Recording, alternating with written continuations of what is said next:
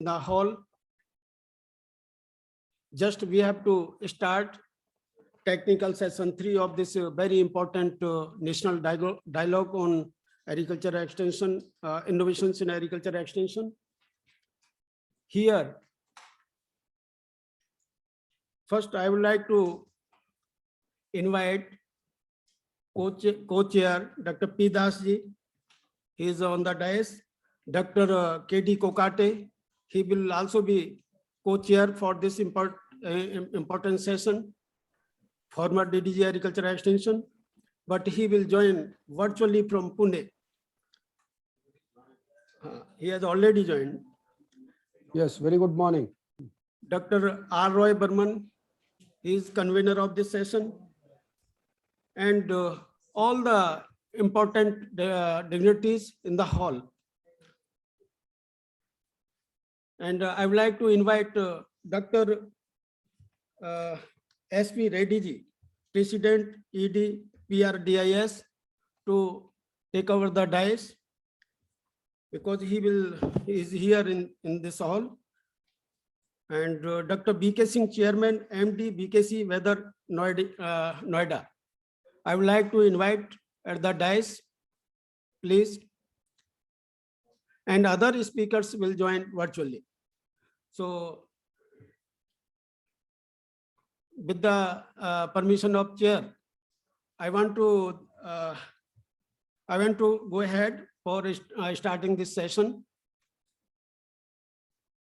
First, I would like to welcome all the delegates, especially Honorable Chief Guest, co-chairs, and all the conveners and delegates.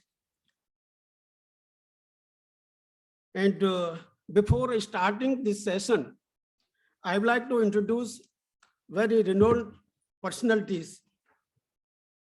Dr. P. Das, former DDG Agriculture Extension. He served around 14 years as DDG Agriculture Extension, around 3 terms. In that golden period, he developed a knowledge system model to provide e-linkage to the huge network of KVKs and ZPD. He conceptualized and established ATIC, a single window extension delivery system. He also developed a network of farmer participatory research based extension approach through IVLP. He also established gender-based research institute, that is NRCWA, and it was further upgraded as CIWA in Bhubaneswar.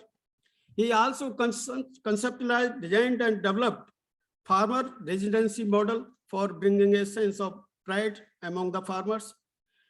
And he also developed a concept of experiential learning based training module and developed trainers. So it was also one of the good achievement during this period. And he also developed new extension methodology for classification and cross-sectional sectoral validation of indigenous technical knowledge system. Sir, we heartily welcome on behalf of the organizers to co-chair this very important session. At the same time, we are also having very renowned personality, Dr. K.D. Kokate, former DDG Agriculture Extension. He has also made immense contribution in the developing model, process, and methodology for sharing for streamlining KVKs. He is pioneer in orienting the functioning of KVKs as knowledge and resource center during 11th plan period. He also initiated reforms in technology application with convergence between KVK, Atma, market linkages, and ICT-driven projects. And he also initiated technology demonstration for harnessing pulses productivity, covering 137 districts across the country. In his tenure, Farmer First project, it was also conceived. And in his tenure, he also focused on future agriculture extension and also published one important book. So we heartily welcome sir. आप virtually Pune से हम सभी के बीच में हैं. दिल से आपका स्वागत व अभिनंदन. Thank you very much. Now, I would like to hand over the dais to further proceedings to Honorable Co-Chair Dr. P. Das ji. At the same time, I would like to welcome Dr. A.K. Singh ji. He has just joined this session. We loved DDG Agriculture Extension. Sir, please.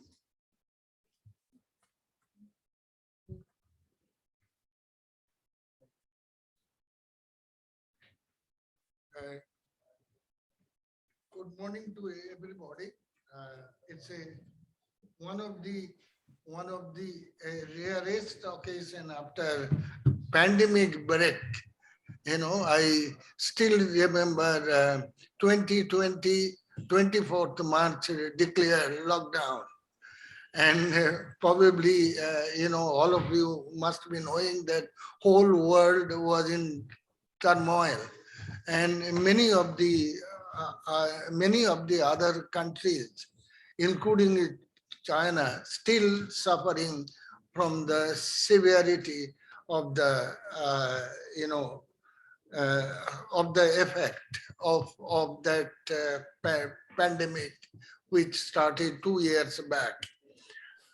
I am fortunate to have this occasion and working as a co-chairman of this session.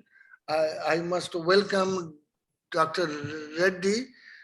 He is representing,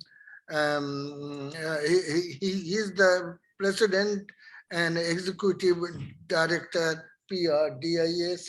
We have got very distinguished reporter, Dr. Lakan Singh, just sitting by my side, and we have got Dr.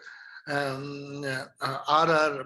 Burman, a very enthusiastic worker, principal scientist in ICAR. Very distinguished person sitting there. I think we are meeting probably maybe 5-6 years after Dr. Kirti Singh, the person steered the growth of 3 universities. He was the member, then chairman of Agriculture Scientist Recruitment Board. It's a great honor that he has kindly found time to be here among with us. I welcome all of you, all the dignitaries coming from various ICAR institute, agricultural universities in the country, and participating in the deliberation. First 2 days of the sessions are over. This is the first session of the second day, and emphasizing on the role of sectorial extension services. We have got listed here 6 speakers, and out of these 6 speakers, I was told that few would be speaking virtually, and those who would be presenting right here, extension services in animal husbandry sector by Praveen Mallik, who is the Animal Husbandry Commissioner of Government of India, and then Dr. S.B. Reddy, just sitting by my side. He would be also presenting, here in the hall. Then we have Dr. B.K. Singh, Chairman and Managing Director of BKC, particularly will speaking on weather advisory services.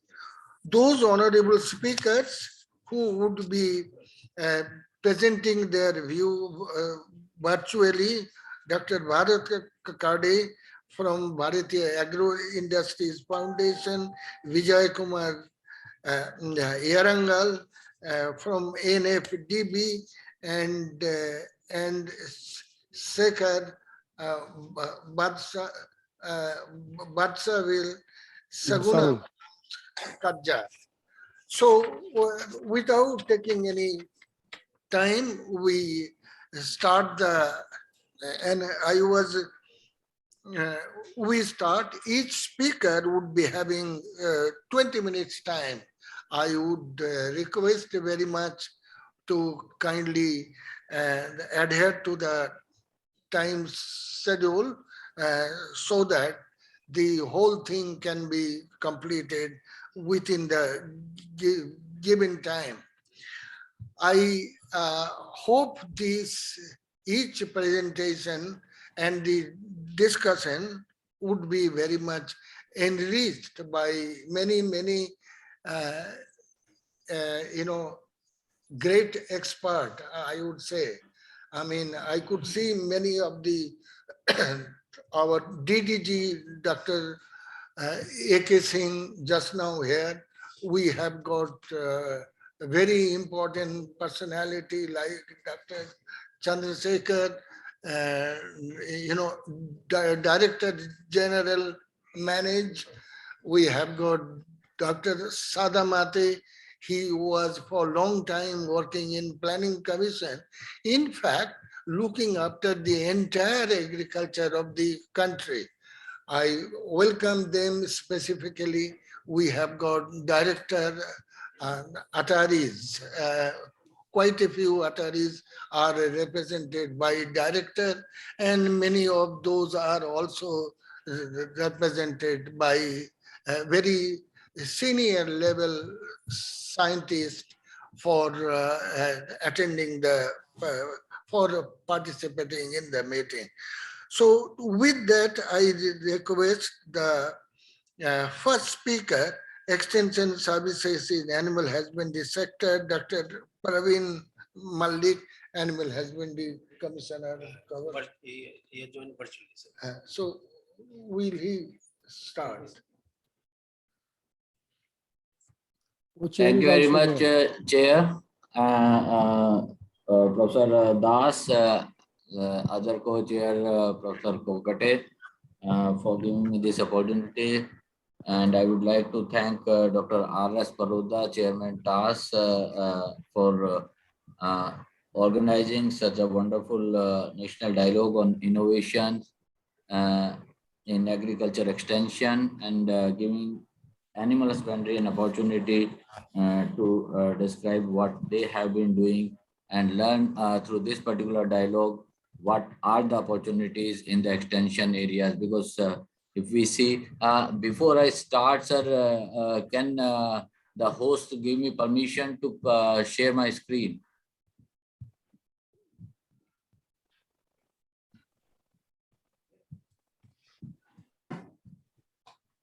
Thank you very much, sir.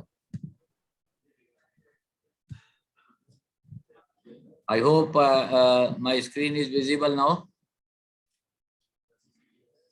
Yes, yes, it is visible. Thank you, sir. Thank you. So basically, when we have to say animal husbandry sector and the importance of extension services in the animal husbandry sector, we need to understand that the goal of doubling of farmers' income can only be fulfilled when we have to include this important sector in the overall schemes or activities of the agriculture community. As such, we have been dealing with a huge population with huge diversity throughout the country of the tune of like 53 crore plus livestock, having highest milk production, egg production. We are the leaders in meat production, and as such, the growth rate over past 5 years is kind of around 8% now, which is a wonderful even after the COVID period, as compared to the growth rates in other sectors, including manufacturing and services, which are going well below this particular rate. good contribution has been there in GBA. As such, if we talk about the agriculture contribution, animal husbandry is actually contributing over 30% of this GBA at present, which is around like closing 5%. It is about 4% now for the overall GBA contribution. So considering this importance, we need to understand like how this sector can actually participate and can really talk about those things. In fact, I'm sorry because some of the slides which I had requested the extension division in my department, they are provided with some very basic things, but then I felt that these are very important considering the significance of this particular kind of services required for upgradation of farmers, not only income but the livelihood opportunities also. Uh, it goes quite long back when even National Commission on Agriculture has specifically pointed out these things, and they say that extension as can be referred as an out of school education, means it's part of the education and also part of the services for targeting to the farmers. And farmers here must include, the definition has to be literally looked into, that it's not only the agricultural farmer but the farmers who owns the animal owners and the fisheries sector people also should also be considered into this farm family.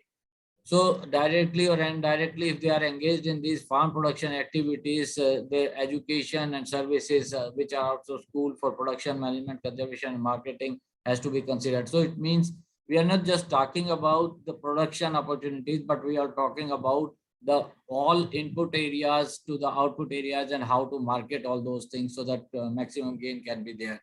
So considering the huge livestock resources available in the country with limited manpower and human capital available with us, we need to educate them to raise the standard of living, and that's why our scope of extension actually goes beyond only on the production side. It also includes efficiency in livestock production, but at the same time, we need to look into the processing and marketing areas. We look into the conservation, development, and use of indigenous breeds. We need to look into the management of farm as such. And in fact, when we are talking about farm, we generally talk about how to grow, how to have maximum productivity. But then we have to look into the health aspect also, and also the general biosecurity, which is important not only for the animal husbandry sector, but it seems it's very, very important from the perspective of the agriculture sector as well. Other scopes, we can include the living of family, the dependency of the family on these activities, the development of women and youth, the leadership opportunities within that particular community, and overall community development, and then rural area development. So our target groups based on this scope are not only the livestock owners, but all people engaged with this particular sector, means all stakeholders, including the service providers. There are a number of service providers written here. We need to talk about the suppliers, we need to talk about the marketers, and also the policy makers, means we need to educate them on our latest technologies and policies, also the schemes which government and the private sector is running for the upgradation. So considering these, we need to talk about these particular objectives on the transfer of technology, the use of the optimal use of human capital, how to develop that human capital by upgrading their skills and for increasing their income, how to build the social capital basically into a more organized system of farmers, producers groups, or other kinds of organizations, including the self-help groups and other activities. So we also need to talk to the farmers about the sustainability of the overall production process, that is the sustainable natural resource managemental practices. So goes beyond that. So if we look into the challenges of the livestock sector, as far as the livestock extension is there, we need to understand that we have got more than 25 crore people dependent on the livestock activities, directly or indirectly. Huge employment opportunities are there. So we have to harvest those opportunities in a very positive way, so that livestock owners which are spread out throughout the country have wonderful contributions to the production of milk, meat, egg, and wool, but they are inherently resource poor so far. So what our thought as such is to not bring up this sector, as we have been talking about, like improving their livelihood level to like above the poverty level. But our target should be how to make it a profitable business. Means we need to now change our focus from livelihood to the prosperity. So it's basically livestock for prosperity should be our theme. As such, we need to see that the majority people involved in the livestock sector are women and poor youth. So we have to have these people in our mind, and we need to talk about how we can actually use these resources improve the overall situation. We have got only the veterinarians and the paraveterinarians available in the field for our extension activities, mainly for the livestock sector. Not much of the infrastructure or organizations are available for the livestock sector extension in the field, though we have got different mechanisms. I'm going to come to those, but then most of them lack mainly on the livestock sector extension. Unorganized market and less productive animals. You see, I have been talking about our ranking in the milk production in the world as the leaders. But when we come to the productivity of animals, they are amongst the lowest in the whole world. So our target is to basically increase the productivity to keep the production level high, but by reducing the number of animals at the same time. And our livestock owners have no control on quantity and quality of production. It means they are more dependent on the natural situations, the other things. And focus has to be like how to reach these people, how to improve the living conditions, how to sustain the livestock production, all these things. So we have just talked about. So our concerns are basically inclusiveness of the extension services, which is the primary concern, because considering the number of people engaged in these activities, the kind of diverse activities, not only on the livestock sector at the cattle and buffalo level, but also we have got backyard poultry, we have got nomadic tribes basically rearing sheep and goat. Sheep husbandry is more or less kind of dependent on the nomadic tribes itself. So we have to understand the situation, and we need to approach this complex structure and dynamics of the pastoralists at the same time. We need to focus our livestock extension on increasing yield, but we are just forgetting about the ecosystem health and natural resource conservation, which should be our focus at the same time if we need to become sustainable in this overall situation. And also these variety of institutions in the field of extensions, we need to basically come up together to have a coordinated mechanism so that maximum can reach to the farmer in the right format. Right now, what is happening is repeated information is going from different sources, and sometimes it's kind of overlapping, sometimes it's kind of contradictory also to the farmer. So to make him understand in a much simpler and better way is to have a coordinated approach between these different agencies.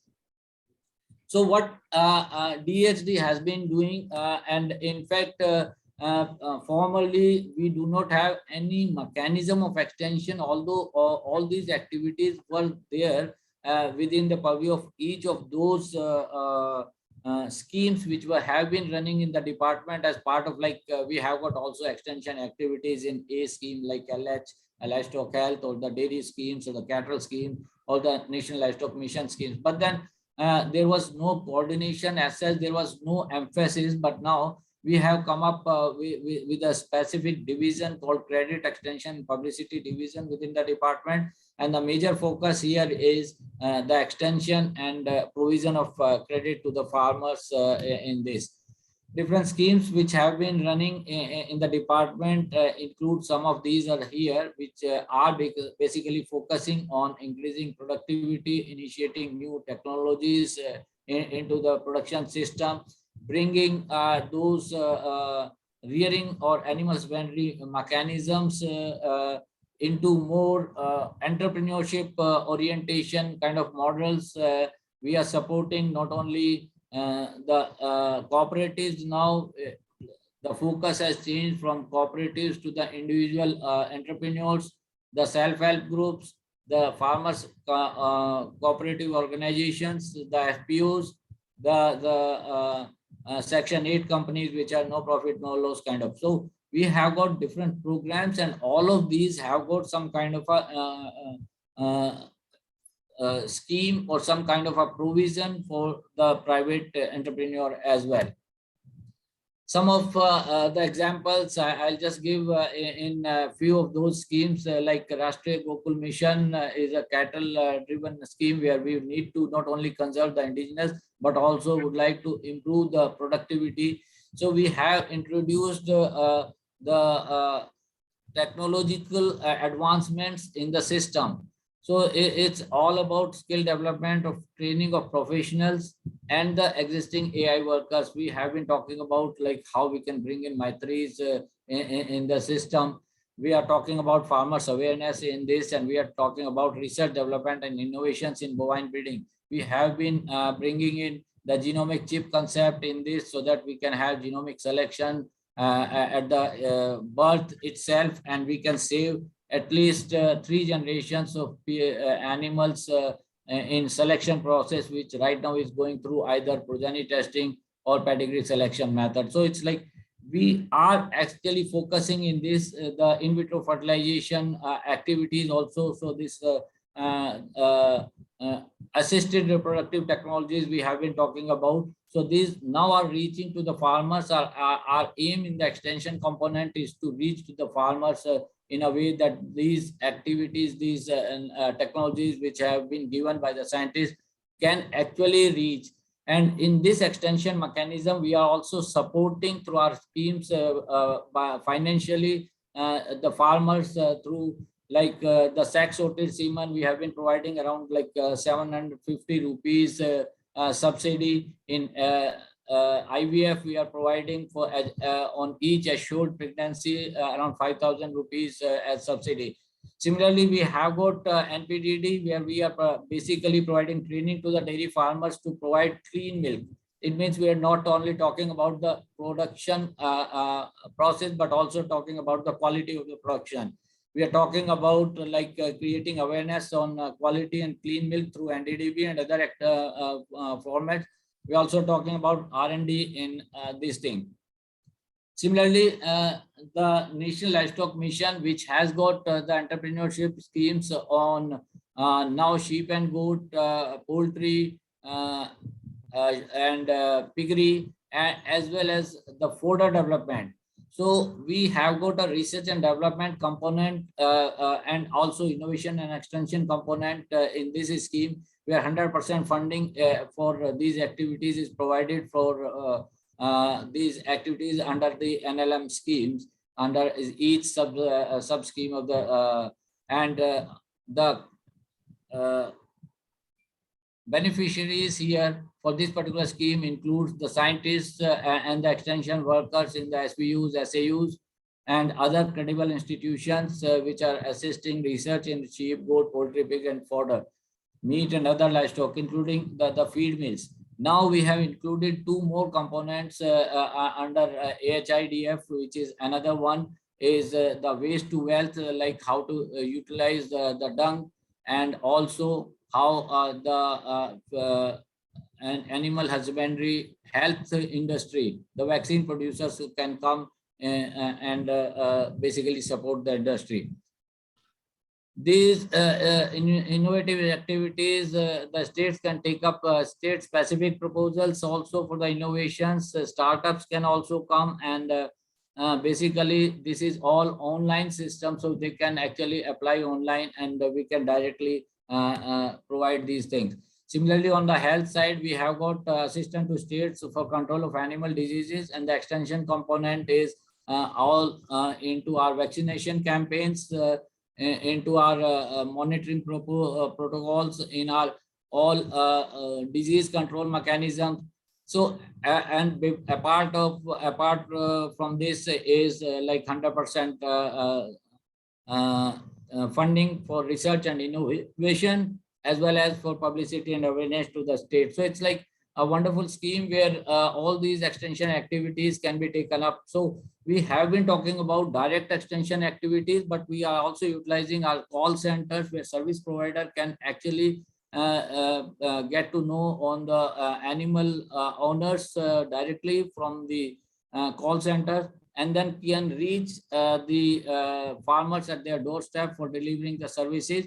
And these mechanisms can very well be utilized for utilizing the extension services.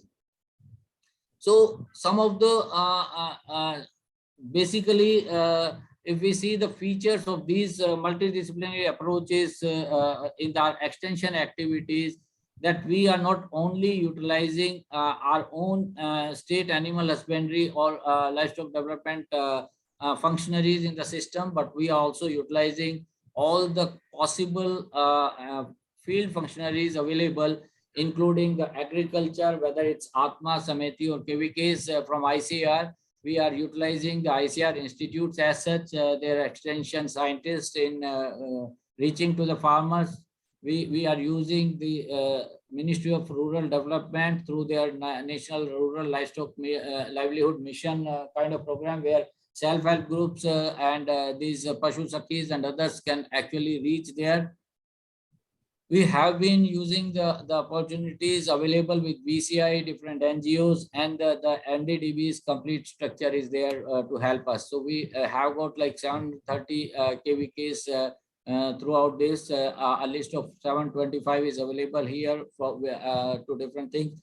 My request here is would be to actually have maximum number of animal scientists available in these KVKs, so that the activities and the schemes what we are talking about, including the new technologies which are reachable and implementable in the field, can directly reach the farmers for their benefit, and these can be demonstrated directly through the KVKs on animal husbandry sector. We are utilizing the Atma mechanism, and the good portions of Atma are now being included in our direct extension activities, so that we can talk about convergence of various agencies involved in extension in a district. It's not like we have been talking separately from what other departments are doing. Similarly, we have been talking about transfer of technology. The priority is on that, and as I have already spoken about use of sex-sorted semen, use of IVF, use of different other assisted technologies, not only in the breeding part but also in health and nutrition part. They should be reaching the farmers, the livestock owners, so that maximum contribution can come from there. So these are some of those major agencies which can be basically utilized for this.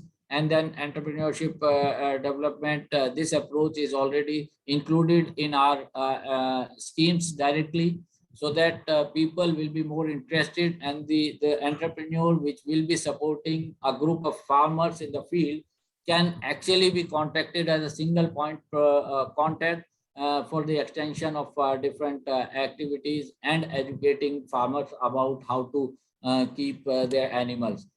Similarly, we have got specific scientific management in cattle, goat, poultry, kind of these things, where we are supporting these managemental schemes through distribution of feed, calf and other things, and also the dewormers. Also having these animal welfare programs, the master trainer programs, and the exposure visits also within the schemes. Another new initiative with the support of Department of Rural Development is this A-Help, which is accredited agent for health and extension of livestock production, which are already there available in the scheme of RD. And through one MOU, we have been trying to reach the last stakeholder to have this kind of thing. So this is how the department is now trying to approach and trying to outreach to these people. But then our main emphasis beyond this is to make public at large. Please bind up, kindly bind up. The time is over, sir. Sir, it's already, thank you, slide. So I'm just giving my concluding final recommendation that we have been engaging public representatives, both MPs and MLAs and some of the ministers in the states to bring up these technologies and schemes to reach to the farmers. My main recommendation here would be to include these outreach mechanisms to also rope in the nomadic tribes, which are the major players in the livestock sector, at least in the small ruminant sector. We need to have the audience targeted approach so that we new technologies and new schemes can reach to these audience directly. And we have to utilize these existing systems for their feedback and impact analysis so that we can improve upon our extension and outreach activities in the field. And the final comment is our focus should be on the behavior change rather than pushing everything to the farmer, understanding their need and how to change their behavior so that they can adopt maximum of these things. So with these words, I would like to thank all the chair, co-chair, conveners of this session, and also the organizers, especially the chairman TAAS, director manage, and Michigan State University for organizing such a wonderful session and giving the animal husbandry an opportunity to say their word. Thank you very much, sir. Okay, many thanks for your very good speech, right from the extension, concept, scope, and how this could be dovetailed with the different schemes and the principles which with DAHD has been working. We will have a discussion, a separate time has been there. So we will not go for any discussion immediately after the presentation. Kindly bear with that so that we can also adhere to the time schedule. And then at the end, we will have every opportunity to have a discussion on that.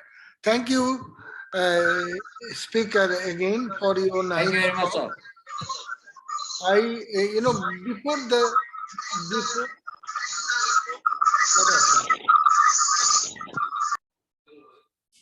Hello, hold on, please. And before we invite the second speaker, it's a pleasure to inform the House that we have got Dr. Karim Yaradia and Dr. Tyler. They are from Michigan State University. Dr. A.K. Shrestha, Director of Research, Nepal. Dr. H. Rehma, ex-Director General, Bangladesh. And Dr. G. Tikara from Sri Lanka. I welcome all of you, and I would like that all of you may join for a big clap welcoming them. Thank you very much. We go for the second presentation. This will be from a very eminent organization in this country, Bharati Agro Industries Foundation. They have been the pioneer of many extension activities in agriculture and animal husbandry. I would request Dr. Bharat Kakade to speak on the role of NGO in agricultural extension with focus on integrated development. Dr. Bharat Kakade, please. Good morning, everyone. Good morning, co-chairs and my co-speakers and audience. May I request to project from there my presentation, which I had sent yesterday? Is it possible?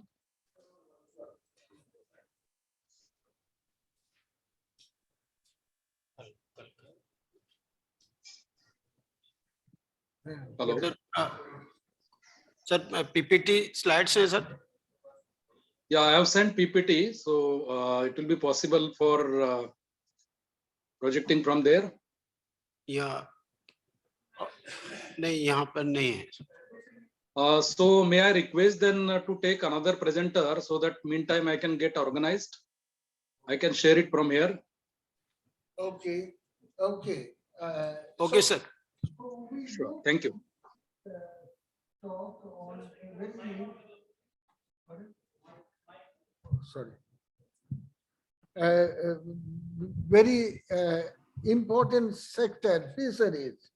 I think one of the highest growth rate for the last 5-6 decades. And the extension services in fisheries sector would be spoken by Vijay Kumar Yaragal, Executive Director Technology, NFDB.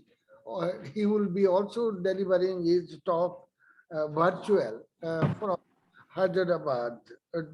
Dr. Vijay Kumar, please. Thank you very much, sir. So can you hear me, sir? Yeah.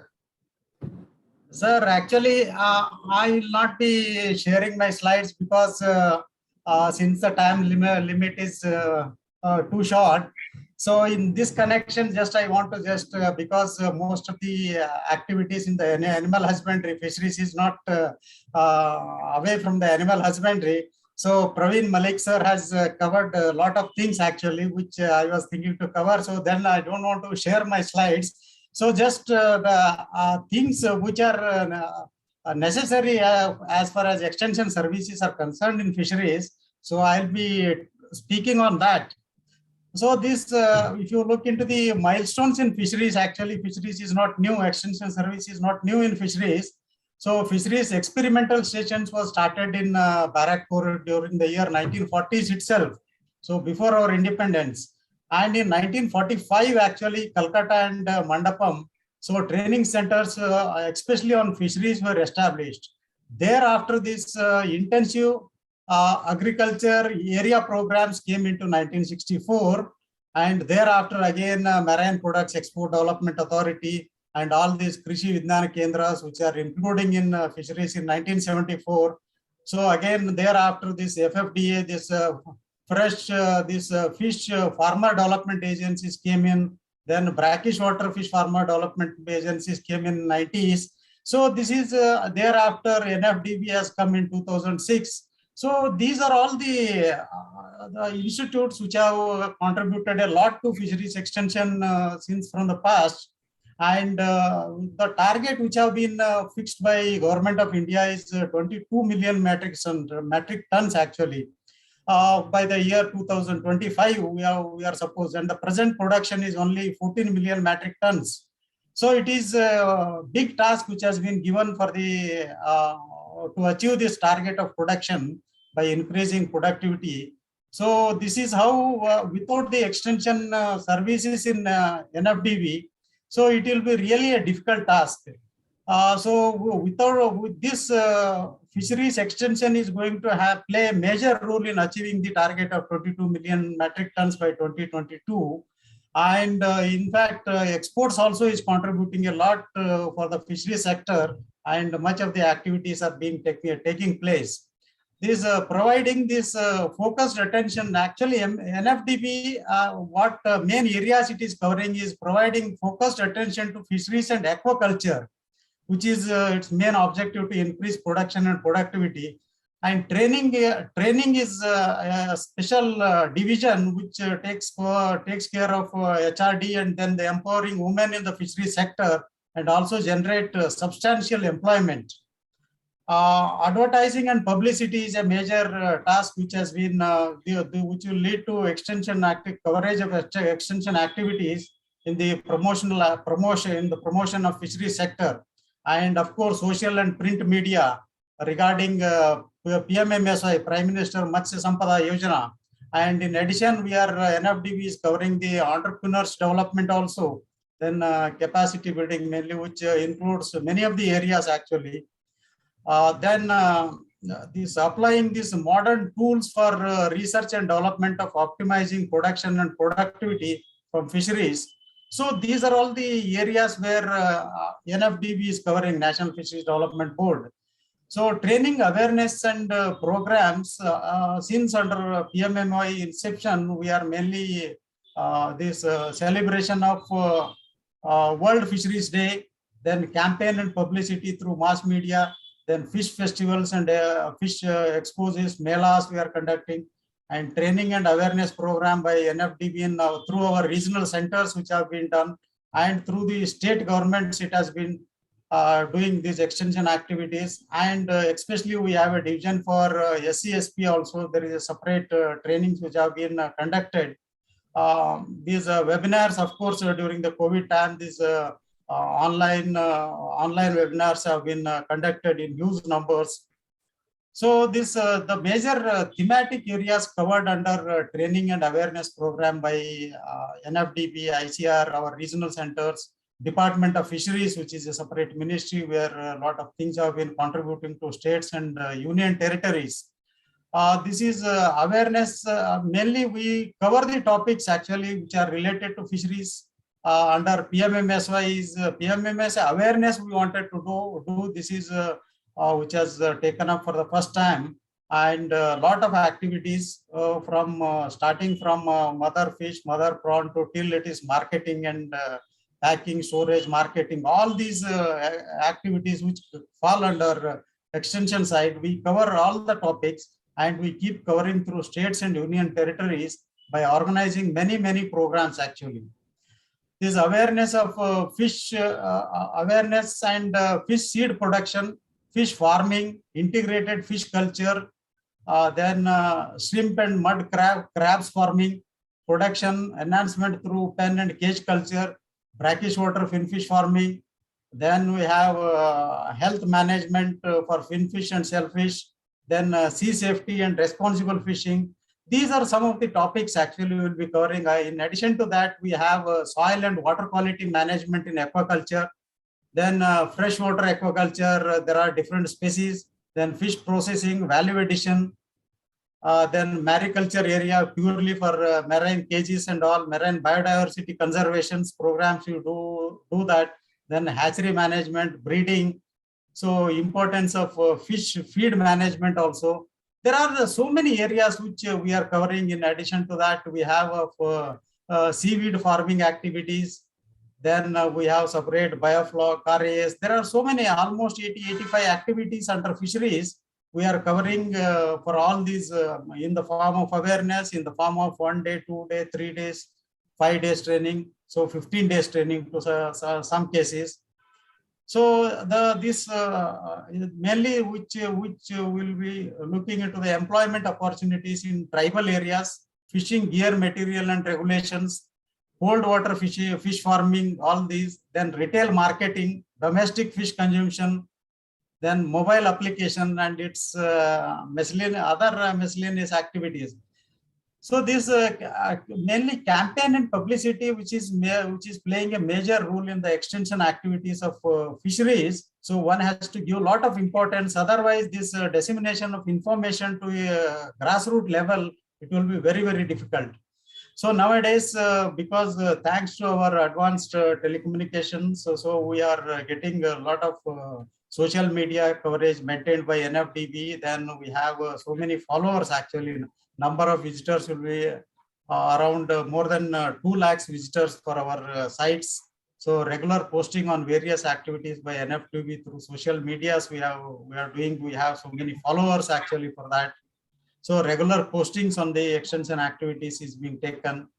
And especially for the domestic consumption, actually, we have got this enhancing domestic consumption of fish. Actually, present fish consumption is very, very less, about 5 to 6 kgs is our per capita consumption. And this per capita consumption, it has to go at least 12 kgs per capita consumption, that is consumption per person per year.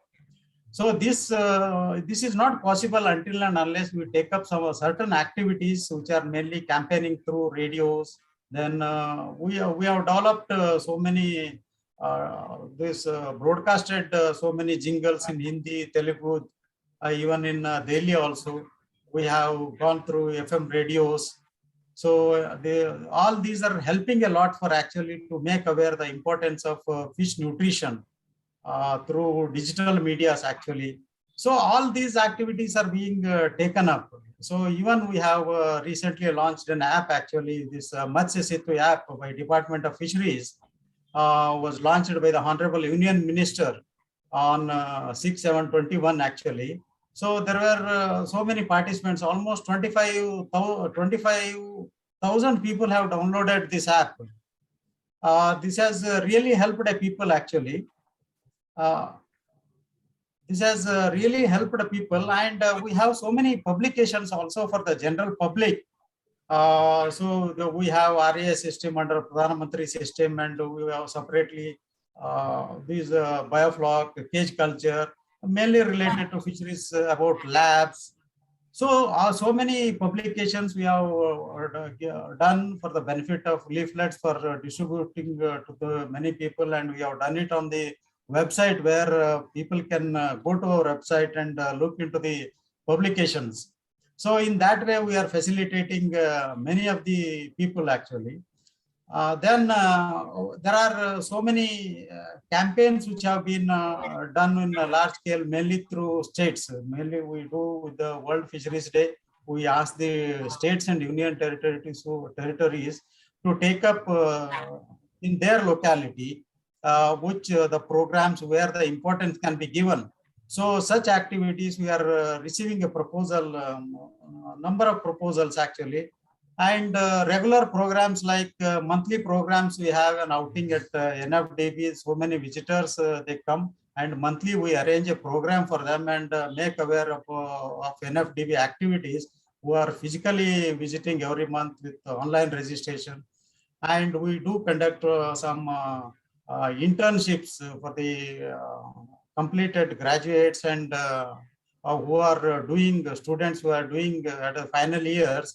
So we do conduct some internship courses and issue certificate for those students who come to our institute under the internship. And there is a fee of, not fee actually, we give stipend of around 9,000 rupees per candidate. So for 2 months, 3 months, 6 months like that. So there are these programs are also being conducted, which is a part of our extension activities. And in case of freshwater fishery side, we have so many activities which are being done. Hatchery production of Indian major carps, and pond cultures are being carried out, and we give guidance, and many visitors are coming to NFDB, and we get into disease and health management in aquaculture.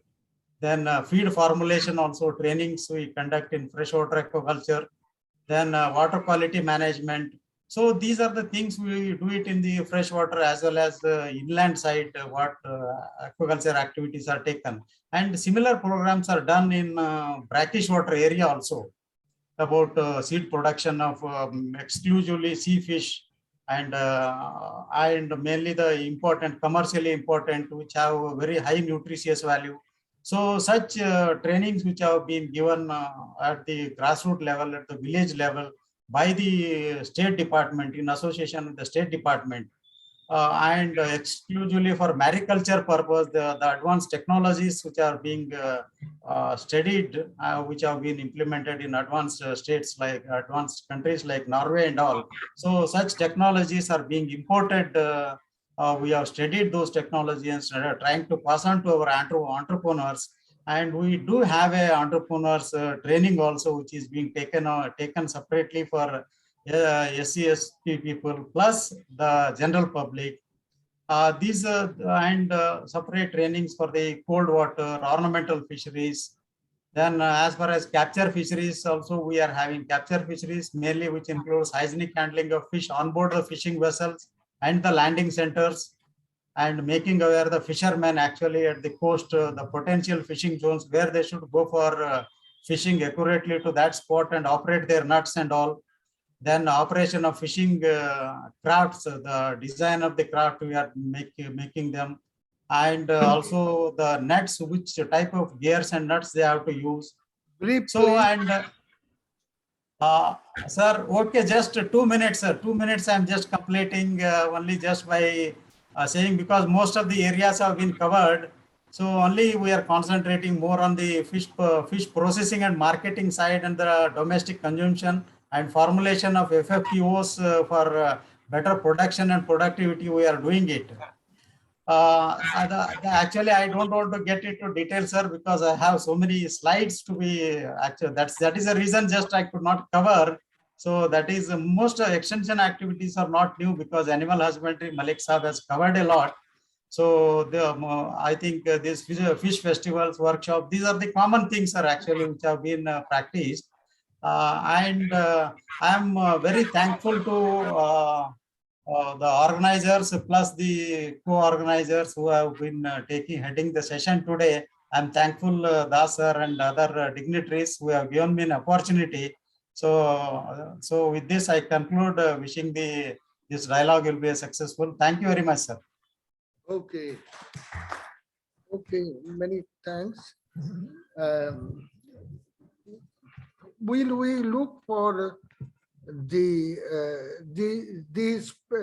talk which was kept pending? I don't know if Dr. Bharat Kakade is okay with his slides. Yes, he is ready. Aksab, he is ready with the slides. Oh, okay, okay. So you can start, please.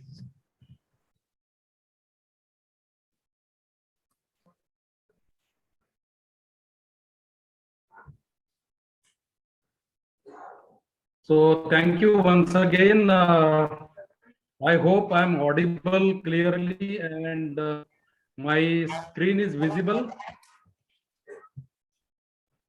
Yes, it is visible, Dr. Bharat. Okay, thank you so much. So Make it on slide mode. yeah, I'll do that. Ah. Yeah, I'll do that. Yeah, so thank you. What I am doing here is just to give a brief about organization and very quickly then look at the issues on which we work and share experience of BIF on extension strategies across different programs and how it is integrated and how integration of these various sectors help in reaching out to people and giving them benefits. So this is how it is organized. So let me go now to just very quickly about BIF's mission, not getting into every detail, but BIF has been working for last 55, 56 years in development sector, primarily to create opportunities for gainful self-employment for rural communities across different parts of country, 13 states, primarily ensuring sustainable livelihoods and enriched environment for improving the quality of life of human being as well as the ecosystem. The outreach of BIF is about 80,000 villages in 300 plus districts, out of which 55 are aspirational districts. And through our various programs, hello?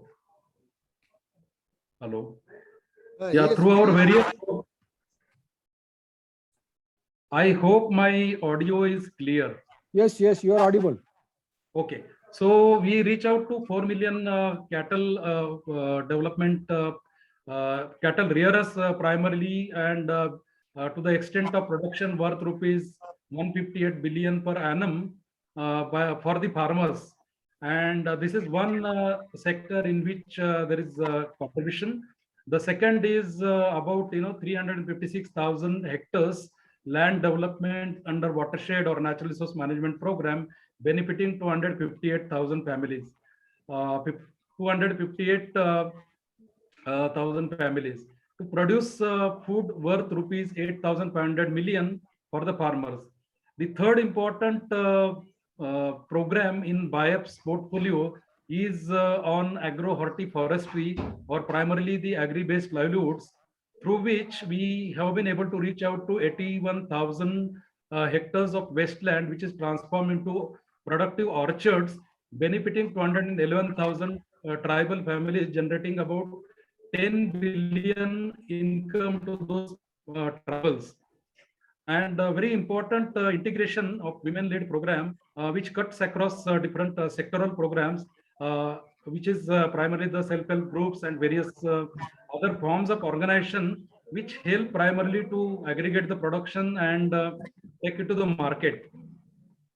So this was just background, and the context in which we work is primarily the small and marginal farmers. As we know, this is the dominant group of farmers in our country, and the areas where there are remotenesses, there are low literacy levels, there is access to knowledge and information in those remote areas. Majority of farmers are not organized in community organizations or whatever form they should have been.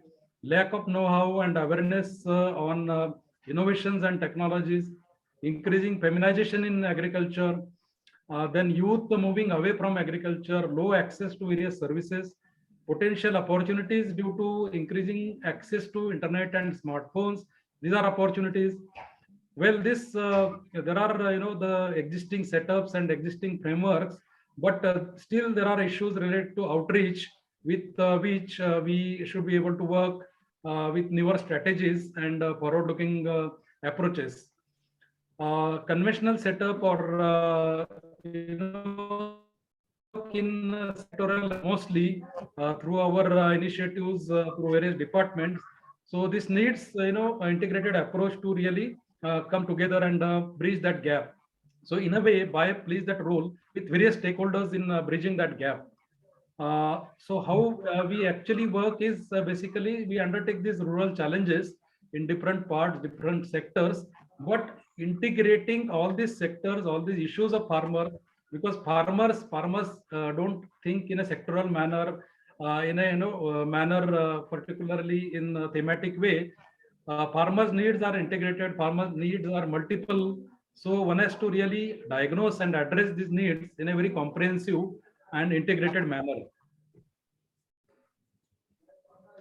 What we do is basically we really think of holistically in any given area, natural resources, whether it is natural resources, whether it is agriculture and livestock, infrastructure, education and sensitization, non-farm activities, markets, and ultimately health, hygiene, and nutritional issues, which are very, very important. So we cannot really work in a sectoral manner when we actually approach to farmers at grassroots.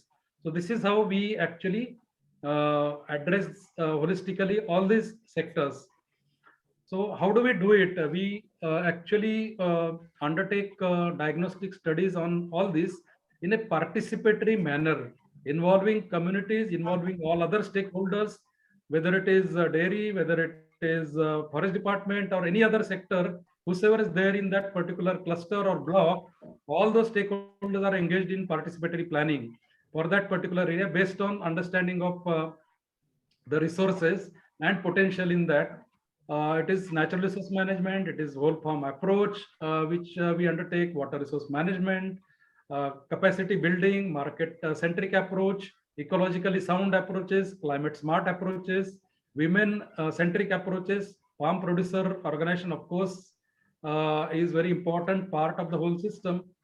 So this was just, to share that how we approach in terms of defining or identifying different sectors which are very, very important to the rural communities and agriculture sector as a whole, including dairy, including other important aspects.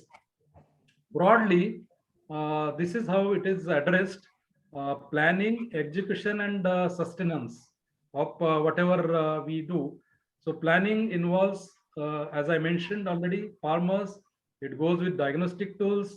It is very comprehensive resource assessment and challenge assessment. It is engaging youth and women, tapping global opportunities, and comprehensive and participatory landscape level plans.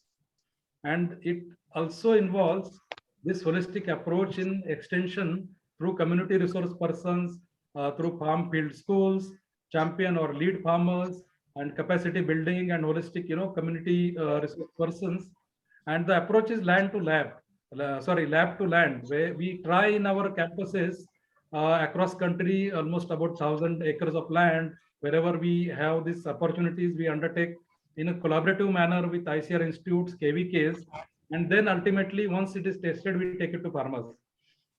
We ensure that wherever we undertake this execution through different programs, there are primary groups formed, there are second tier organizations, FPOs, they are formed, and then through them, there is aggregation of produce, there is value addition, and there is marketing. And hence, because there is a value chain approach, there is larger possibility of sustainability.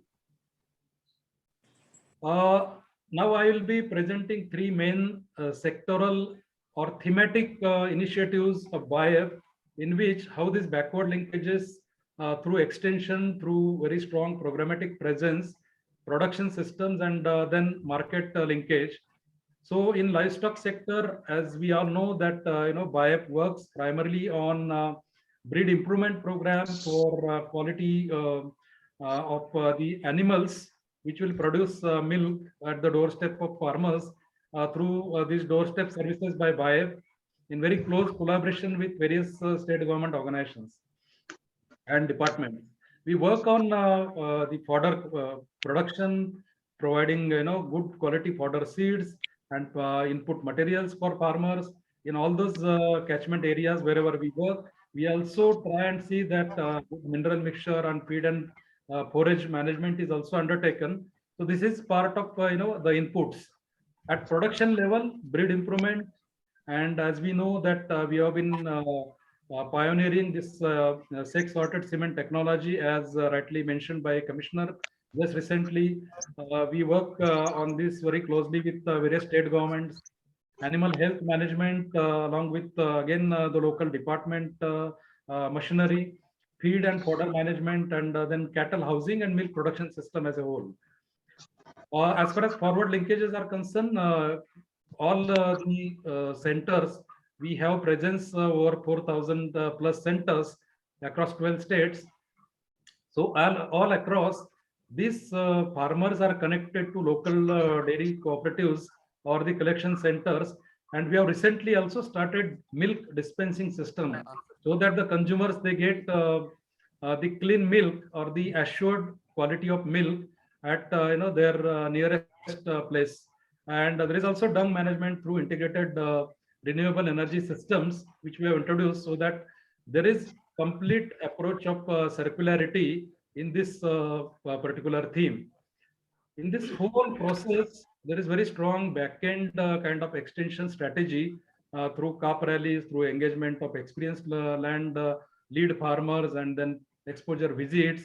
And we have established a call center with which we are able to reach out to many farmers, most of the farmers. We have a data, we have a access to 10 million farmers through our call centers, and we reach out to all these farmers through call center, and their needs and their proactive information for their requirement is provided through these call centers. We reach out to 4 million farmers through this. The second one is our agro-hortiforestry program, primarily for small marginal farmers and also for the tribal people. The backward linkage integration involves the potential mapping of the resources in those villages, tribal villages, need-based planning, then providing, establishing good nurseries for planting material, making it available to those tribal people, and production of organic inputs like vermicompost and other organic fertilizers. At production level, the farmers are trained and empowered to actually develop their water, soil, plant nutrition resources within the village and develop their orchard, so that over a period of 3 to 5 years, these orchards are able to produce sufficiently for their livelihood. Post that, farmer organizations are formed to take that produce to market. And if any value addition is required, it is done by the cooperatives of farmers or farmer producer organizations. And then this produce is taken to market through these FPOs or FPCs or other forms of organization. Very strong ICT is involved in this, whether it is sensitization, demonstration, whether it is, the mobile-based apps for engaging farmers into these extension strategies.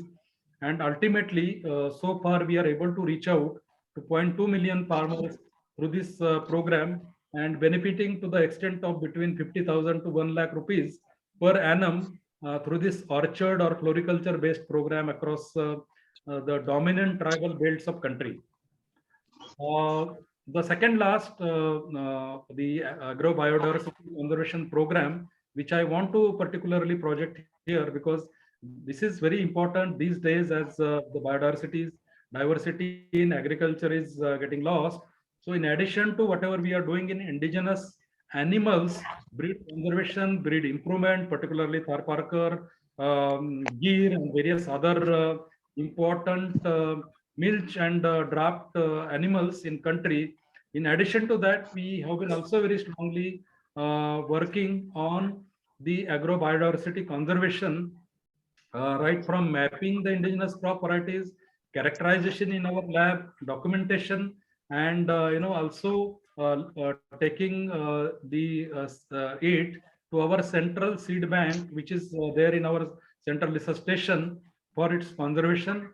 And the multiplication happens at two farmers primarily. The farmer to farmer multiplication happens, and ultimately, if we don't bring it into value chain, if we don't bring it into the diet of people, it will not have value. Nobody will actually produce it and make it available.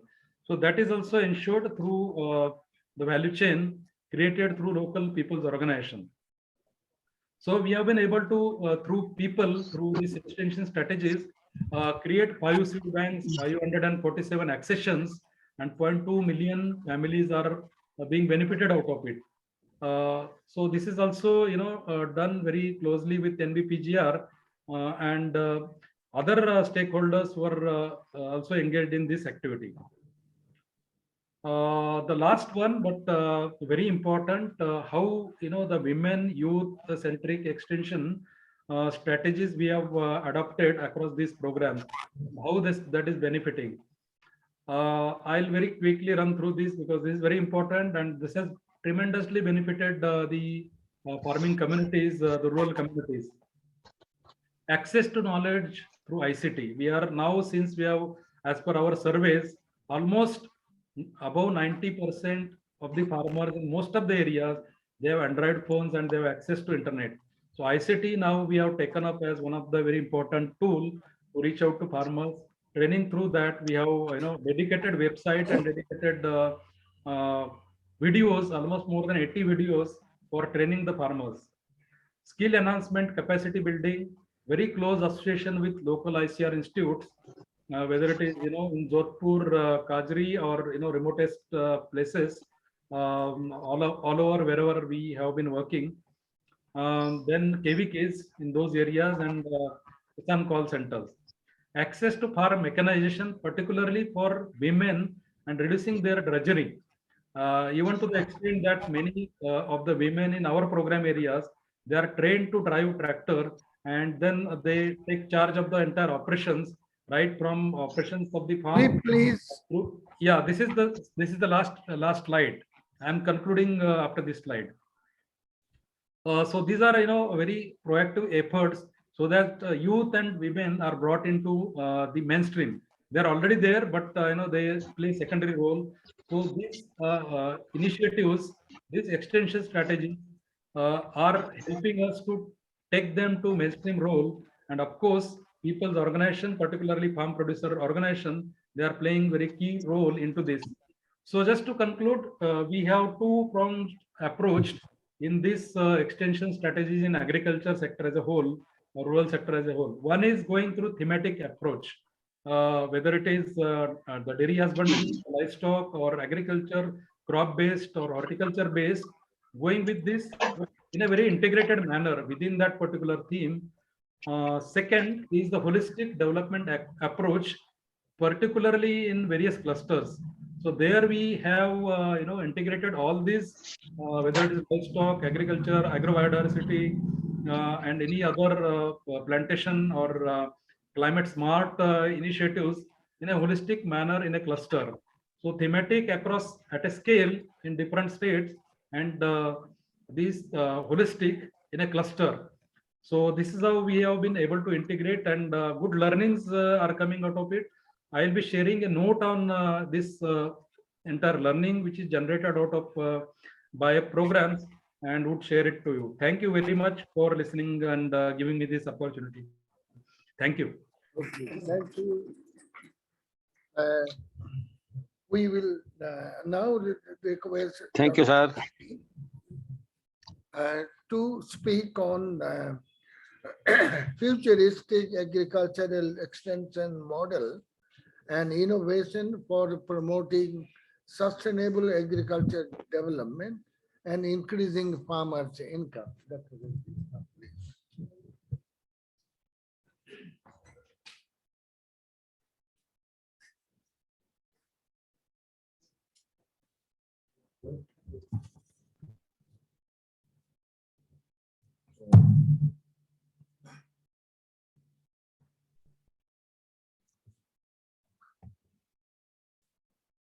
I need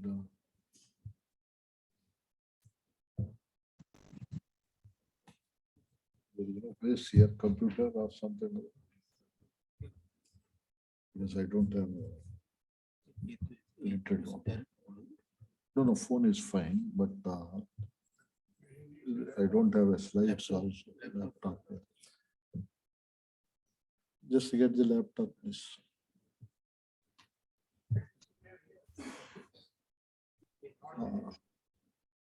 Maybe a little difficult.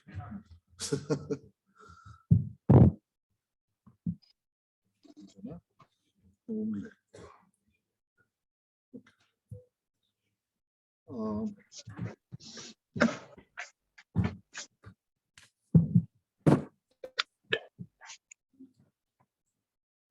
So Dr. Das ji, former DDG, Kokate ji, Lakan Singh, and Burman ji, and all others on the dais, and our friends, all of you. I am extremely grateful to Dr. Paroda ji, A.K. Singh, and my friend Dr. Sadamate for giving me this good opportunity at this age to share few thoughts on my 55 years of journey with agricultural extension, both India and globally. I'm going to, already topic has been told, futuristic agricultural extension model for sustainable agriculture development. Here I would like to say sustainable agricultural development is a buzzword now. It can be a natural farming, organic farming, IPM strategies, or anything, or spiritual farming. So you talk about so many farmings today, but sustainable agricultural development, many nations have opted for it for meeting their sustainable development goals, because I am sure agricultural extension can play a major role here, almost meeting about 12 sustainable development goals when we try to talk about sustainable agriculture development program, working with the farmers. I am also happy to share, before I go here, that we have had the sustainable development programs in different crops, supported by donors and other agencies for about 10 years now. And even as our DG was telling, we have also been doing something on, one district, one crop business. So the chili, turmeric, cotton. So some of these things in southern India, particularly Telangana and Andhra states, we have been doing this. And I am also happy to say we have reached mostly about 100,000 farmers who have worked on this, and directly and indirectly about 1 million people were benefited. And for this, I also got a good recognition from FICCI recently, awarding us for doing this work with the farmers, enhancing their income and improving their livelihoods.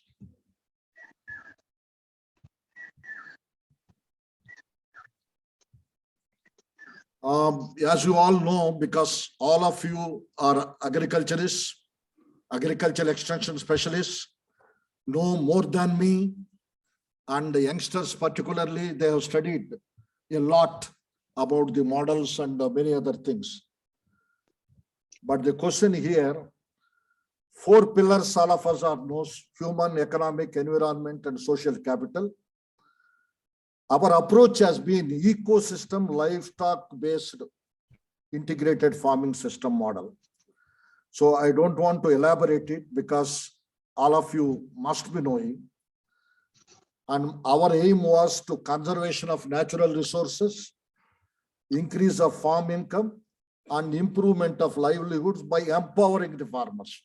This is another buzzword now. So the empowerment is our key.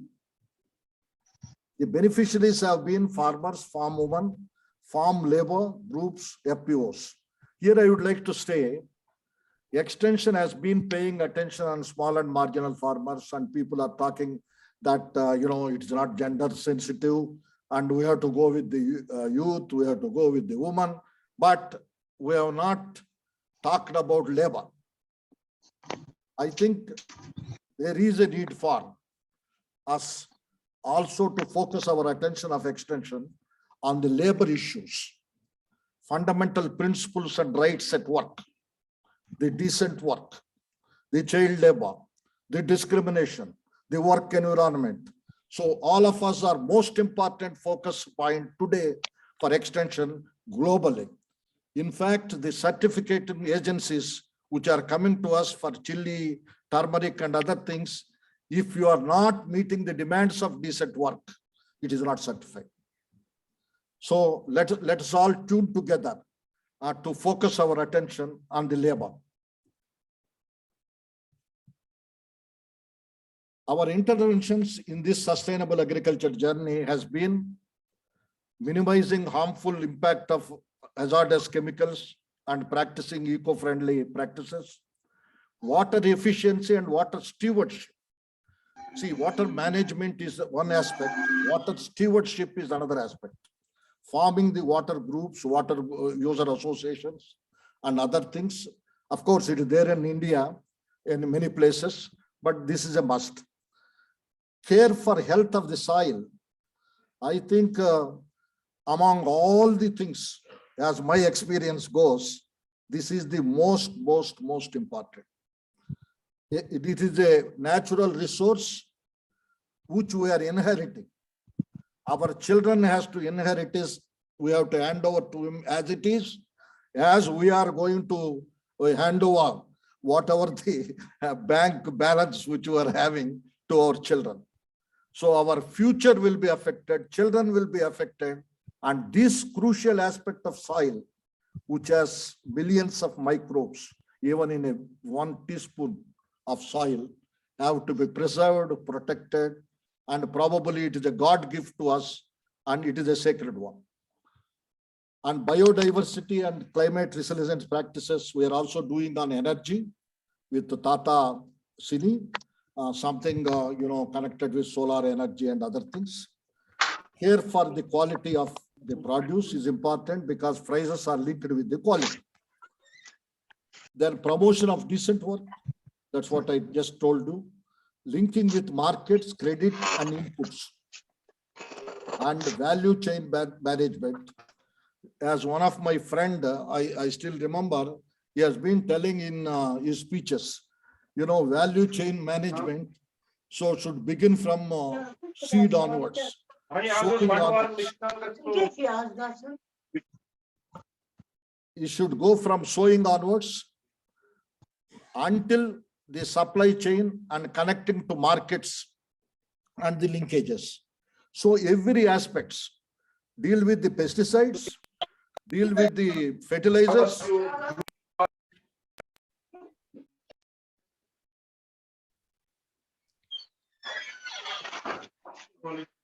Kindly unmute others.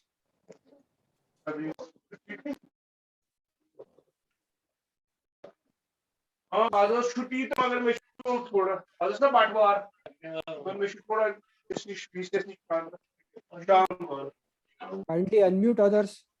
Kindly unmute.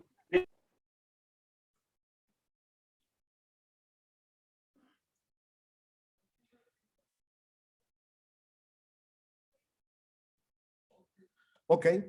Value chain management, I just want to say that it begins from the sowing onwards until markets. See, there are many value chains in between.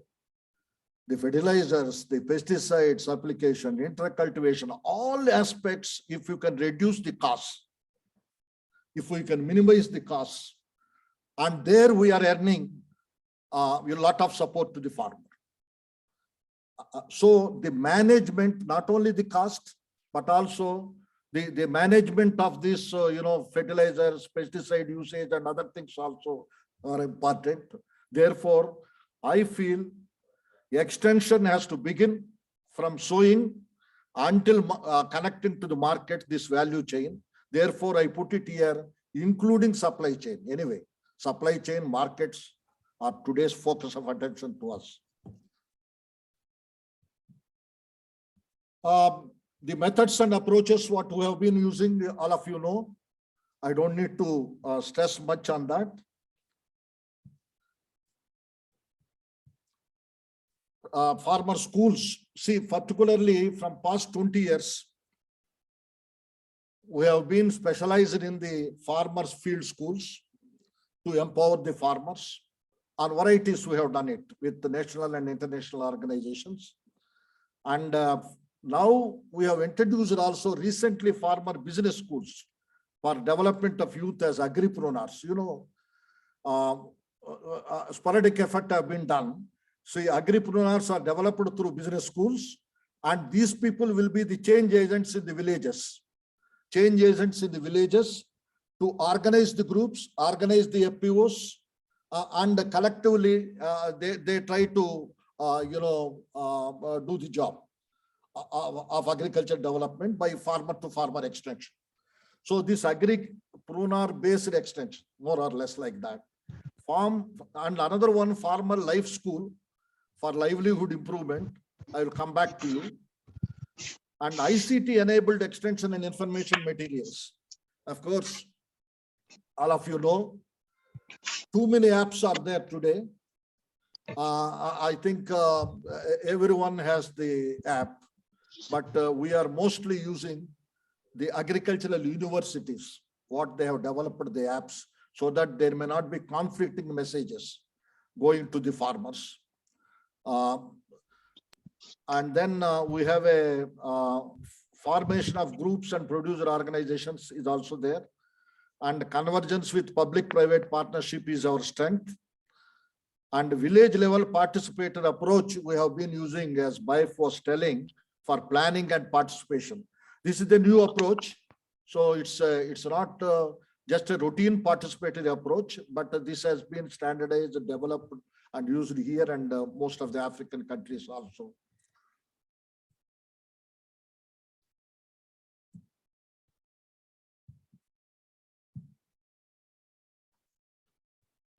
The output, we have farmer groups, producer organizations, increase the knowledge and skills on eco-friendly technologies, increased awareness, continuous improvement of adoption of agriculture practice. This is one of the things. Continuous improvement. We observe every year, even if we are working with the same farmers, so how many practices they have adopted as a result of which, so what has happened to them as far as their reduction in cost and increase in the yield is concerned, and strong linkages with markets and credit institutions is our output.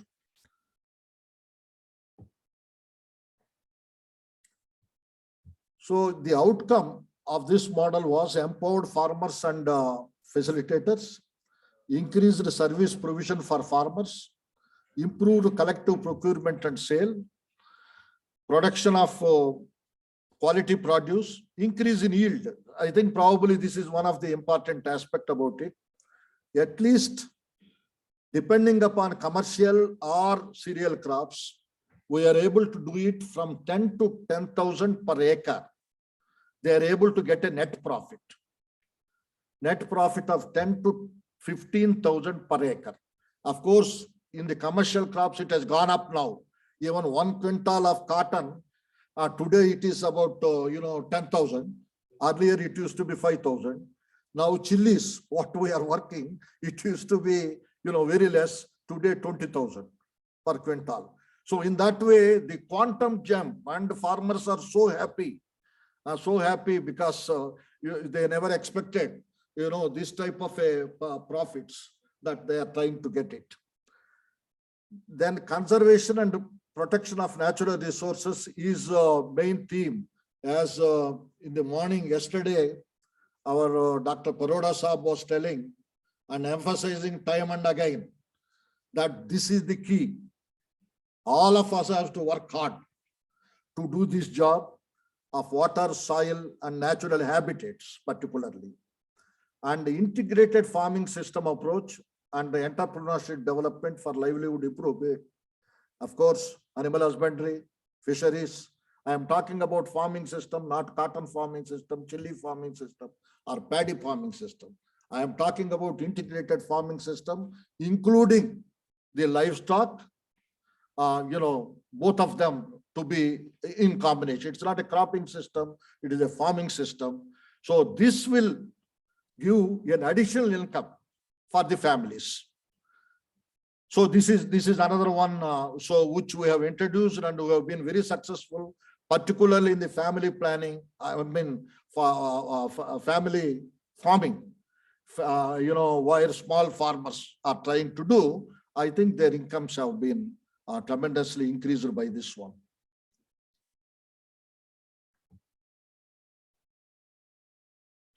So then impact, more income, better health and safety, environment, reduction in child labor, better work environment, better living standards. See, this is another focus of extension.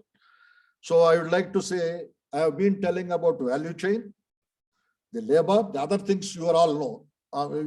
Even this but let us focus on that. And the third one, improving the living standards. Did we try to do that? So what is happening in the villages today? The additional income is being spent for many other purposes, which are not supposed to be spent. The drinking, marriages, buying all sorts of things, not investing on the land, investing on the, other resources, what are needed. So this education, after we increase their income, extension should also move forward to educate them to improve their living standards, telling the do's and don'ts, guiding them, advising them. I think this is also another dimension necessary. There is no need for producing only income, doubling the income, but doubling the income for what? How successfully it has been utilized to improve their livelihoods, their living standards. This is another focus of extension. I think this is all, putting together a small model, what we are practicing for all the, this one I have projected here. But what is important here, a tangible motivation, tangible reward for a farmer is essential, especially in terms of their prices and income, then they will come to us. That's why we are talking farmers, producer organizations, groups, and other things. If there is no incentive, no motivation and other things, then probably you all know what to do that. Another important thing to make them very happy and with the standard of living and is the convergence, as Dr. Sadamate has taught me many times. So he discussed with me about convergence. So the convergence is the key, and it is difficult, but we are implementing it somehow or the other. So with this one, we are getting an additional motivation, additional strength, particularly working in the rural areas. And ultimately, we want to see a happy farmers and happy society. And then I will just flag only 3 innovations. I don't take much, about 5 minutes. There is one concept of unified agricultural extension service being implemented in Uganda and 8 countries in Africa. So this concept is Atma only.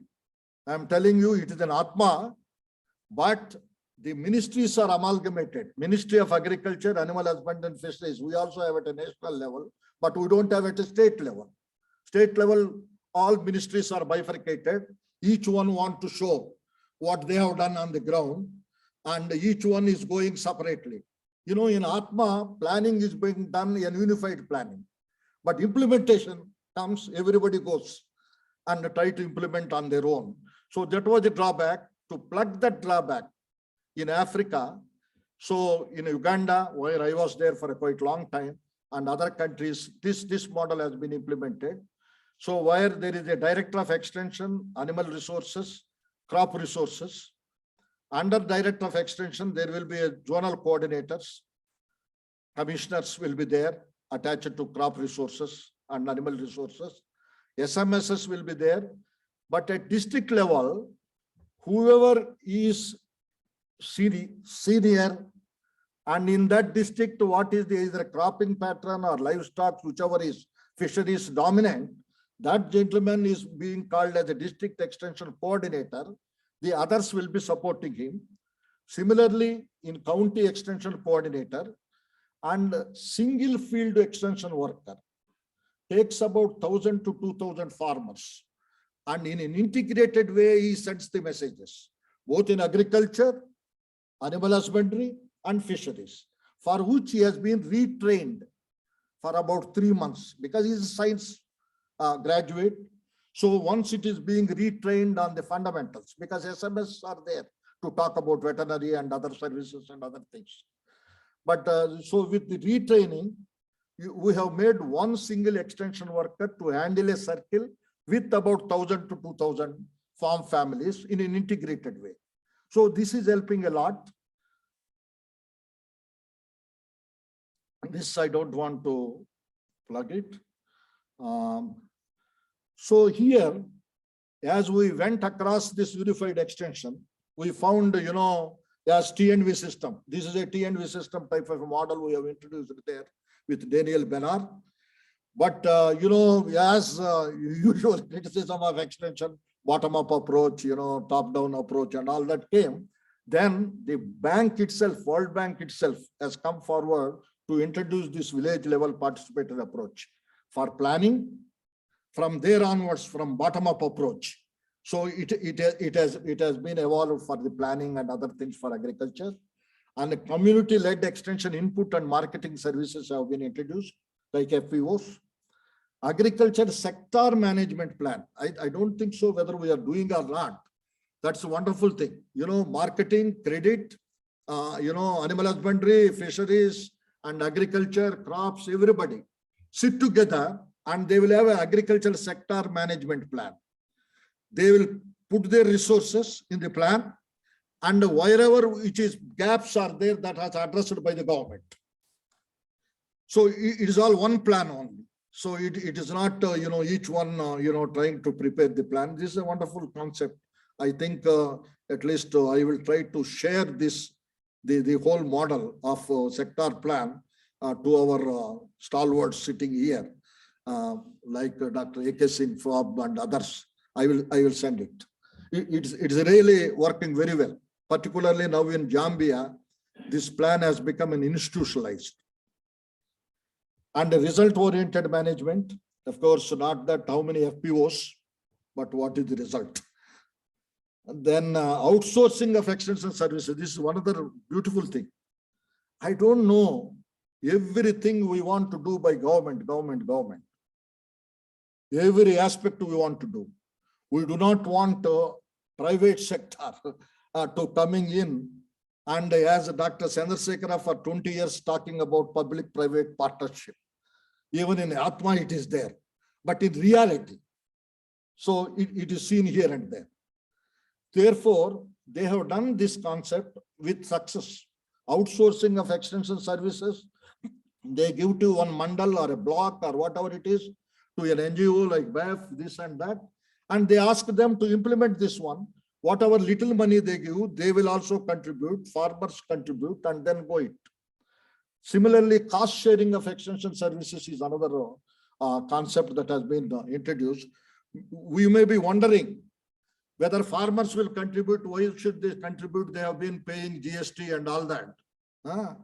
Definitely, I can say in our Better Cotton Initiative project, which we are doing with 25,000 farmers, because of their income and linkages and other things, at least 100 rupees each farmer is contributing.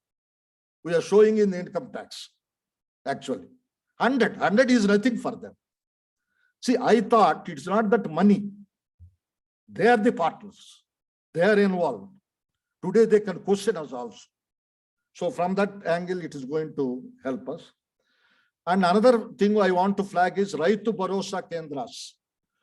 This is a unique game changer model introduced in Andhra Pradesh government.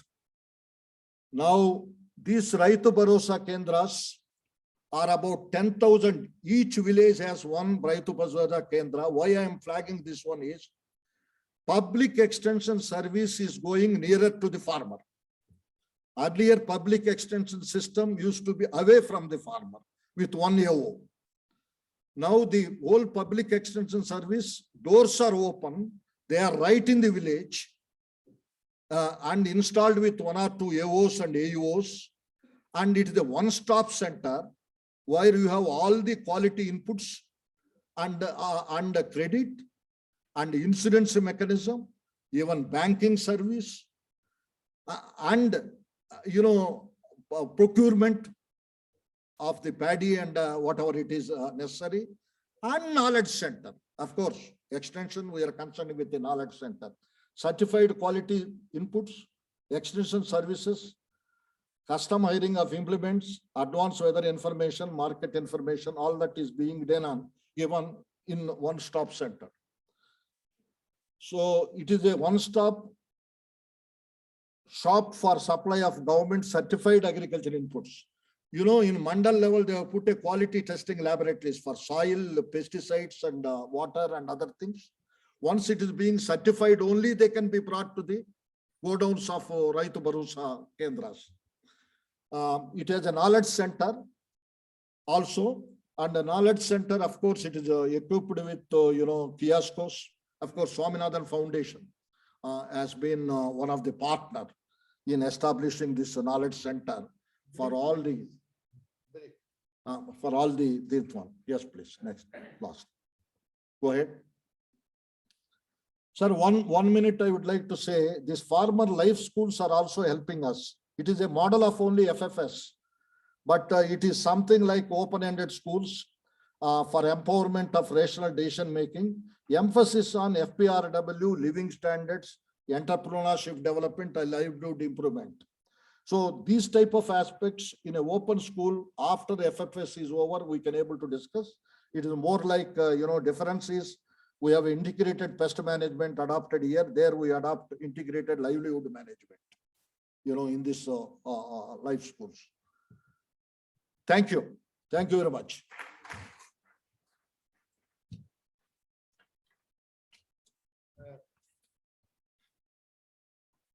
We will have a break for 15 minutes, and I will request everybody to kindly have your tea, and then we will assemble here. 15 minutes, please.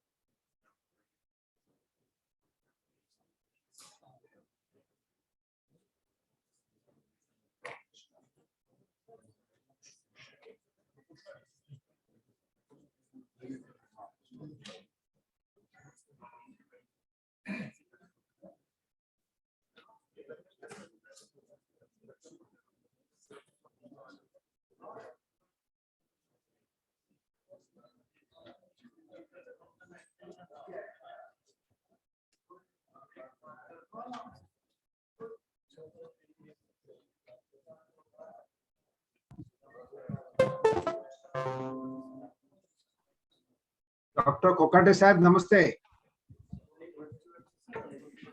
नमस्कार. हो. खूप चंद्रशेखर दिवसांनी दिसले. हो नमस्कार. नमस्कार. तुमच्या खूप खूप अभिनंदन. हो. Award, Padma award. We feel proud of you. Thank you very much.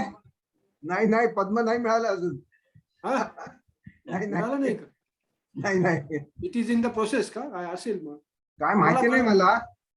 अच्छा, माहिती नाही. बर. चला आनंद आहे तुम्ही आहात आता प्रेझेंट करताय. Very good. हो. खूप दिवसांनी. तुम्ही महाराष्ट्रात असता का दिल्लीमध्ये असता? नाही आता रिटायर झालो बाबा. आता काय दिल्ली. नाव I am retired senior citizen. Common तुम्ही तर सिनियर सिटीजन. मला तर तुम्ही कॉलेज स्टुडंट सारखे दिसताय. अरे का thank you for your compliments. Thank you. म्हातारा झालो आता बाबा. काय नाही काहीतरी असं बोलू नका. बाय द वे तुमचा व्हॉट्सअपचा नंबर मला पाठवून द्या. हो माझ्याकडे तुमचा नंबर आहे. मी व्हॉट्सअप पाठवतो तुम्हाला. हा मला व्हॉट्सअपचा नंबर पाठवा. मी तुम्हाला आमच्यात तर खूप कामं चालली आहेत. काल लोकसत्तामध्ये एक फार छान आलंय. आम्ही जी 3 कामं करतोय त्याच्यातलं वणवा थांबवणं हे काम आम्ही अतिशय यशस्वी केलं. त्याचं आवश्यक आहे. आता त्याची 3 गोष्टी घडल्या. एक आम्ही जे सेंट्रल रेल्वेचं कसारा घाटापासून कसारा ते शहापूर 30 किलोमीटर मध्ये त्यांची दरवर्षी रेल्वे बंद पडायची वणवा लागल्यावर अगदी 15-20 मिनिटापासून ते गेल्या वर्षी 3.5 तास रेल्वे बंद पडली. त्यांना 3 मिनिटं बंद पडून चालत नाही. बरोबर. या वर्षी आपण त्याला रेल्वेचे जनरल मॅनेजर टॉप टीम इथे, चीफ इंजिनियर सगळे इथे आले. त्यांनी रिक्वेस्ट केल्यावर आपण त्यांना ट्रीटमेंट दिली. या वर्षी त्यांची रेल्वे 1 मिनिट सुद्धा वणव्यानी बंद पडली नाही. ग्रेट. आता परवा मी दापोलीवर येत होतो. वणवे पाहायला फार वाईट वाटलं. 95% जंगल आणि डोंगर आपली जळून काळी होत आहे. हो ना. ज्याला आपण उत्तर शोधलंय. बरोबर आहे. Very good. येईन एकदा कधी बघूया. योग आला तर मी येईन आपल्याकडे. तुम्ही राहता कुठे? पुण्यात राहता का? हो पुण्यात. बापकर साहेब गेले माहिती आहे ना तुम्हाला? हो माहितीये. तिथे राहतो आणि इथे बानेर पाषाण 2 ठिकाणी राहतो. सासूबाई आहेत त्यामुळे तिकडे आठवड्यातनं 2-3 दिवस तिकडे असतो. कधी इकडे असतो. भापकर साहेब आणि तुमचे पत्नी सगळे आले होते ना इथे सगुणा बागेमध्ये? हो माहितीये मला. मिसेस आले होते, मुलगी आली होती, सगळे आले होते. हा मुलगी आठवत नाही मला पण पत्नी तुमची आली होती. हो त्या काय त्यांचं नाव गुलनाज मॅडम आणि आले होते मला. बरोबर. आणि योगा बरोबर. तिसरं काम आम्ही करतोय ते म्हणजे वॉटर हायसिंथ आम्ही पूर्ण नष्ट करू शकतो आता. वॉटर हायसिंथ जलपर्णी. बर. आणि पाषाण लेक मध्ये आता पाणी दिसतच नाहीये. हो अगदी बरोबर आहे. फारच वीड इतके एकर मध्ये वीड म्हणजे पाणी दिसत नाहीये. आम्ही त्यांना चॅलेंज दिलाय. त्यांच्या कमिशनरशी मीटिंग झाल्या, डिव्हिजनल कमिशनरशी मीटिंग झाल्या, तिथले आमदार आणि असे सगळे लोक आम्हाला इन्व्हाइट करतायत. पण पुण्यामध्ये काहीतरी जे एन्व्हायरमेंटलिस्ट आहेत 2-4 ते आम्हाला विरोध करतायत. त्यामुळे काम रखडलंय. नाहीतर 4ही नद्या 80 किलोमीटर आणि पाषाण लेक हे काम आम्ही यावर्षी पूर्ण केलं असतं. Wonderful wonderful. मग बघूया, आम्ही इथेच राहतो, पाषाणच्या लेकच्या जवळच राहतो. हो का? बर. हा, बानेर पाषाण लिंक रोडला. तुमचा व्हॉट्सअप नंबर सांगता का? बोलता येता? 94 20 6167 19. बरं. 9420616719. हा नमस्कार. हा मीटिंग मध्ये बोला. काय काम होतं का? हो बरं. हा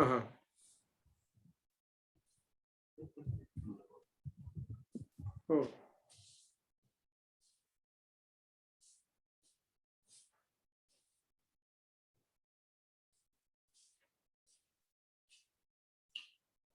हा बर.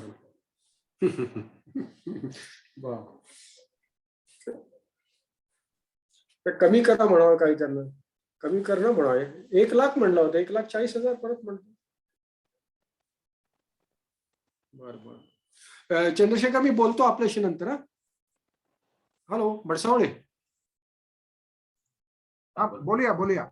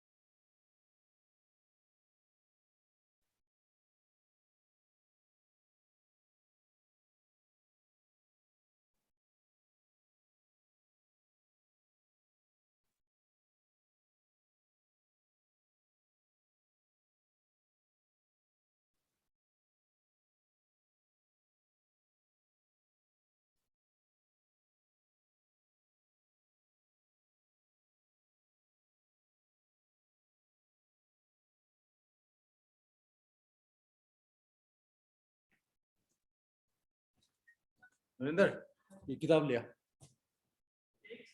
500 दोनों का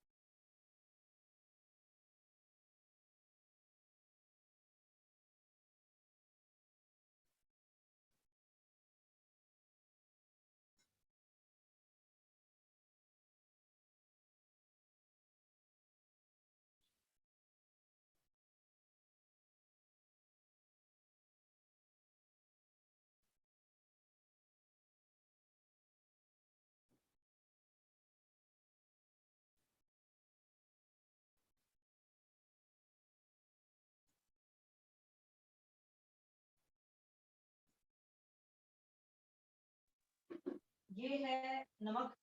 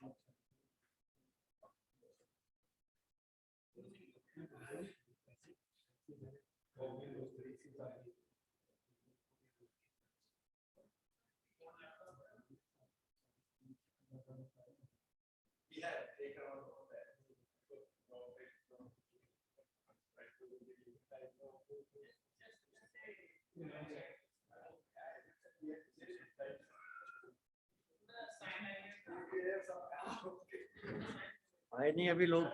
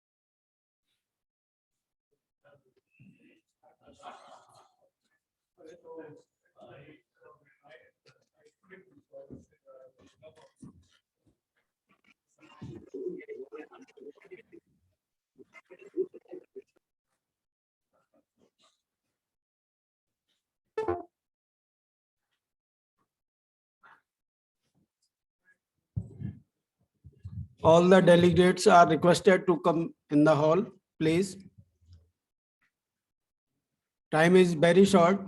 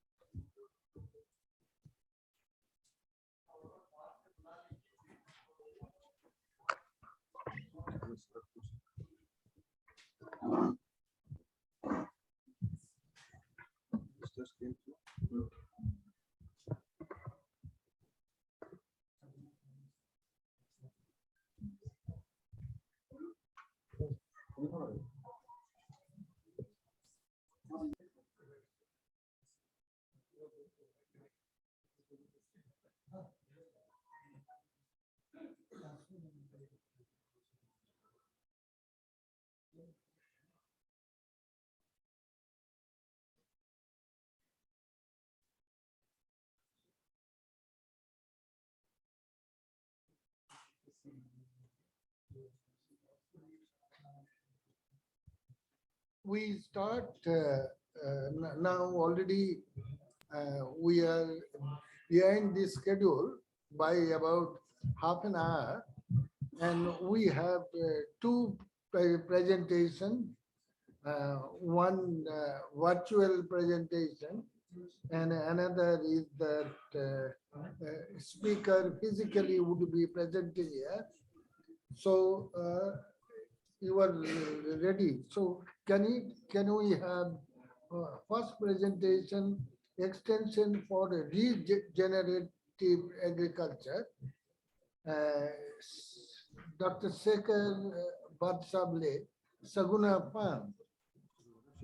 It's a virtual presentation.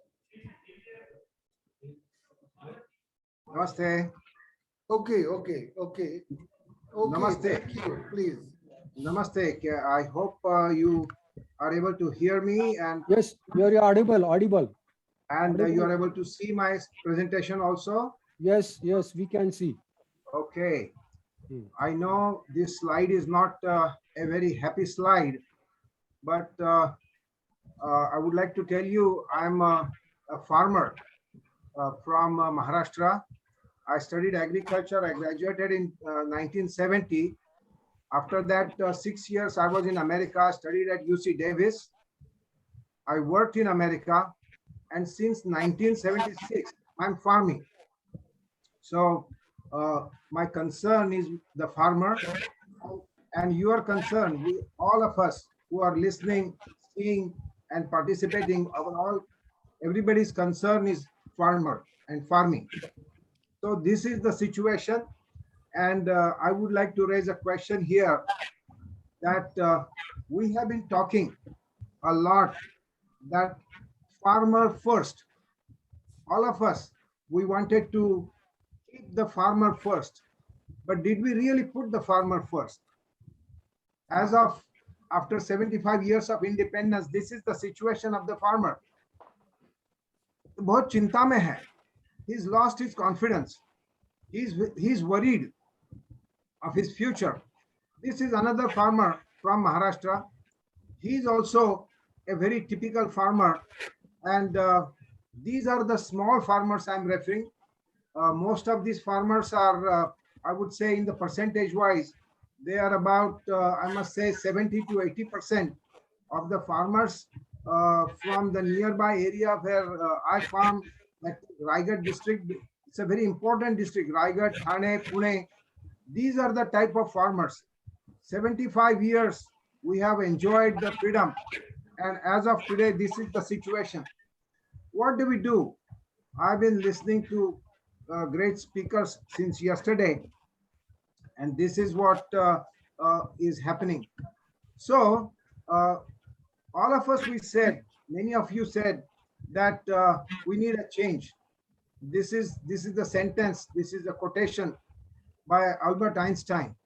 We cannot solve our problems with the same thinking that created them in the first place. And we also believe the same thing. We have our approach towards happy farmers, happy environment, success in the case of food production, sustainable food production. Our approach is a paradigm approach. It's a regenerative method of farming. As you can see here, we also had a tractor. We also use tractor in hoping that we are developing, we are growing, we are improving our farmland. But actually, this is a degenerative method of farming, and I will not go into the details of degenerative farming, but this is our method of farming. Our approach is a regenerative method of farming, where we do not plow the land again and again. This is a field of a farmer who has not plowed his land for last 10 years. You can see the stubbles of the paddy and the new growth of wheat. And we don't plow our land. We don't do any tillage operation, whether it is by bullock, tractor, or by hand. We don't do it. And this is why several happy things are happening. And we came up with this new technique. We call it SRT, that is Saguna Rice Technique. Saguna Rice Technique, our mission is healthy soil for healthy food. And we have got the results.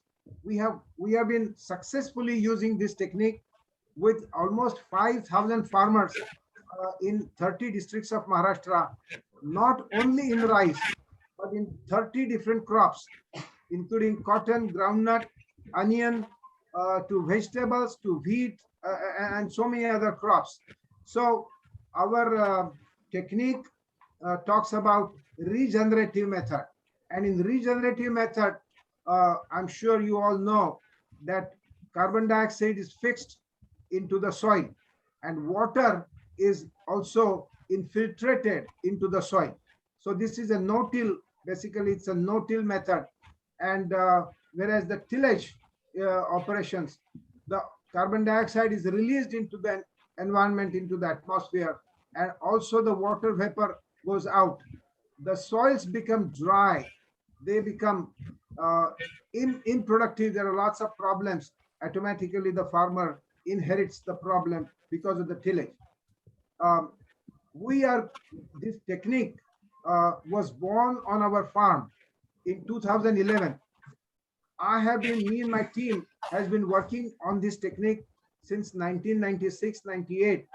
And the first person who sort of appreciated it in 1999 was Dr. Sant Virmani, who was then a senior scientist from IRI, who visited our farm, and he patted my back.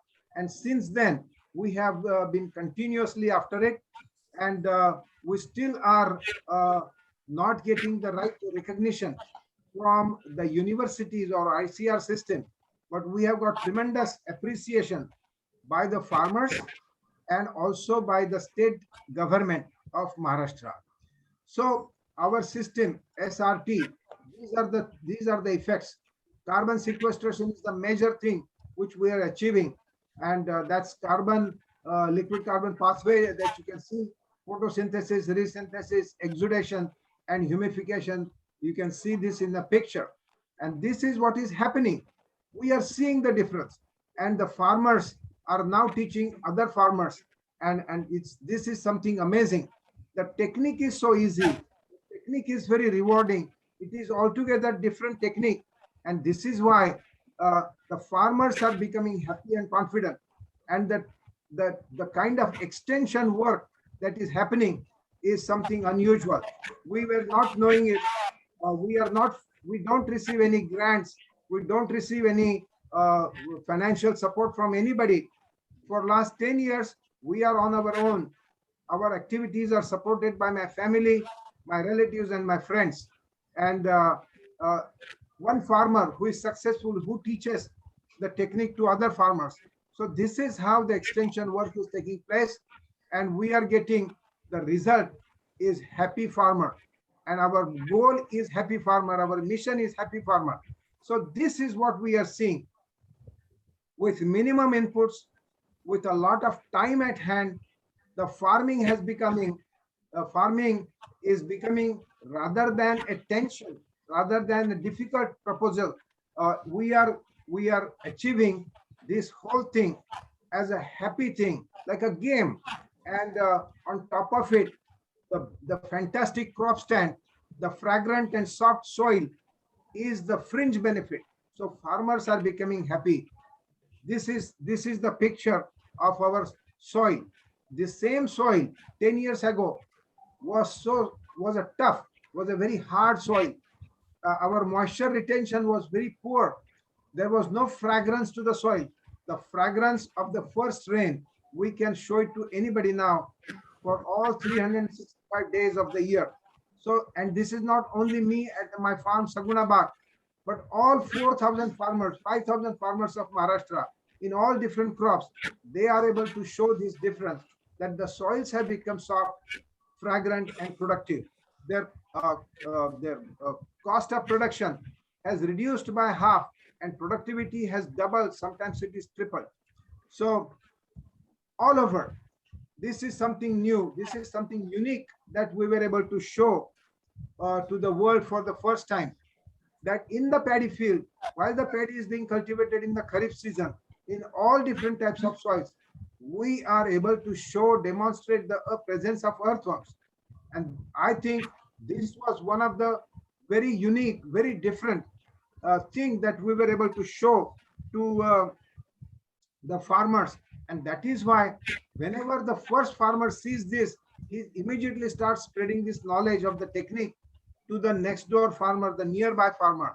And these are some of the things that we are achieving through our approach, which is a unique approach and a very different approach. And I would like to show you a very short film. SRT means zero tension. My yield is double now. Earlier, I used to get 7 to 8 bags of paddy. Now I get 14 to 15 bags. Cultivation used to be very costly affair, having lower yield. Now I don't have to depend on tractor and excess labor anymore. Oh, and very important, I can take 2 crops now in a year in the same field in 2 different seasons. Those were the ghostly bad days during traditional method of farming. The situation was so difficult that the food grown by traditional method was not even enough to feed my family. But since I started SRT, all my tension is vanished. After keeping sufficient food for my family, for the whole year, I still make extra 70 to 80,000 rupees as savings. Now I can easily enjoy all festivals, all rituals, and all family functions. Our earlier life and the life after SRT is hugely different, and we are very confident now. As I was visualizing my growing age, I used to get nightmares. When I will grow old, how will I be able to perform the agricultural operations? All the time, I was thinking about the problems and troubles. As a SRT farmer, there is no fear in my mind at all, and my family is very happy. SRT is solely responsible for it. So things like this, 17 Sustainable Development Goals, absolutely very important.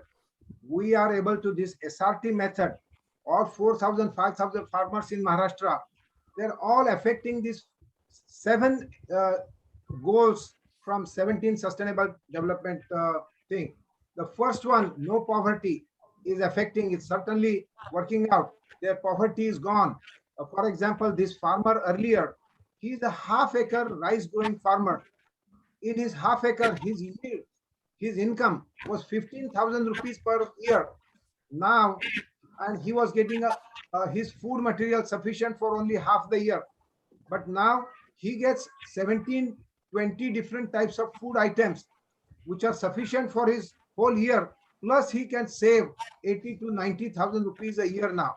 So poverty is gone, certainly. Zero hunger, as you noted. Certainly the hunger problem is also solved. Good health and well-being. If there is good soil, good food, the health also improves. Absolutely. Clean water and sanitation. Because of better water infiltration, all the wells that are in the farm, they are getting better quality water because of the water infiltration. Decent work and economic growth, you noted it. The farmer was happy, and he is now certainly much relieved.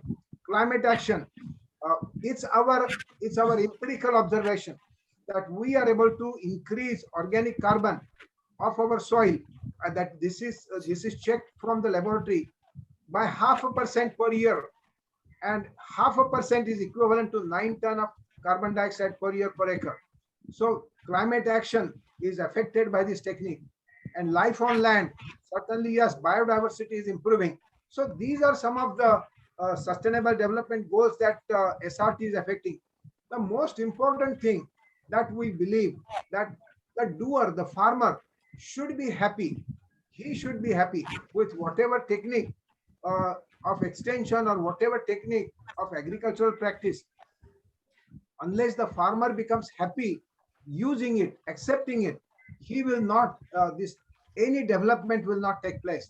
So we carried out our happiness index with 160 farmers were participated, and we found out that on 0 to 10 scale, the farmers gave us 8.58 points to our this thing. So happiness index is, you can see the farmers here. These are the farmers from Marathwada, Aurangabad district. And within 2 years after adopting the technique, you can see the farmers are extremely happy. Even the officials, this is an official from government, he is also happy because the technique is so simple. The farmers have adopted it, and the simplicity that is involved in extension of the knowledge, the information. This is also another extension worker. So everybody gets happy in this technique is something very important. And this is what our objective is. The most important thing, I think, in our difference between most extension techniques and that are practiced, whenever I have been to various institutions, universities or ICAR institutions, I have noticed that whenever I go, there is hardly any dignity to me as a farmer when I enter that institute. The big boss is sitting in the cabin, and it takes several minutes until you approach the big boss. a small farmer never gets to meet him. The dignity to the small farmer is most important thing in my opinion. And this is not something in this picture. This was not, I was not posing this for a picture. Brief, But this is, please. Brief, please. yeah, I suppose I'm given 20 minutes, right? I'm done with 15 minutes now. Yeah, so dignity to the farmer. I hope to me, Abhijit. to give me my 20 minutes. I हाँ hope बोल. yeah. So this is dignity that we must give to the farmer. बरोबर. And this is very important. Unless we give dignity, the technique, any technique will not work. And through this, all these pictures, this is what I wanted all of you to see. हो. Thank you very much. ते And जे आरिफ आता मामा म्हणत होता की ते आधी पण झालं होतं उद्घाटन. एनिवे पण ठीक आहे काहीतरी happening that is good. Yeah. So I think if we can bring dignity to the farmer, the extension work will be very effective. Now, I would like to sort of conclude my points here. I was listening to Dr. Paroda. I saw him after a long time, and it was very nice to see him and all the points which he mentioned, and I would like to reiterate those points in my concluding points. We have revisited the basic technology, and it's a unique approach of agriculture. Second point, we are experiencing miracles with the small farmers. The small farmers are becoming happy. They're young ones, they're coming back to the farm, and they are finding our technique and our approach of farming, which is regenerative method of farming. They are finding it very dignifying, very simple, very easy and happy event. Need more lead time for executing the change. This was one of the point which was mentioned by Dr. Paroda. But here, with our technique, we found out that as soon as the farmer accepts our technique, within the first cropping season, which I would say less than 6 months, the farmer becomes happy and he accepts the technique. He vigorously starts using the technique in his farm. We are giving better knowledge to the farmer rather than giving subsidy. We are an NGO. We just survive ourselves, barely survive. We only have enough money to spend for our diesel and to spend for our associates. So with only minimum inputs like that, we are able to reach 5,000 farmers in last 10 years, and their life has changed. The life has changed. So without subsidy, but because we are giving better knowledge, better thing, we are preventing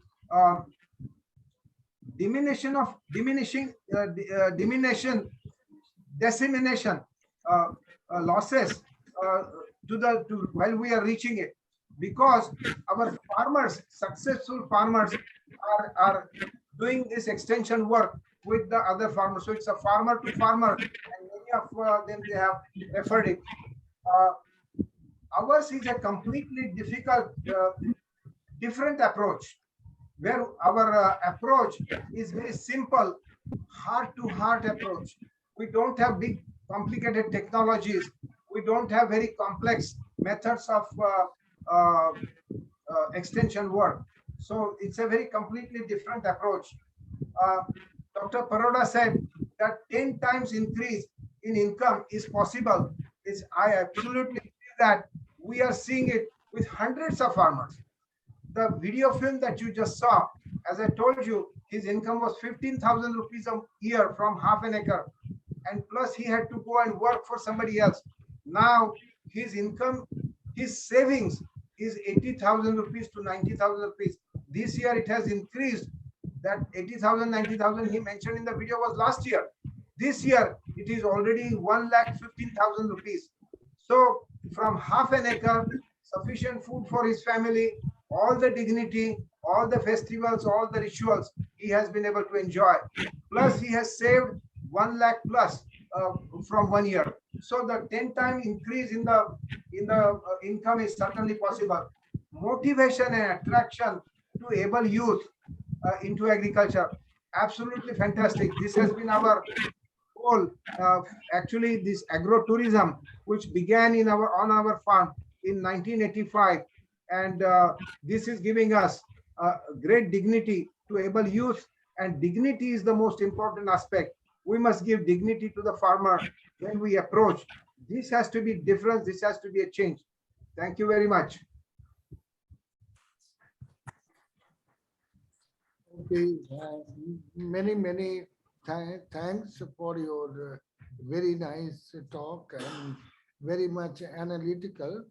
We will be taking up and if any comments are there, as I told that at the end of the presentation.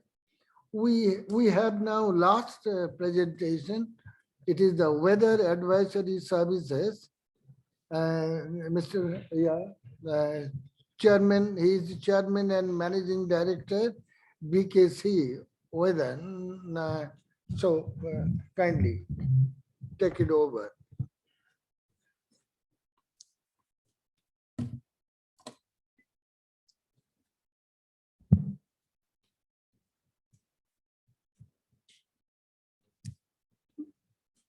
Good afternoon, Dr. Kokate, Dr. Paroda, Dr. Sadamate, Dr. Chandrasekhar, Dr. A.K. Singh, who is not here, and all the VCs who are here. Namaskar from my side. I'm very happy to be here today. I'm a outsider to the extent that after I finished my PhD from ICAR a couple of decades ago, I went into agriculture marketing. I didn't choose the academic career which was available. So I started my career. I went into agriculture marketing, and I bring on all the accumulated experience to you. What is suddenly I find is relevant to what we are discussing. Next slide, please.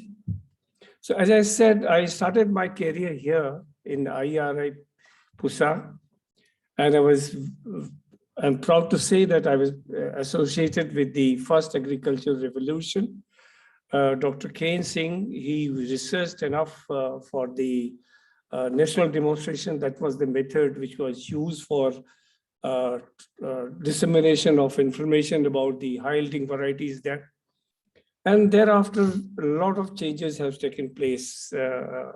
Then I joined an organization called State Trading Corporation of India, which I served for nearly 20 years. My main job was, I was handling agriculture products in various capacities and at various centers in India and overseas.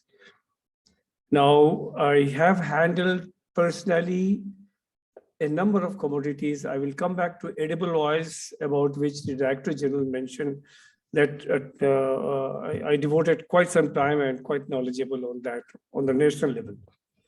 Now, my job was to procure from the farmers, get it packaged, graded, export, or on the other side, vice versa, buy from overseas, bring it here, distribute it to the public distribution system or the private distribution system. Now, then I worked for UN for a couple of years and came back to India, and I thought that enough of Sarkari Naukri, let me do something of my own. And I started with commodity trading at my own, but then I was used to handling, ship loads and, vessel loads, which was not possible at my capital level. So I gradually slewed into another area which I was trained in UN, that was weather.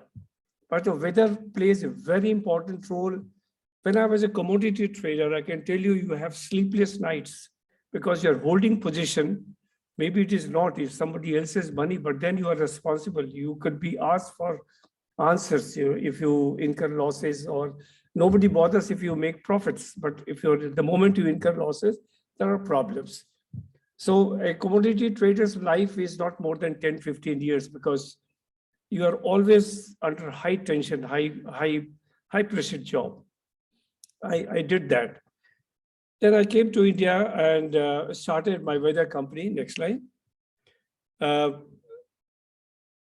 So now let me come back to extension again. I will get back to weather.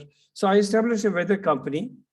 The extension services for which we are here today comprises of, as I understand, basically the idea was to give the technical advice to the farmers from pre-sowing to post-harvest. You are supposed to do that. Input administration you have to do. You have to make the inputs available to the farmers in good time so that they apply what you are advocating.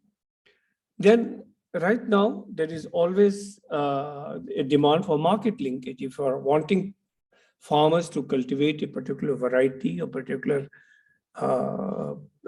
kind of product, they must be convinced that you will find a market for that product. So that's the marketing comes in, and that is where my experience also adds up. Then you have to communicate. In the communication is not only about the product and the soil and all, but also the socially, what is happening around the world, what is happening, and how the farmers have got to be informed about that. Then you have to keep updating yourself as well as the farmers about the technology. That this is new technologies which has come, the direct sowing has come, and how to stop stubble burning and all that stuff. As the technology evolves, you have to keep on advocating. That is the work of the extension, which I conceive. Maybe there are people, theoreticians who may differ from me. And all this information has got to be delivered in good time. It's not that I've seen, because I'm working with the farmers now, the farmers treat their crop as children. You know what happens in Corona? People are dying. And then they say, I want oxygen. Same thing happens about the farmers. Oh, suddenly he discovers that there is something happening in my crop. Let me know what I can do. Doctor Saab, kya kar sakte hain? Batao mujhe. I mean, these kind of questions, you people are in the field, you must be experiencing it every day. Now, coming back to extension services, which have evolved in the country, we started with national demonstrations. I'm proud to be a student of Dr. Kane Singh, who did a lot of research, and he started the extension national demonstration. He was the one on whose advice the national demonstration was initiated in the country. And then it has with the technology change, the method of extension has also changed. So I won't go into that. You people are much more knowledgeable than me. Then ICT initiatives have come for last 7-8 years, I will say. Suddenly they realized that, there is a smartphone, not before a smartphone.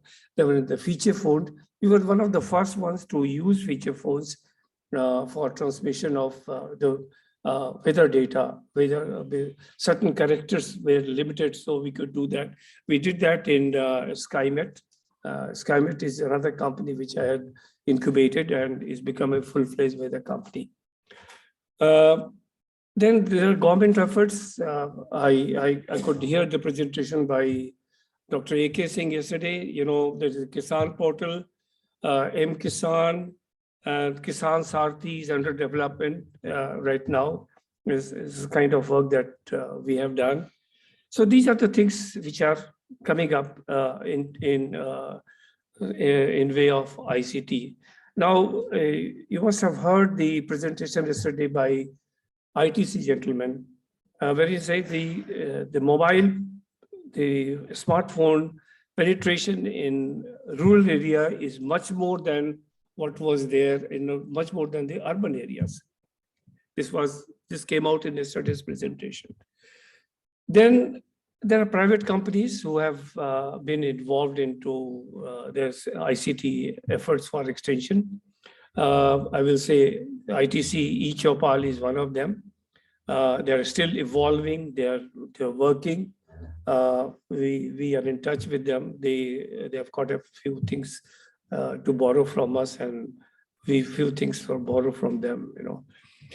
Then there are input sellers, some number of input sellers. You know, you've got IFCO, CRIPCO. There are various small transit.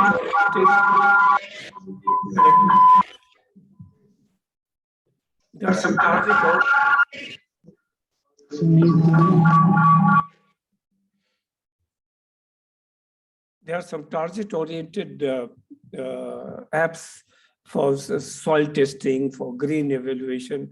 They are very, very useful for the industry as a whole. Now, as a weather company, next slide, please. We are basically a weather company. We establish automatic weather stations. We sell it to the universities. Most of the solar power plants have. Next one. All the solar power plants carry our equipments. You know, that's our main business actually. You know, for hydrological, you know, for measurement of water level, I think flow meters. Next one. We have got installation in Morocco, Tunisia. Then here I want to say we are not only doing the automatic small weather station. We have established weather radars, big weather radars.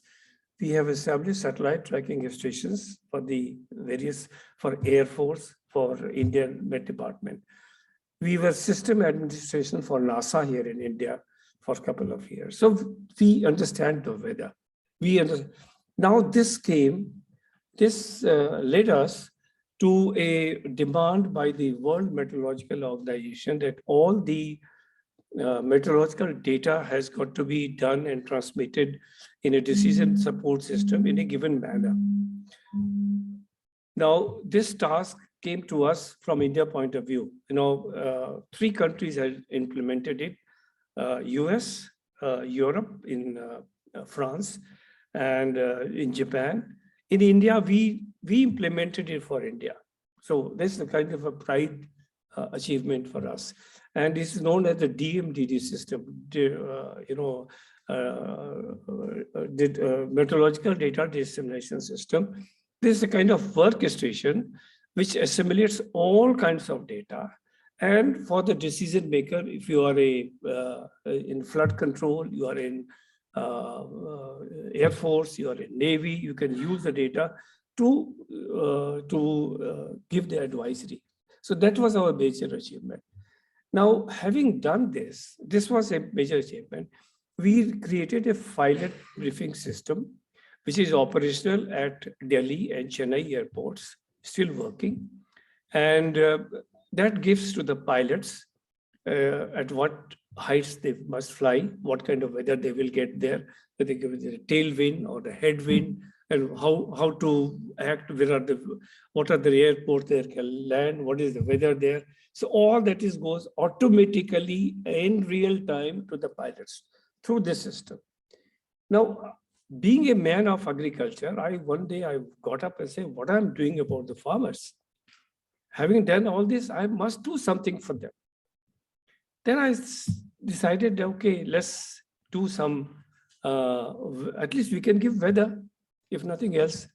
So we started weather forecast in India outside Met Department. Met Department was not very happy about it, but we did it. We had some good connections with NOAA and NASA. We implemented it. So we started doing weather forecasts for all the villages in the country. Every day we do the forecast twice in a day. So we know what is going to happen for next 10 days in each of the villages of the country.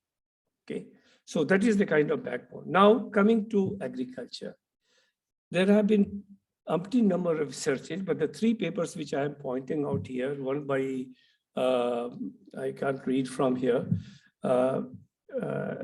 which says that just giving the right kind of weather, timely weather, you can increase the productivity by 50%. Just weather, nothing else, not the other advisories, just weather. So that realized that why not we do something much more than by weather. We do much more. We can do, if we could treat the farmer as a pilot and give him weather and plus other information also. Next one. So now coming to the other information. There is no dearth of information available today for the Indian farmers. These are the agencies which you can read on the left-hand side, the KVK are there, the various kind of, let me see here, I can't read from this distance. Excuse me.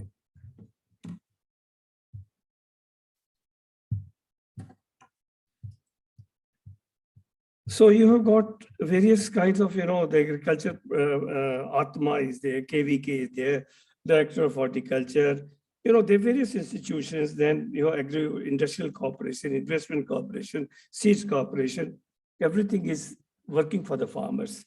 Then you got India Met Department, which is giving the weather forecast. AIR and Doordarshan is there. There are regional television stations are there. We are giving, the NGOs are there. We are pesticides and other manufacturers. So there is no dearth of information. Actually, the farmer is overloaded with information. But what is relevant to him?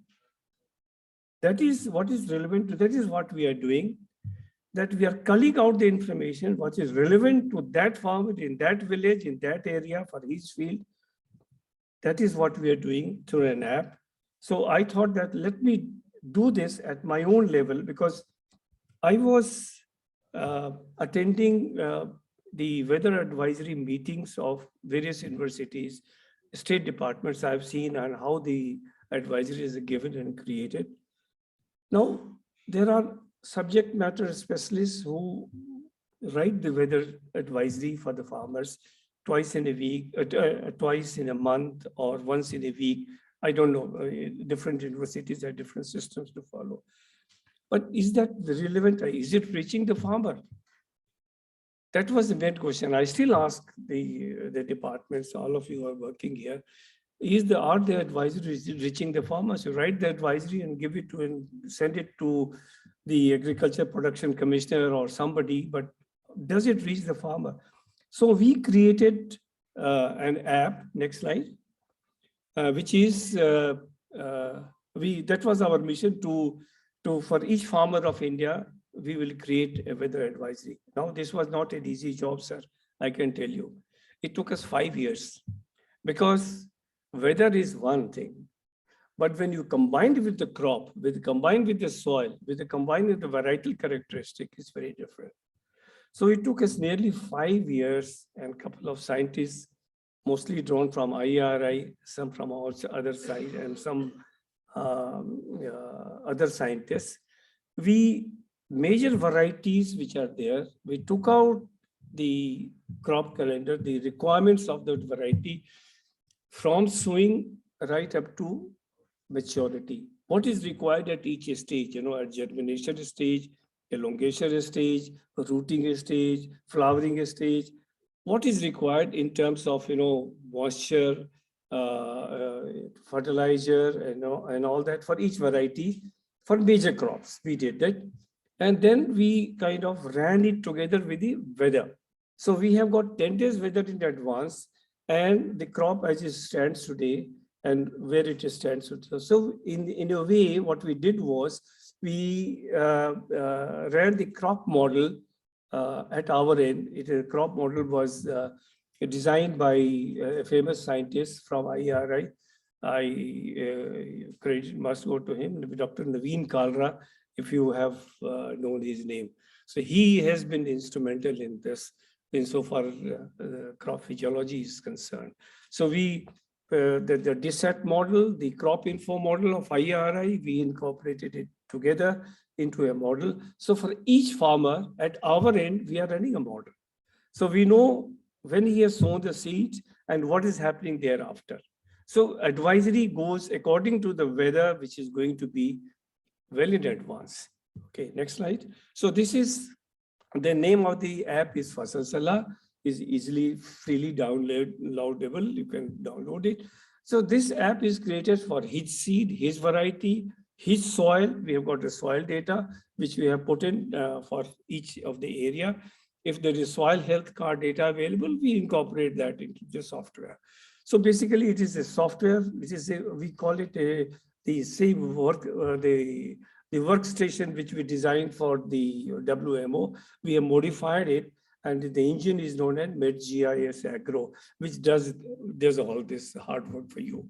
Now, what does it do? The Fasal Salar gives you the weather advisory 10 days in advance. Then it gives you the crop advisory, what is specifically what is going to happen. Then it gives you the mandi prices. Also, we thought that the input of mandis is essential. It also gives you general information and the employment news, just to keep the farmers engaged with various other aspects of farming. So this is what we have created. An app is ready. Now, the engine behind is, and the technology is weather science, that the farmer input. Farmer has to give the name of the crop, name of the variety, and date of sowing.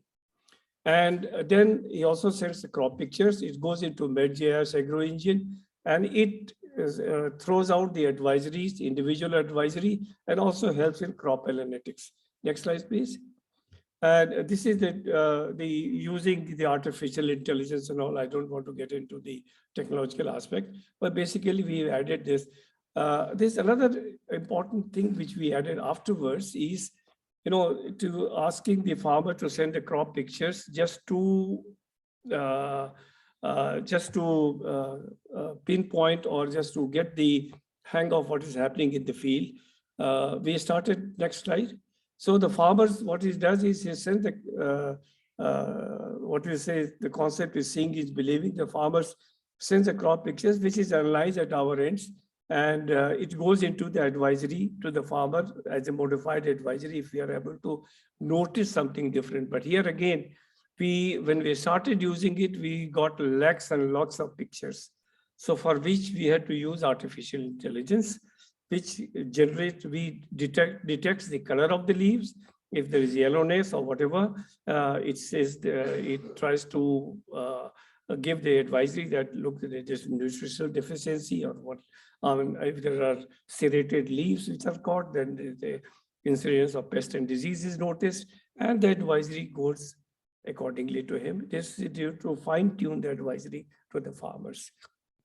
So at the end, at the back end, we are running a crop model, and the dynamic crop model is that every day the changes depending upon, it takes into consideration the various weather factors like temperature, soil moisture, evapotranspiration, and what have you. Crop physiologists know it better.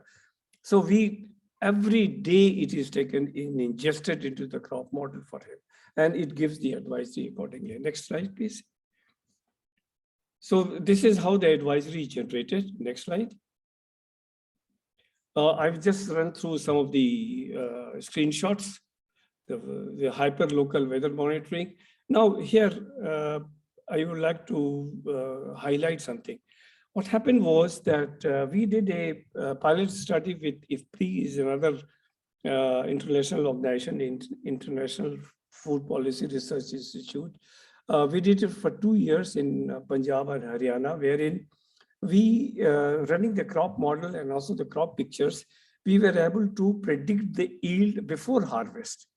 Now, we predicted the yield, and the crop cutting experiment was conducted afterwards. And then we found some very striking kind of results.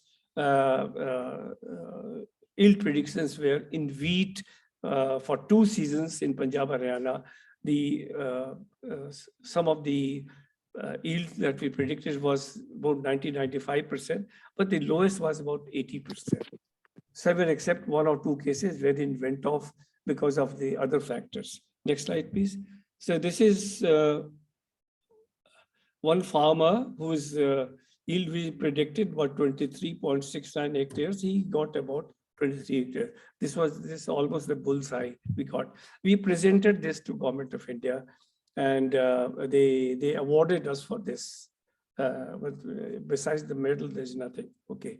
Now, using this technology, what is happening is that on the ground, you are taking the crop pictures. Now, the same points we try to locate from the satellite pictures. We try to correlate it, one from the ground, other from the sky. So not all the farmers who are sowing have sown the crops have sent the pictures, but there are other farmers who have sown similar pictures. We can equate it and determine the area under cultivation. We advise we can generally advise what kind of production is going to be, or what kind of stress the particular portion of the farm is saying. Okay, next slide. Is it? Yeah, please. I think I took 20 minutes still.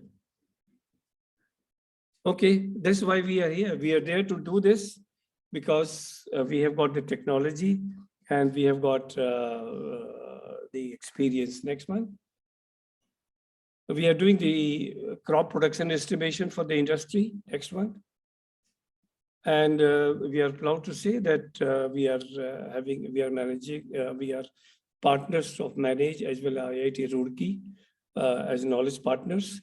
And these are some of the awards we received in the past. Now, I will quickly touch upon the point which Director General had mentioned about the edible oils, but I think I skipped that.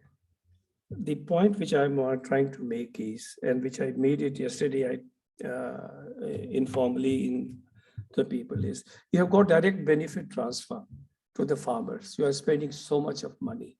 Why can't we have direct technology transfer? It costs only a fraction of that, the whole exercise. You are giving the money to the farmers to use it for better production, for using for buying the inputs and applying it in time. You're just giving the money and forgetting about it. So I think it's high time people thought how this technology could go to the farmers, either through FPOs or through directly to the farmers. I want more and more farmers to use it. Unfortunately, as a private sector, I can do this much and not more. So I thought I will present it to the planners here if they can use it for their use. Thank you very much for your time. I have not exceeded my time. I must remind you. Thank you.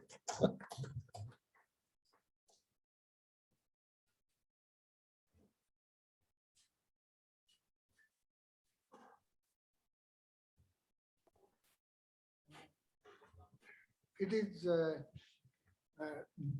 though we are short of time, but then I would request only a very few intervention before we sort of take up for closing this session. We had, as you know, that very good presentation, and last presentation you have heard from Dr. B.K. Singh about the use of weather-based advisory services and how this can add to the value in terms of increased profitability. I must thank you for very much detailed analysis of that. It is now open, but this own maybe 7-8 minutes we can spend on that, and anything question must be confined to those presentation made. Otherwise, it could be an open-ended. Can I have from this side, please? Yes. Thank you very much, sir. This pertains to Dr. B.K. Singh. He had made a nice presentation, and congratulations, sir. We are making advisories to the farmers, and that is on the basis of, different parameters. And the number of scientists are involved, here in ICAR, Krishi Vigyan Kendra. So how you think your advisories are a lot different than the advisories which we are making over here?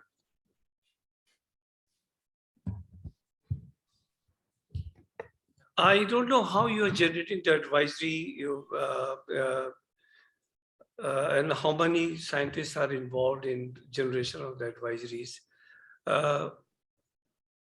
The advisories here, what we have done is, technology wise, I'm telling you, for the major crops, we have granulated the kind of weather requirements of the crop, GIS based. Weather is GIS based, the plot is GIS based, soil is GIS based.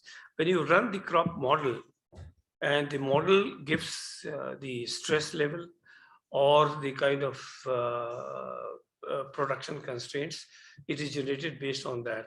Of course, if you are doing individually, you are writing the advisory for individual farmers is going to be a lot more better than what is being done by us, definitely. But then to cater to a large number of farmers, how many times you have to write the advisory, and you have, because advisory not comprises of only the nutritional deficiency or what is the soil type. It will vary from plot to plot. It will vary from variety to variety, from farmer to farmer. We take care of that, and we have automated that. That's the difference. If a set of scientists are looking specifically at a group of farmers, of course you will be much better than what we are doing. I must admit, yes. Good. Take another query, Dr. Singh. If there is another query. Sir, can I ask a question? I am RB Tiwari online. Yeah. I have one question from Dr. BK Singh. As they are collecting the data in form of the pictures and other developmental stages, if there is any weather problem or some typhoon, etc., whether that data can be superimposed for deciding the insurance coverage for those farmers?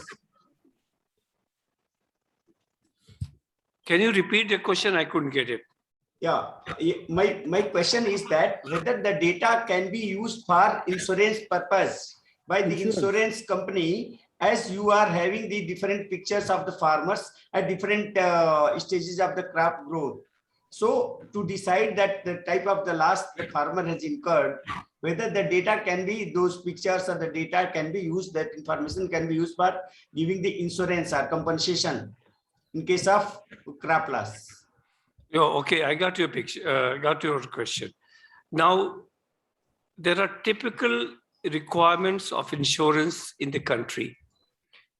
The weather data, which is generated by a WMO compliant weather station, we are supplying a lot of them to the Met Department and other departments also. Those are the weather stations from which the data, the historical data, is used for the losses which are determined from the crop. Now, weather data that we produce, I cannot say that they are 100% compliant to the requirement of the insurance, because it has got to be physically present. The weather station should be physically present in that particular area where the loss has taken place, or reference weather stations. Now, we have a system which is called a gridded forecast system. And gridded forecast systems are the machine generated forecasts, which are not actual, which is there on the ground, but it's very, very close to what it comes on the ground. So for technically speaking, you can't use for insurance purposes. Okay, sir. That is the problem. Anybody from this side? Sir, yes, sir. Yes. Sir, myself, Dr. Banarsi Lal, I'm serving in Riyasi district of Jammu and Kashmir, which is totally hilly district. We are providing advisories to the farmers, but the problem is that accuracy is coming in the way, because in some areas that the area is subtropical, but advisories through IMD are coming through that is a temperate. So how the accuracy can be maintained while providing advisories to the farmers? We are talking about accuracy of advisory or accuracy of weather data? Accuracy of weather data, accuracy of weather data, because whenever we provide advisories to the farmers, weather data is also given to the farmers. And even sometimes it shows that there might be the heavy rainfall, but the days become sunny. So at that time, we lose the credibility in front of the farmers. How the accuracy can be maintained, because we are having a AWS center at our KVK, but the accuracy is coming the way. How the accuracy can be maintained? There are two things. Number one is the data in situ, in the sense that what is the weather today and what is weather tomorrow and day after and 10 days onwards. Okay. Now today's data, you can observe if you've got a weather station, you know what the temperature is there at a given time. You know, this is available to you or to anybody else based on the weather station which is there in situ. But then we are talking about the weather forecast. Next day weather forecast is 98 to 99% accurate that we are giving. When IMD is giving, we always check with IMD, our accuracy with IMD data. This next day will be 95 to 97%. As we go advance, the accuracy of data decreases. But then we are revising it every 24 hours. So even if so for day after tomorrow, I have predicted a particular temperature, which may on that particular day be inaccurate, but then I revise it tomorrow. So whether the accuracy of the forecast data as the day advances goes down, even for IMD, for anybody else, for NOAA, NASA, everyone. So in our case also, we take precaution to give the data, and we always kind of cross-check with what IMD is giving. And we have got an internal system by which we give the weather forecast as good or as bad as what IMD does. Now, the second thing is, weather is, of course, is the prime thing. But what is going to happen to my crop in my field, from my soil, that's important. That's what we give. That's what we have automated. Okay. I think let's move to another areas. Can I? Yeah.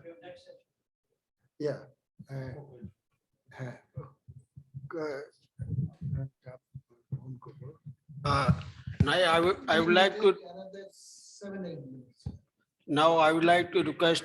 I could say almost half an hour. 5-10 minutes. Yeah, exactly.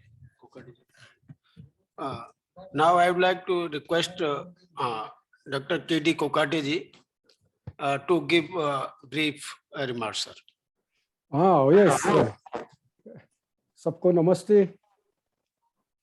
At the outset, compliments to organizers and also sincere gratitude to TAAS, ICAR, particularly respected Dr. Parodaji and DG ICR and DDG Extension for giving this wonderful opportunity and meeting our senior colleague, Dr. Das Saab. It is nice to see you, sir. And also Dr. Kirti Singh, Dr. Sadamati ji, DG Manage, all senior professional colleagues. In spite of we have our impressive performance yesterday, Dr. Sadamati said, and that is very well prepared, the concept note. In spite of these developments, these achievements, still this should reflect, I think, whatever has been said about sustainable development goals. We are at the rank of 128. Then subsequently, the per capita income also, our nation is at 120th rank. And if you see the wide gap between China and India as far as per capita income is concerned. And again, global hunger index also. So my point is that whatever these achievements we have, but this also we have to need to see. Now having said that and coming to the today's presentation, wonderful presentations, compliments to all the speakers, the sectoral extension services, all speakers, particularly now animal husbandry and fisheries. What we could see from that, we do not have clear-cut strategy for technology application pertaining to animal husbandry and fisheries. They both have them expected, they have expectations from KVKs and Atma. Unless and until the support is there, we cannot take forward further this application of the technology without the help of other agencies. Then that is true, as today we are talking about pluralistic extension system, multi-agency extension system. And we have been emphasizing about conversion, coordination, collaborations, all those things. Then coming to NGO presentations, Dr. Bharat Kakade and again Dr. Professor S.V. Reddy. Both these presentations, what I feel, Bharat Kakade has given a wonderful methodology part and emphasizing upon integrated approach of livestock, forestry system, and agro biodiversity. Here I want to mention that the BIF work, particularly about conservation of our seed, genetic, our strength, our mother seed, Popre, Rahibai Popre, she has been awarded Padma Shri. So these efforts need to be upscaled about the conservation, biodiversity purpose to maintain the biodiversity. And this, I think, BIF experiences how we can take forward. That is the excellent example of conversion coordination this NGO is doing. NGO is certain who are doing efficiently, they have added advantage, they are close to the community. And Professor S.V. Rao and both of them emphasized about value chain aspect. And here I would like to suggest that future would be the value chain based extension. And here Netherlands, like Farmer Field School, they have developed a tool about value chain development schools. And further, by the recommendation, if possible, in kindly brief the points. Yes. Quickly, yesterday, Dr. Pordaji mentioned about motivation of the youth. And in Maharashtra is concerned, we have 191 colleges. Every year, about 15,000 students are coming in. Another 35,000 students are diploma holders. So here, I think you have to see about the curriculum of undergraduate, whether it is agriculture, fisheries, animal husbandry, value chain mode that need to be included in the curriculum.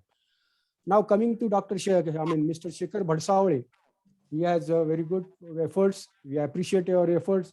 Already ICAR has, awarded your, efforts. I would suggest more and more validation is required. The Saguna rice technology is fine. You are doing wonderful, but that should be location specific. We cannot say it is applicable to everywhere. So for that, I would suggest if you are ready, give this product to the ICAR. Already some state agriculture universities are verifying that. So that is my suggestion to Shekhar Bhadsawale is whatever his concern about the smallholder. Take validation of your technology. That is my suggestion for this national dialogue.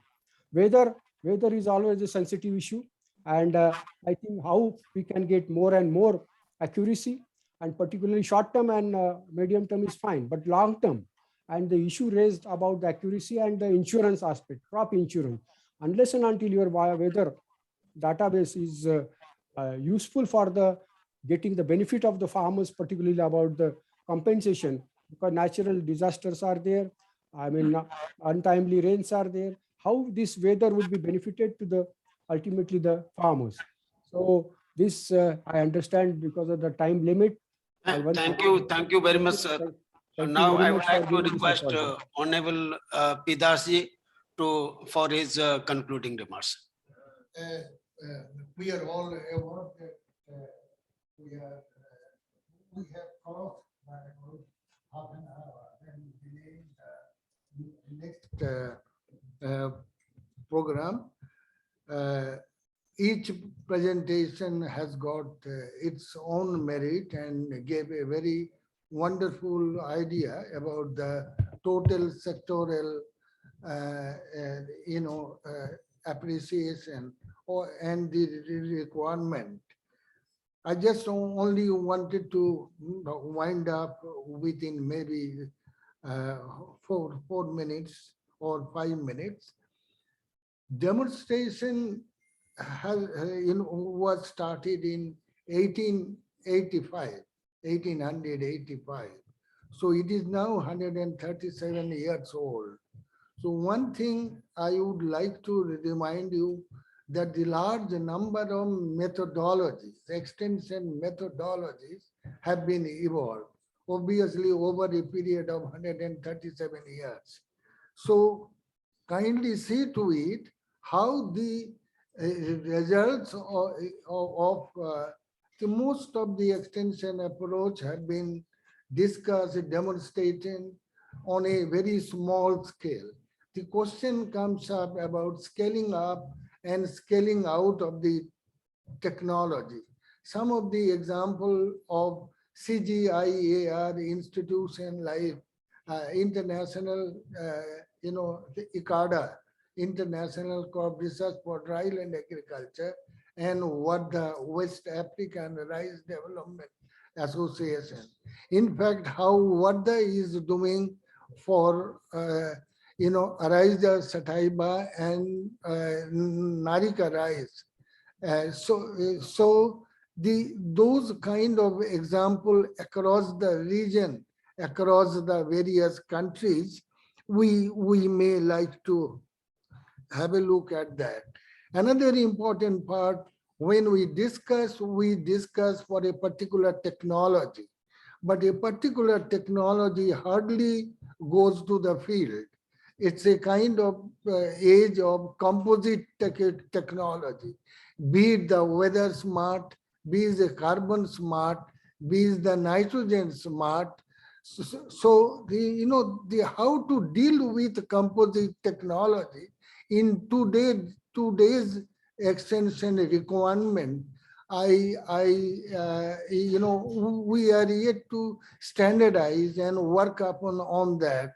It's a time to move away from individual technology base to the composite technology base. I find that a few cases where we are talking about the use of ICT for decision support system, we will have to look at fundamentals of decision support system. Is it a communication driven DSS? Is it a database?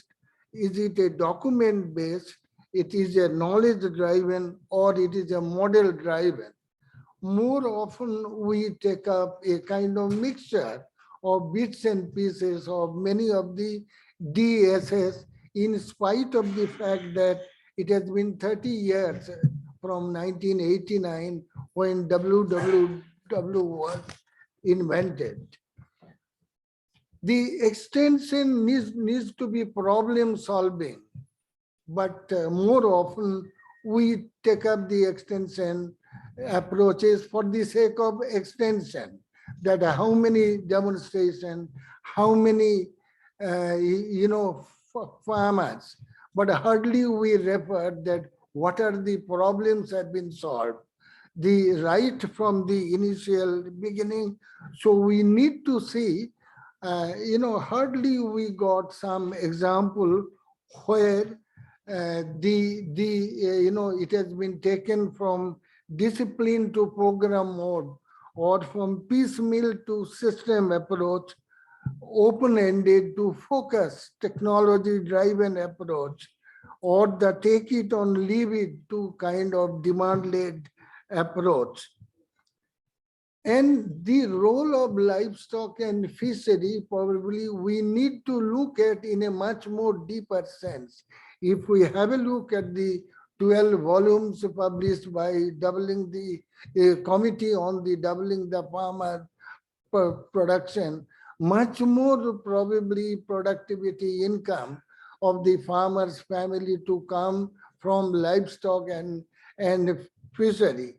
So, if you have a look that 7 areas have been identified by DFI committee, increase in crop productivity, increase in livestock productivity. One of the important part is that resource use efficiency. Some of the presentation has been made on, then cropping intensity, diversification to high value crops or livestock. I think that there is a depth of work on these lines, that what kind of extension strategy required if we want to move away from the conventional approach to the diversification approach. And one of the important recommendation, more shifting to farm-based approach to non-farm-based approach, where there will be much more income generation. With these very brief remarks, I must thank everybody, all the speakers, all the audiences, very, very, very, very senior dignitaries, Dr. Pauda Saab, Dr. Kirti Singh Saab, Dr. A.K. Singh, DDG, Dr. Sada Mate, Director General of Manage, some of our honorable overseas delegate.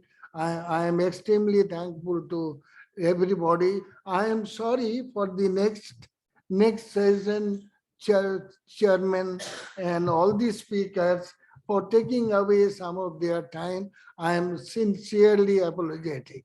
Thank you. Thank you very much. Very short, please. Good afternoon, everybody. It is my proud privilege to propose the word of thanks at the end of technical session 3. And at the outset, I'd like to sincerely thank both our co-chairs, Dr. P. Das, former DDG Agricultural Extension, and Dr. K.D. Kokate, former DDG Agricultural Extension, who has joined online with us, and for sparing their valuable time and enriching us with their valuable inputs and insights regarding sectoral extension services. And I'd like to also thank all our esteemed speakers for delivering the lectures and enlightening us by sharing their valuable experiences. Then I would like to also thank all the delegates, those who are present here physically, the esteemed delegates, including Dr. R.S. Paroda sir, Dr. Kirti Singh sir, DDG Agricultural Extension, Dr. V.V. Sadamate sir, DG Manage, all the ADGs and directors of ICAR institutes, head of divisions, and all esteemed delegates from overseas, and all the delegates, those who have joined online, and they were with us throughout the session. And at the end, I'd like to thank all of you. Thank you, sir.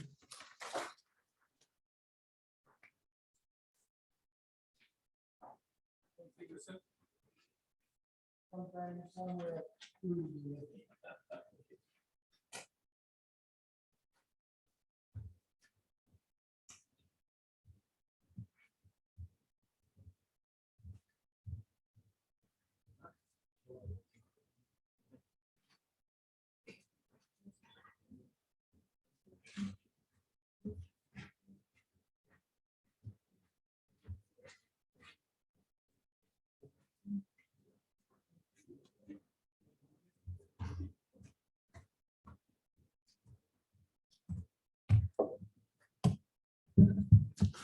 Good afternoon to everybody.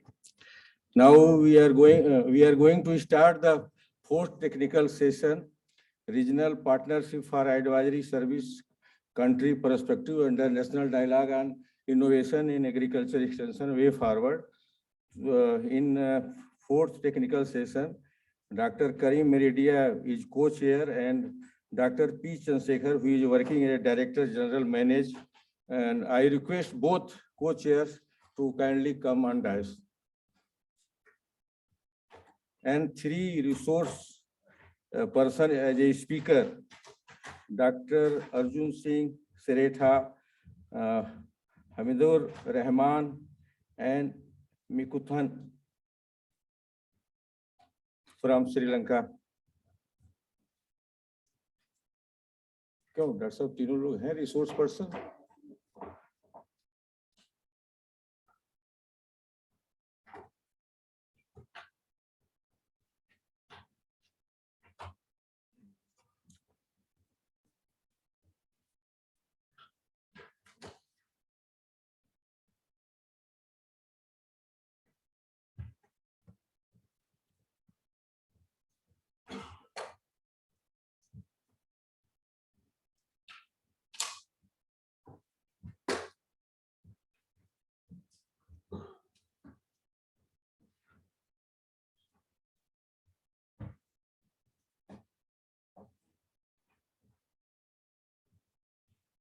Okay start करें।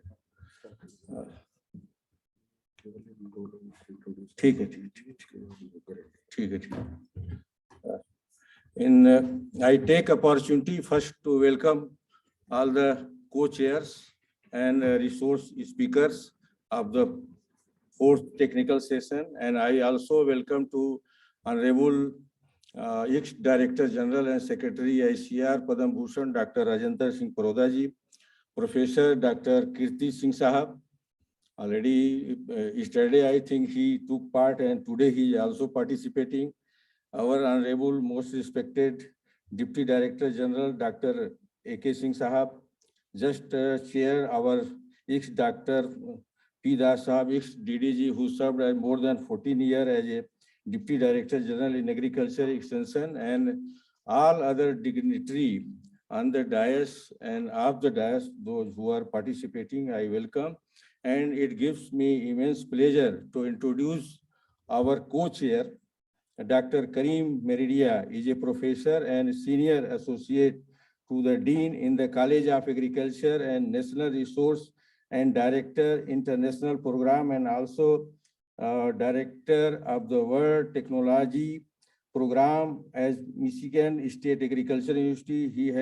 He has worked in a numerous international development projects funded by the USAID, USDA, UNFO, the World Bank, and other foundations, and Bill and Melinda Gates Foundation. I think he has visited more than 40 developed and developing countries across the world, and he has very good exposure on different areas as a national and as in international repute. And similarly, Dr. P. Chandrasekhar, who is also acting as a co-chair man of the partnership, regional partnership of the center, and I think in India, he has initiated public people partnership program, and he has completed more than 31 years of the service, and presently he is working in very dynamic and apex institute that is known as National Institute of Agriculture Extension Management as a Director General, and earlier before this he worked as a Director General of NIAM, National Institute of Agriculture Marketing, this place is situated in Jaipur of the Rajasthan state of India. And I think during his tenure period, our government of India started one very good program, initiative that is known as ENAM, National Agriculture Marketing, and more than 1,000 mandis are connected to the ENAM. So his role was very important under ENAM, and he is different capacity. He works in agriculture, extension management, and he has made significant contribution, I can say, as an extension administrator, sir. So he has done several times and served as a different capacity in a I know. So both co-chairs are present physically, and some our participants and dignitaries are also participating online. This program is being organized in a hybrid mode. So I also welcome those who are participating online also. So now I hand over to our co-chairs to start the session. Thank you. Namaskar to everyone. I'm privileged to have company of Dr. Karim Meridia as co-chair. We have conveners, Dr. S.K. Singh and Mr. Nain, and 3 distinguished speakers. Arjun Kumar Shrestha from Nepal, Mr. Hamidur Rahman from Bangladesh, and Gunasingam Mikuntan from Sri Lanka. So we all appreciate the regional partnership for effective and efficient extension delivery services.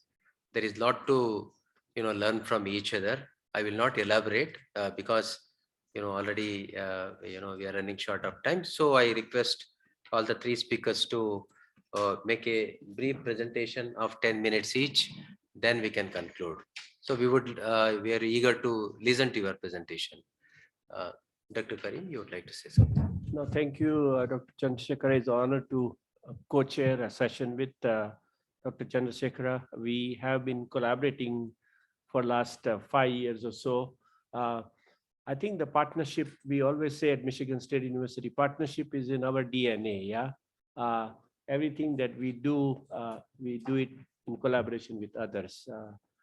The world's problems are complex, right? Climate change and many other issues that we are talking. No one can do it alone. So I think the partnerships are very important. As I mentioned in my remarks yesterday at Michigan State University, we have been working with India and other countries in a partnership mode. We have launched a South Asia Partnership Initiative, SAP. Under that initiative, we are partnering with institutions here in India, in Nepal, in Bangladesh, in Sri Lanka, and in Afghanistan, and so on. And it's, as Dr. Chandrasekhara mentioned, it's an honor to have the leaders from those countries here. And really the goal of partnership is to learn from each other, to share information. Each country, each region has their own unique experiences, and what can we learn together? I think one thing we have learned during the COVID period, the 2 years, that there's so much we can learn from each other and help each other and so on.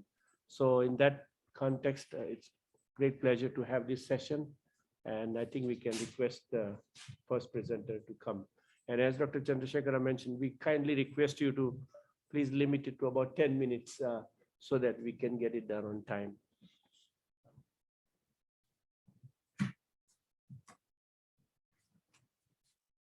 The first speaker is Dr. Arjun Kumar Shrestha from Nepal, from Agriculture and Forestry University, one of the prominent university in Nepal, and he is serving as a director of research and extension. I liked how they have clubbed research and extension together, right?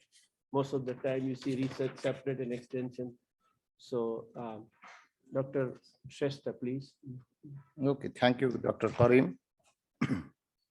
It's my pleasure to have knowledge regarding the innovation in extension. The topic of my presentation is about the agricultural extension in Nepal, with major focus on how our university is doing its extension activities, and also not only within the university in Nepal, since there are the government institution as well as non-governmental organization are also working in this front. As we know, agriculture is the backbone of Nepal's economy. Although the contribution of the agriculture in the GDP is declining over the years, and it is about 1/4 of the contribution is from agriculture. But importantly, the development of agriculture sector is key, as about 60% of the population is dependent for employment in Nepal. But unfortunately, it is subsistence type, but it is moving towards commercialization. So it is characterized with the low agricultural productivity, and the level of technology adoption is very low in Nepal. So we can see the characteristics of Nepalese agriculture, as it is dominant this smallholder agriculture. There is youth migration from the rural area to the urban area, since now remittance is the major contributor to the GDP. As a result, about 20 to 35% of the land in the hilly area and the remote area are abandoned. So there is increased import of agricultural commodities, mainly from India and China. although the bright side is that the road network is improving over the years. So you can see in this figure that there is increasing trend regarding the import of the major horticulture as well as cereals, including potato. And the conventional extension was mainly based on the top-down approach of technology and diffusion. Since this has the limited access, and because of the limited technical guidance, production inputs, and the facilities in the remote area. But with the establishment of the the federal system in 2015, the extension work is constitutionally mandated to the local government with the change in the structure. So this is the the extension system we had before federalism. I mean before 2015, we had the unitary system of government, and there was Ministry of Agriculture Development, and under that ministry we had Department of Agriculture, and it does the extension work through the regional directorate and the district agriculture development office. There were 75 district agriculture development offices, and under each district agriculture development offices, there were agriculture science service center, through which we deliver our technology to the farmers, especially through the farmers group.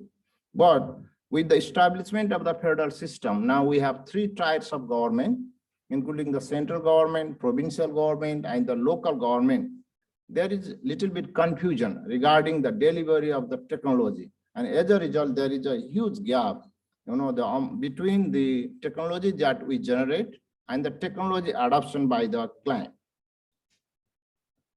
Till now, we have adopted many extension approaches, including the training and visit system, integrated rural development program, 2K approach, farming system research and extension approach, block production program.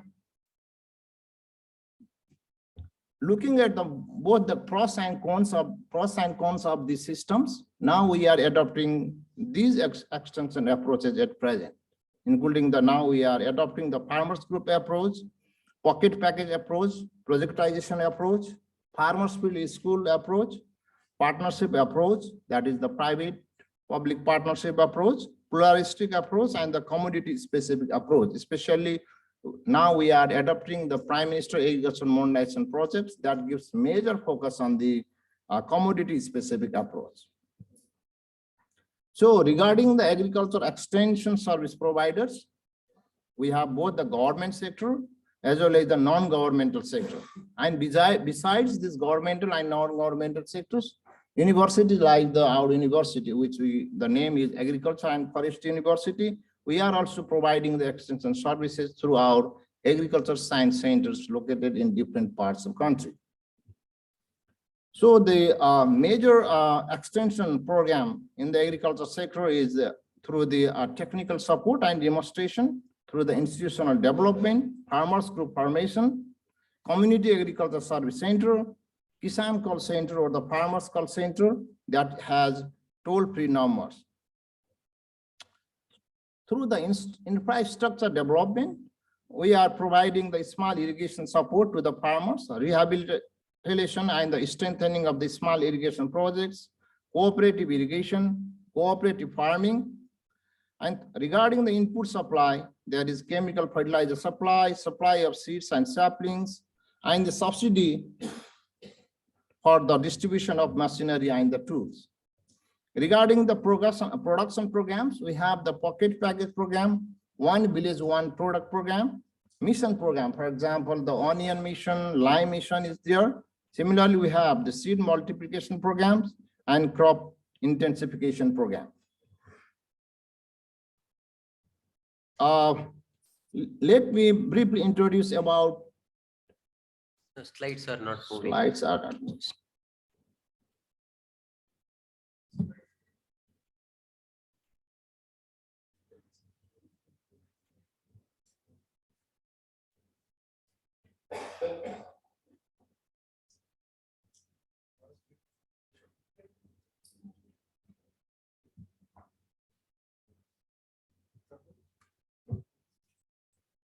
Sorry.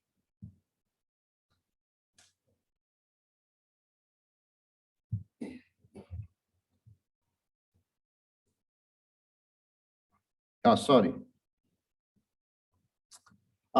It is the first state-owned technical university in Nepal. It was established.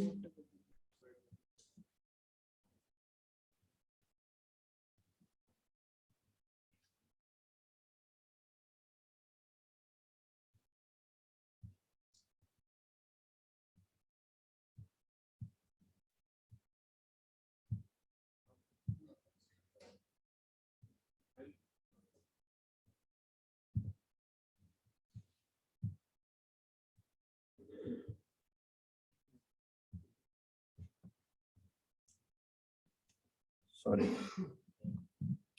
So we call it the young as well as old university. Young in the sense that it was established in 2010, and we have started our academic and research programs in 2013. Old in the sense that we were a part of the oldest university in Nepal, Tribhuvan University earlier.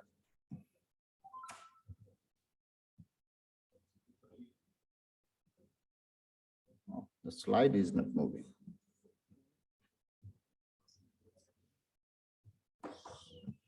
Not moving.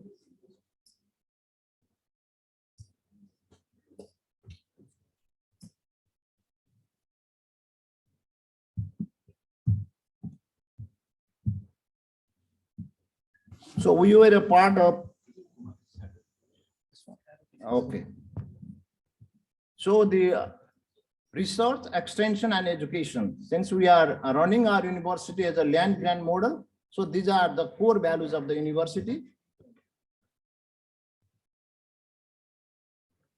And we have since we are the technical university, our focus is mainly in the agriculture and allied sciences, including the veterinary science, fisheries, and forestry. Regarding the coverage of the different constituent colleges in Nepal, now we have our constituent colleges in all the provinces of Nepal, representing the agroecological zones that we have. The research and extension activities, they are being carried out through the Directorate of Research and Extension through its Agriculture Science Center.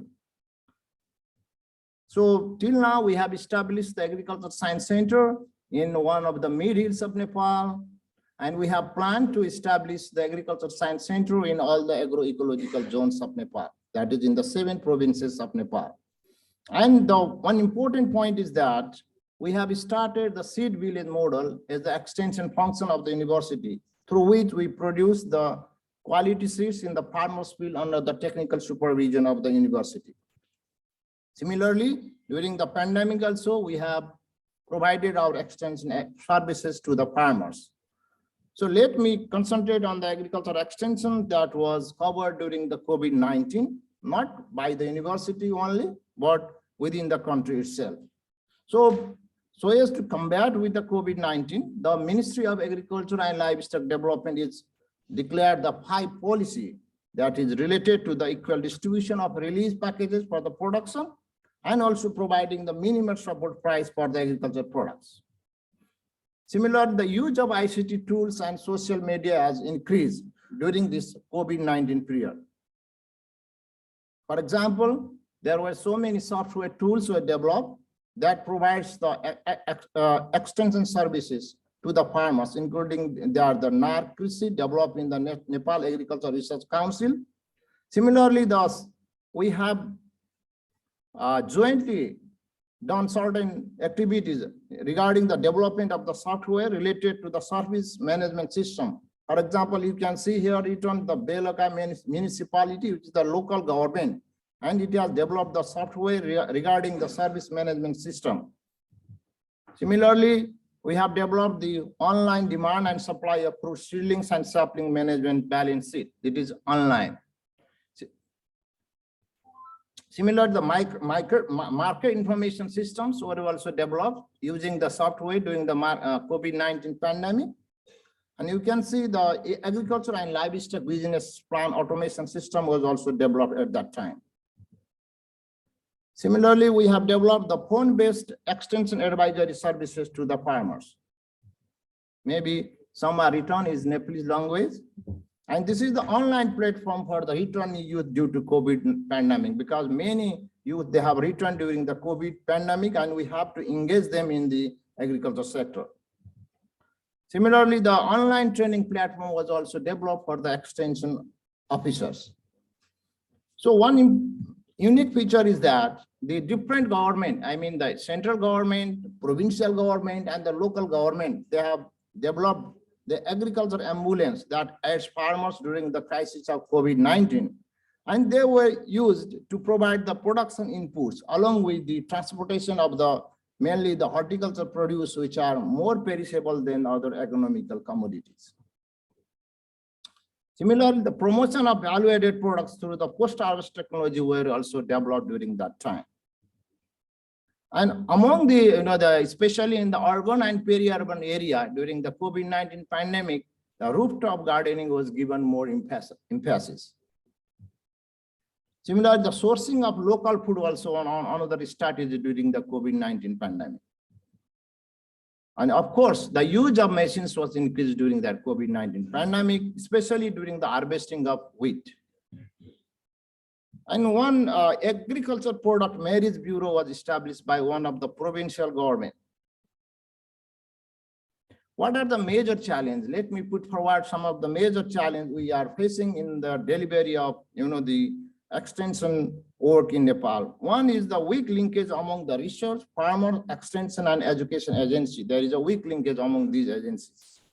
Poor extension service in terms of inadequate extension personnel, less professionalism in the extension, and current technical know-how is also very lacking, mainly with the establishment of the federal system. And there is a weak linkage among the three different tiers of the government. Resilience or mitigating the effect of climate change is also another challenge, and distraction of rural youth in agriculture is another issue. So, but there are still opportunities in the agriculture sector because there is massive awareness among the, especially among the youth regarding the adoption of agriculture as the enterprise. And there is introduction of modern concepts and approaches. Many educated people are now attracted towards agriculture with the adoption of new technology. And there is creation of stakeholder demand for the services.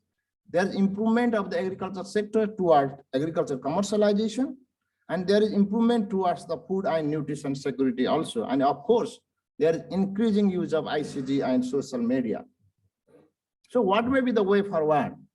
So one is that we are now establishing the linkage among the teaching, research, and extension agencies, which we call the RE-platform. Research, education, and extension. It is now established in the central government by the Ministry of Agriculture and Livestock Development.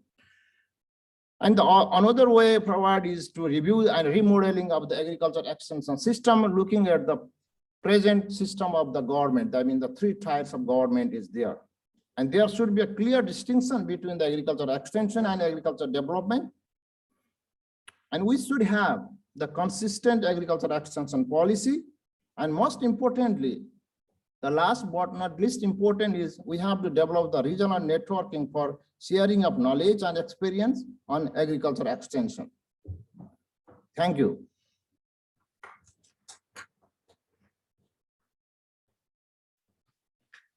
Thank you, Dr. Shestra, for giving overview of your university and focusing on innovative extension activities. Thank you very much. We'll come back to question and answers later. Now I request Dr. Hamidur Rahman from Bangladesh to share his views.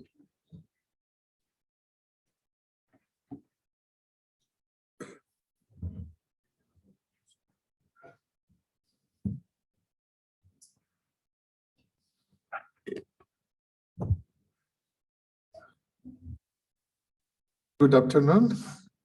This is my immense pleasure to be here and to present the country scenario of agriculture extension of Bangladesh.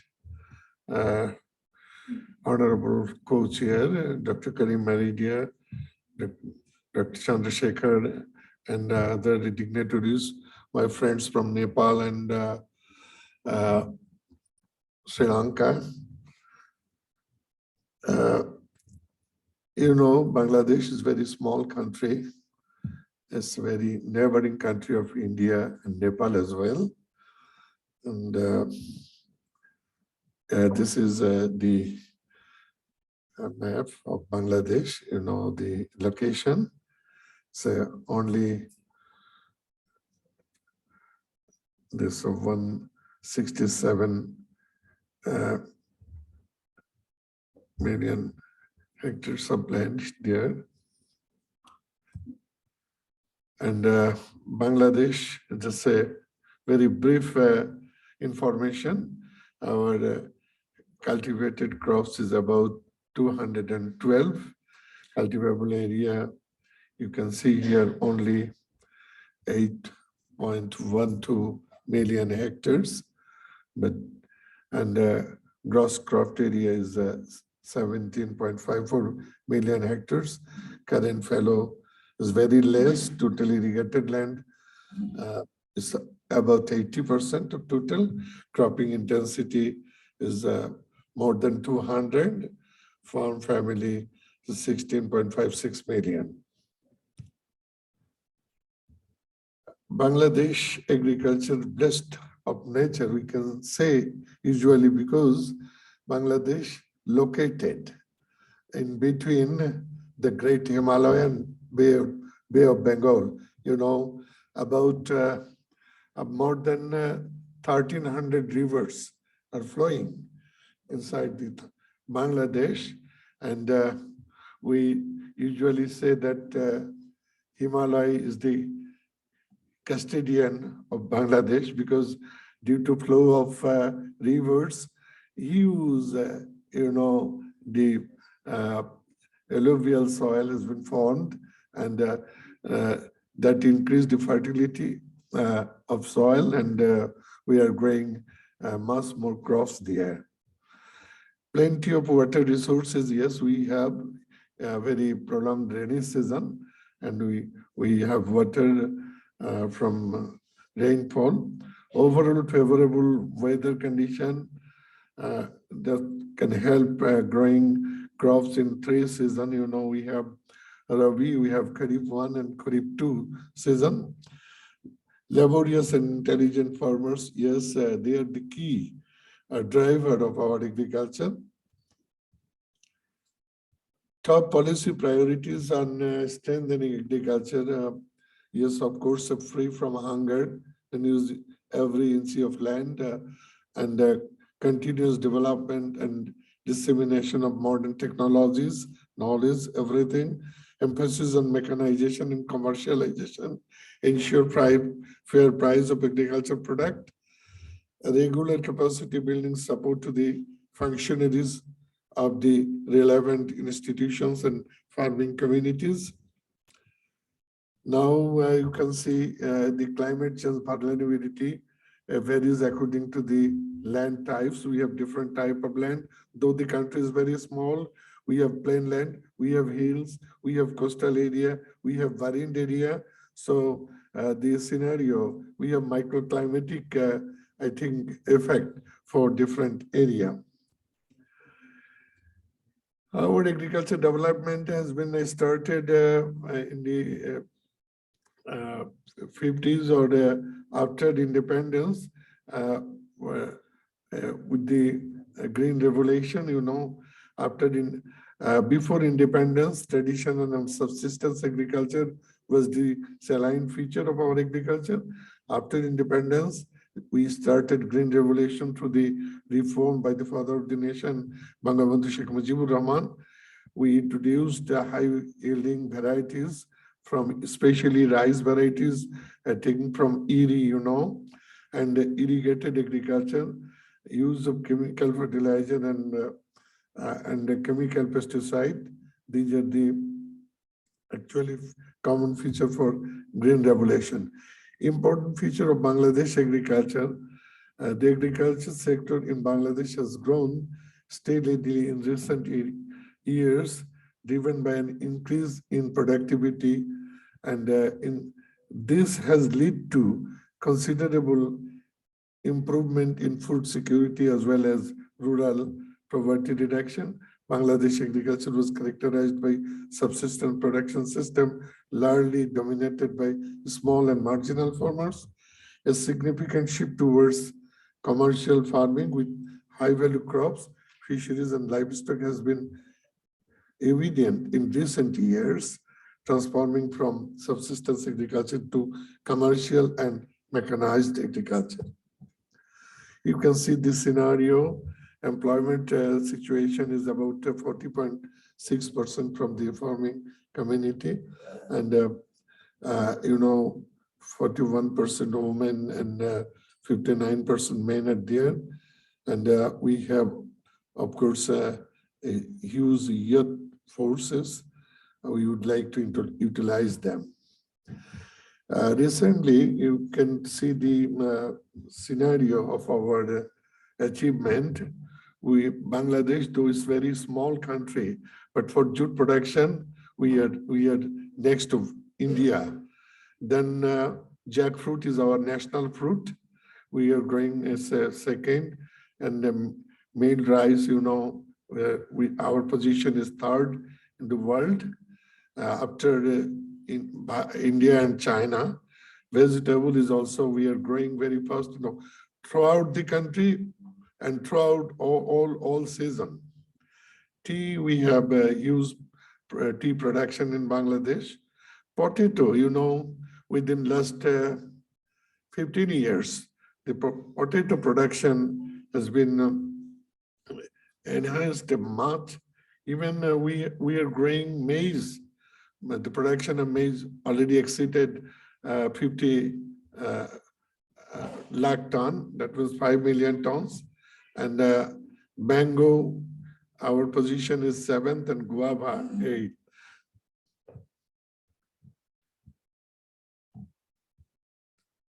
During our independence year, 1971, you can see we have 110 million hectares, 11 million hectares of cultivable land, but that has been reduced right now about, now the status is 8.7 million hectares. And in 1971, our population was 75 million. Now it is 175 million. At that time, we have huge food crisis, though the population is very less, but now we have exceeded that crisis in terms of production of food grain. We are growing about 40 million tons of rice right now. Existing agriculture policies and guidelines, we have huge policies. The country has taken huge initiatives for policy reform. We have National Agriculture Policy, National Food Policy, National Agriculture Extension Policy that has been revised in the recent past, and National Food and Nutrition Security Policy, Good Agricultural Practices we have started, National Agriculture Mechanization Policy, Bangladesh Plan of Action of National Agriculture Policy 2018, we have translated the policy into action plan, and we are implementing that action plan. National Integrated Pest Management Policy, we are practicing IPM since the 80s. We have Seed Guidelines, Fertilizer Management Act, Agriculture Marketing Act, Pesticide Act, Plant Quarantine Guideline, Plant Quarantine Act, then Seed Act, Groundwater Management Act, Organic Agriculture Policy, Soil Map and Fertilizer Recommendation Guidelines. We have nursery guidelines as well for supplying, quality planting material. Key factors for the growth of agriculture. We have achieved through this, adopting these factors: adequate policy and institutional support, development of competent manpower in agriculture sector, proper investment in agriculture, education, research extension, and quality inputs through institutional management. Special investment we have for improvement in maintaining consistent agriculture production and the small and for the marginal farmers. We call it pranodana. It's a kind of subsist a kind of support to the farmers. It is it is not subsidy. Let us call it is a kind of inspiration grant to the farmers. Modern variety and technology of different crops we have.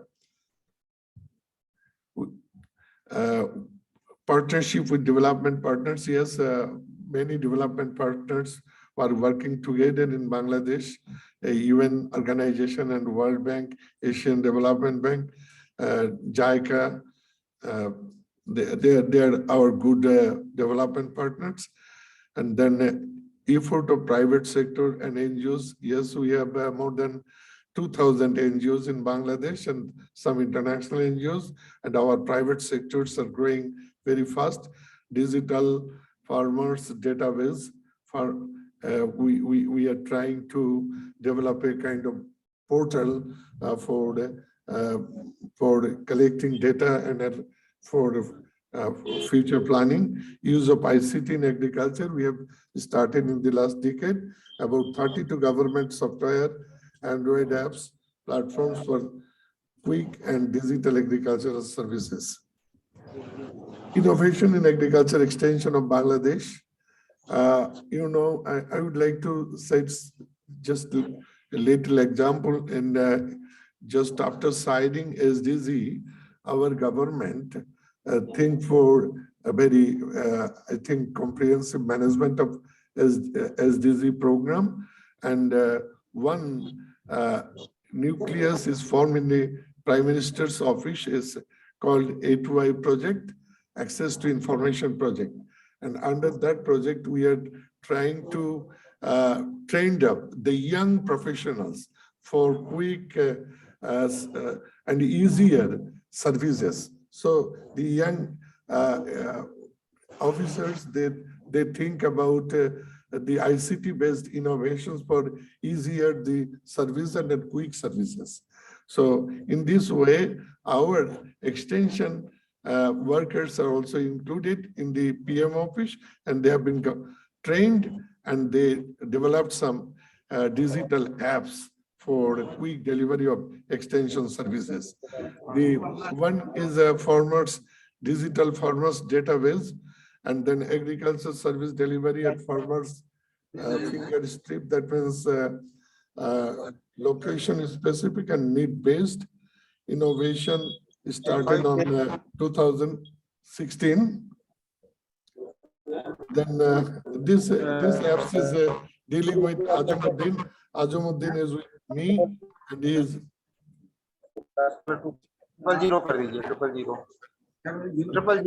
Some disturbance of mute करिए. Somebody.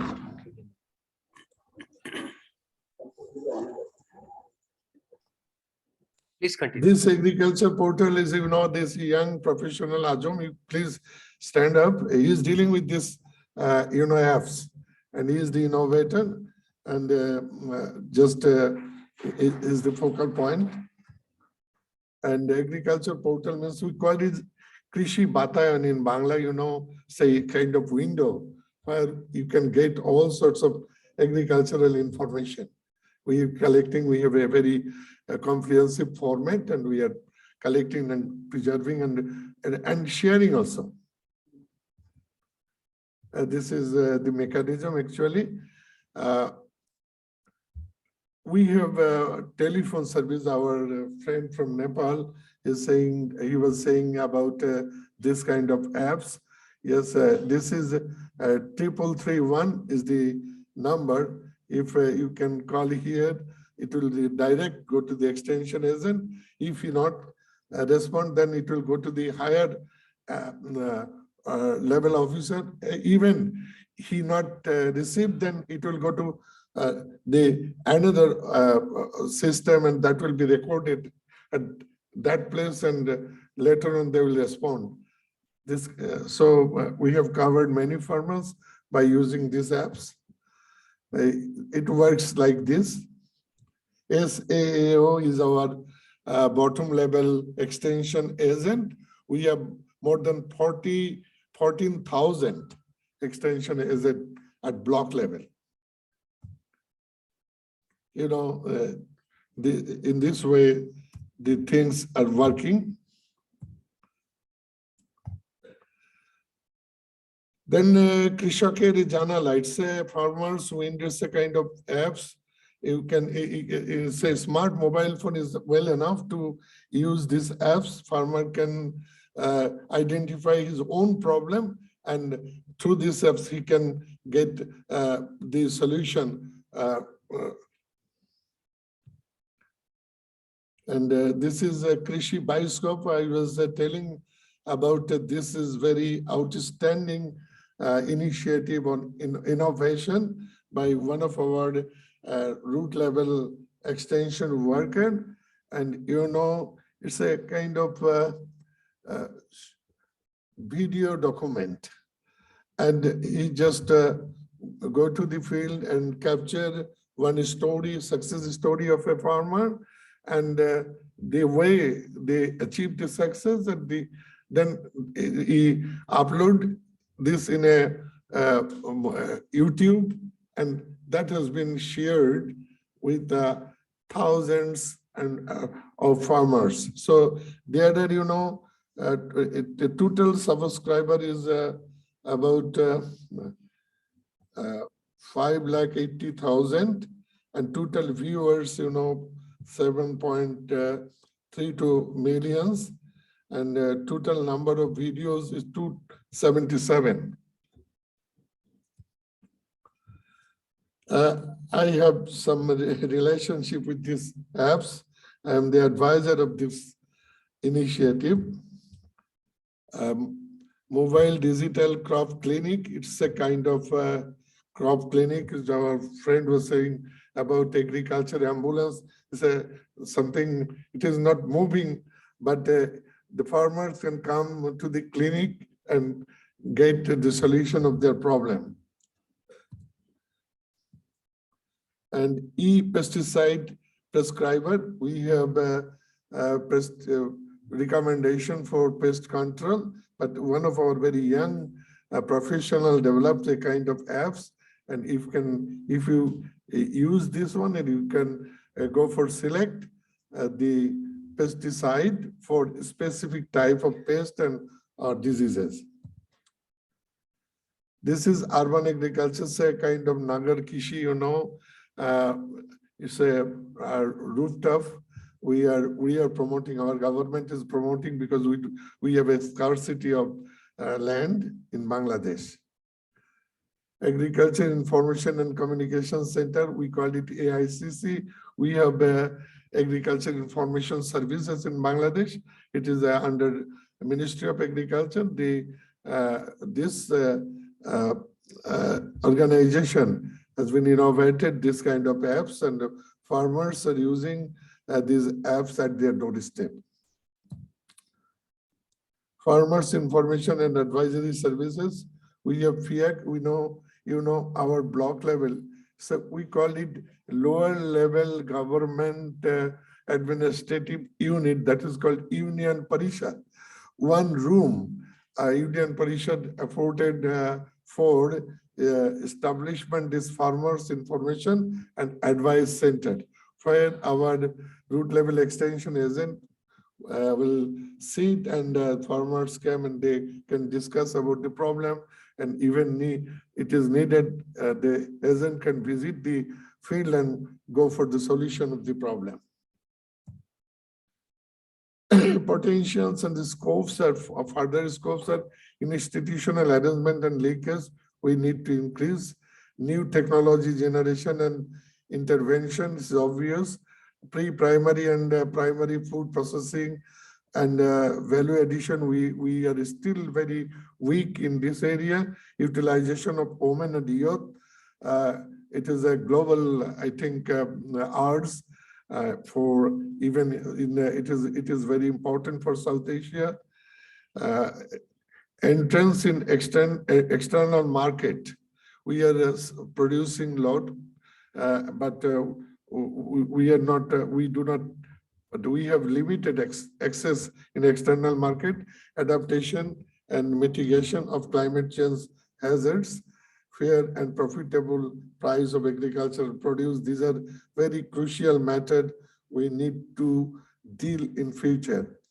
The major challenges of crop agriculture of Bangladesh is the declining agricultural land. You know, we do not have much more cultivable land in Bangladesh. Increasing population, it is growing very fast. Landless, marginal, and small farmers are major. So the farm size is shrinking and shrinking. It is not very good for healthy production. Declining soil health, it is very, very important issue. Unavailable irrigation water and inefficient management of it. You know, we have a irrigation system in our Bangladesh, but we need to improve the management and use efficient use of irrigation water. Ensure population and production supply of nutritious and safe food for all. It has been written in our constitution. It is the priority area of the government. Ensure fair price of agricultural products. Cope up with climate change hazards. Small and fragmented agricultural lands. Then retention of labor force in farming occupation. It is a very remarkable area. Yes, sorry, we'll get few slides, we conclude. This is a very significant that our farmers are going to other occupation, where we have to retain them, non-judicial use of quality agricultural inputs. So we can see the way forward. How can we proceed further? The relevant ministries and institutions will develop and implement action plans by fixing realistic target based on the following vision documents. We have SDG document, we have Vision 2021, we have Vision 2041, even Delta Plan 21,000. We have already planned, and we would like to make synergies for implementation, and coordination as well is very important in this regard. Implementation of action plans on latest agricultural policies, adopt and coop up strategic and action on climate change hazards. Then emphasis on mechanization and commercialization, emphasis on community-based agricultural production, processing and marketing, support to adequate institutional capacity building and manpower development, market reforms and establishment of useful marketing system, use of strength of ICT and 4IR related technologies. Thank you very much for your patience hearing. Thank you, Dr. Rahman. Apart from innovations in extension, you gave a complete overview of Bangladesh agriculture. Thank you very much. Now, request Dr. Gunasingam Manikuntan from Sri Lanka to share his views.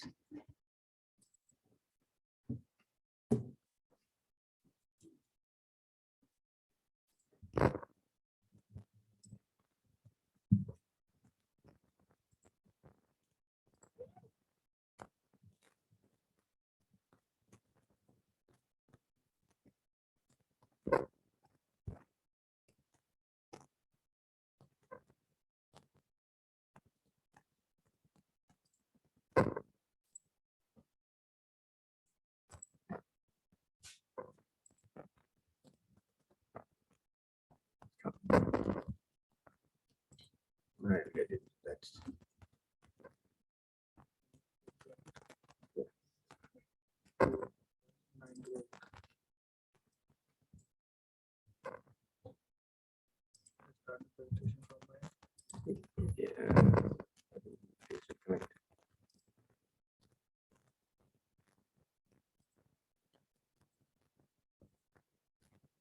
okay.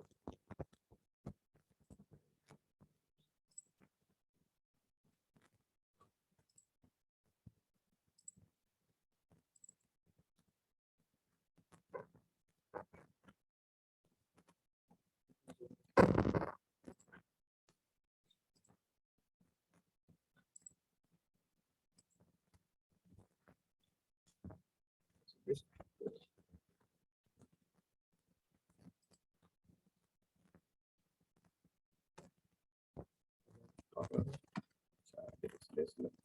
can yeah, shall I bring it to the access basis?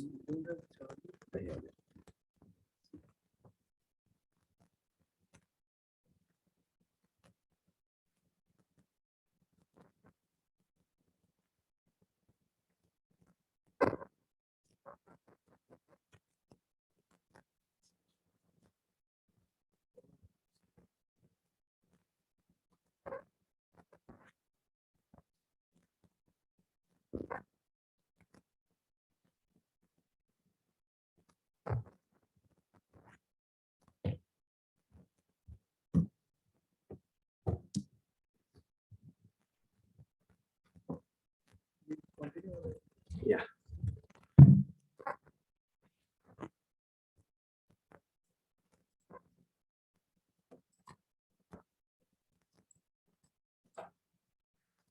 Good afternoon, ladies and gentlemen, the chair, co-chairs, and respected dignitaries in the chair, in the podium, and my colleagues, Professor Karim, ladies and gentlemen. My role is now minimized even to 10 minutes. I hope I will try to finish it as early as possible. This is what I would like to brief, particularly on agriculture extension in Sri Lanka. And I like to brief on that few things, and it has been given in the title, current status, challenges as well as opportunities. Sri Lanka system, we have in Ministry of Agriculture, under the Department of Agriculture, we have Research and Extension Wing, and we have a national level extension and training center, then the provincial level, then it goes to district level, and finally the agriculture instructors. They are the people, they meet the farmers and they deliver the information. And in some cases where the village level, the Grama Niladaris, they also even partly involved in that. We have 9 provinces, and every province have their provincial directors, deputy directors, and under them in the extension, we have agriculture instructors. Of course, those are the rangers, and that directly reach the community, farming community, especially in organizations.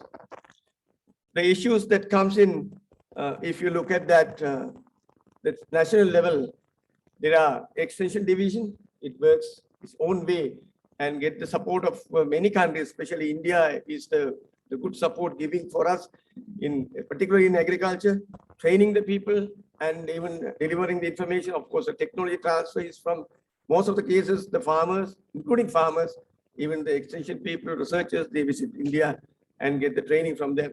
We have an education division, agribusiness counseling cell, training division as well as examining division. Let me focus on that. The CADA position that gives you a simple example there. The presently the CADA position is very weak in the extension system.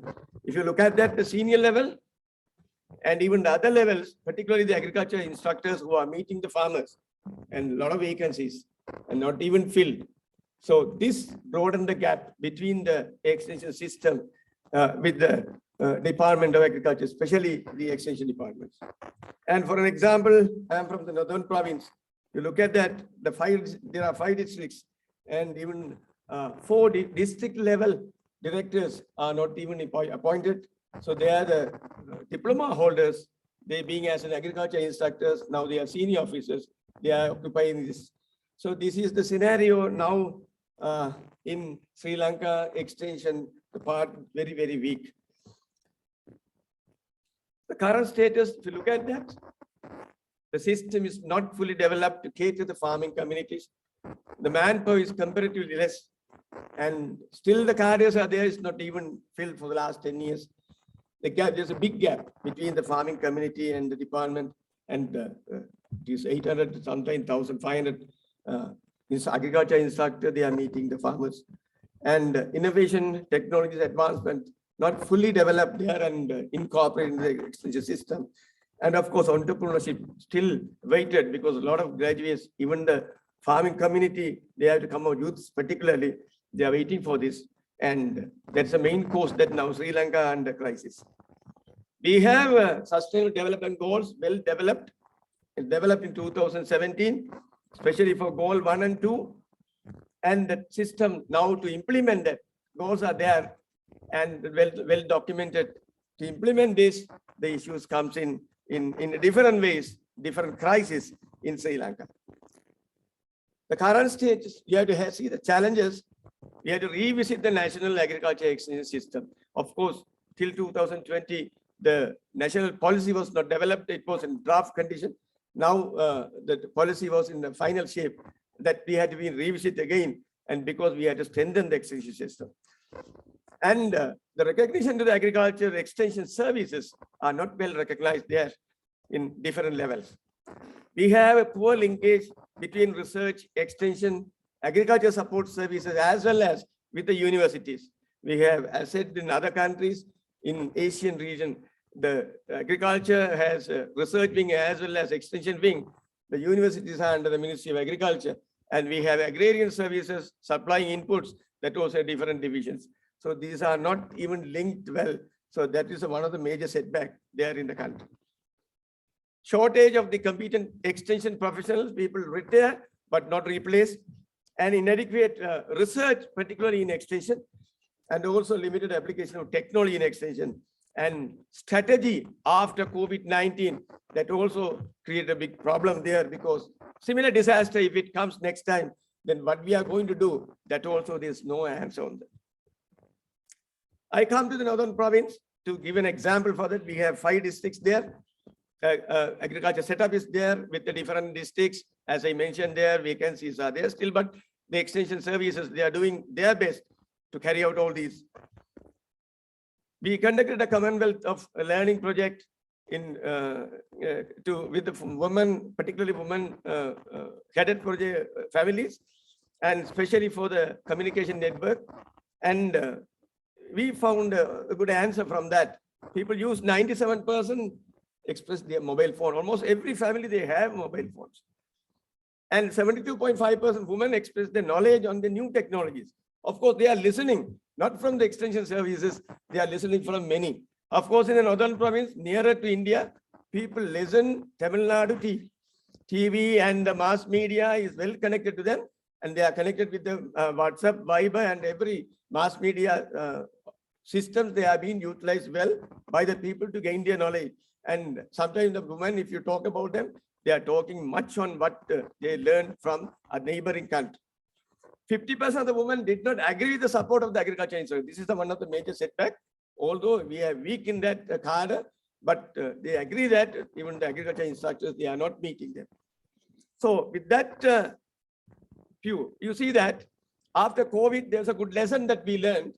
Every family, they started having their own home garden.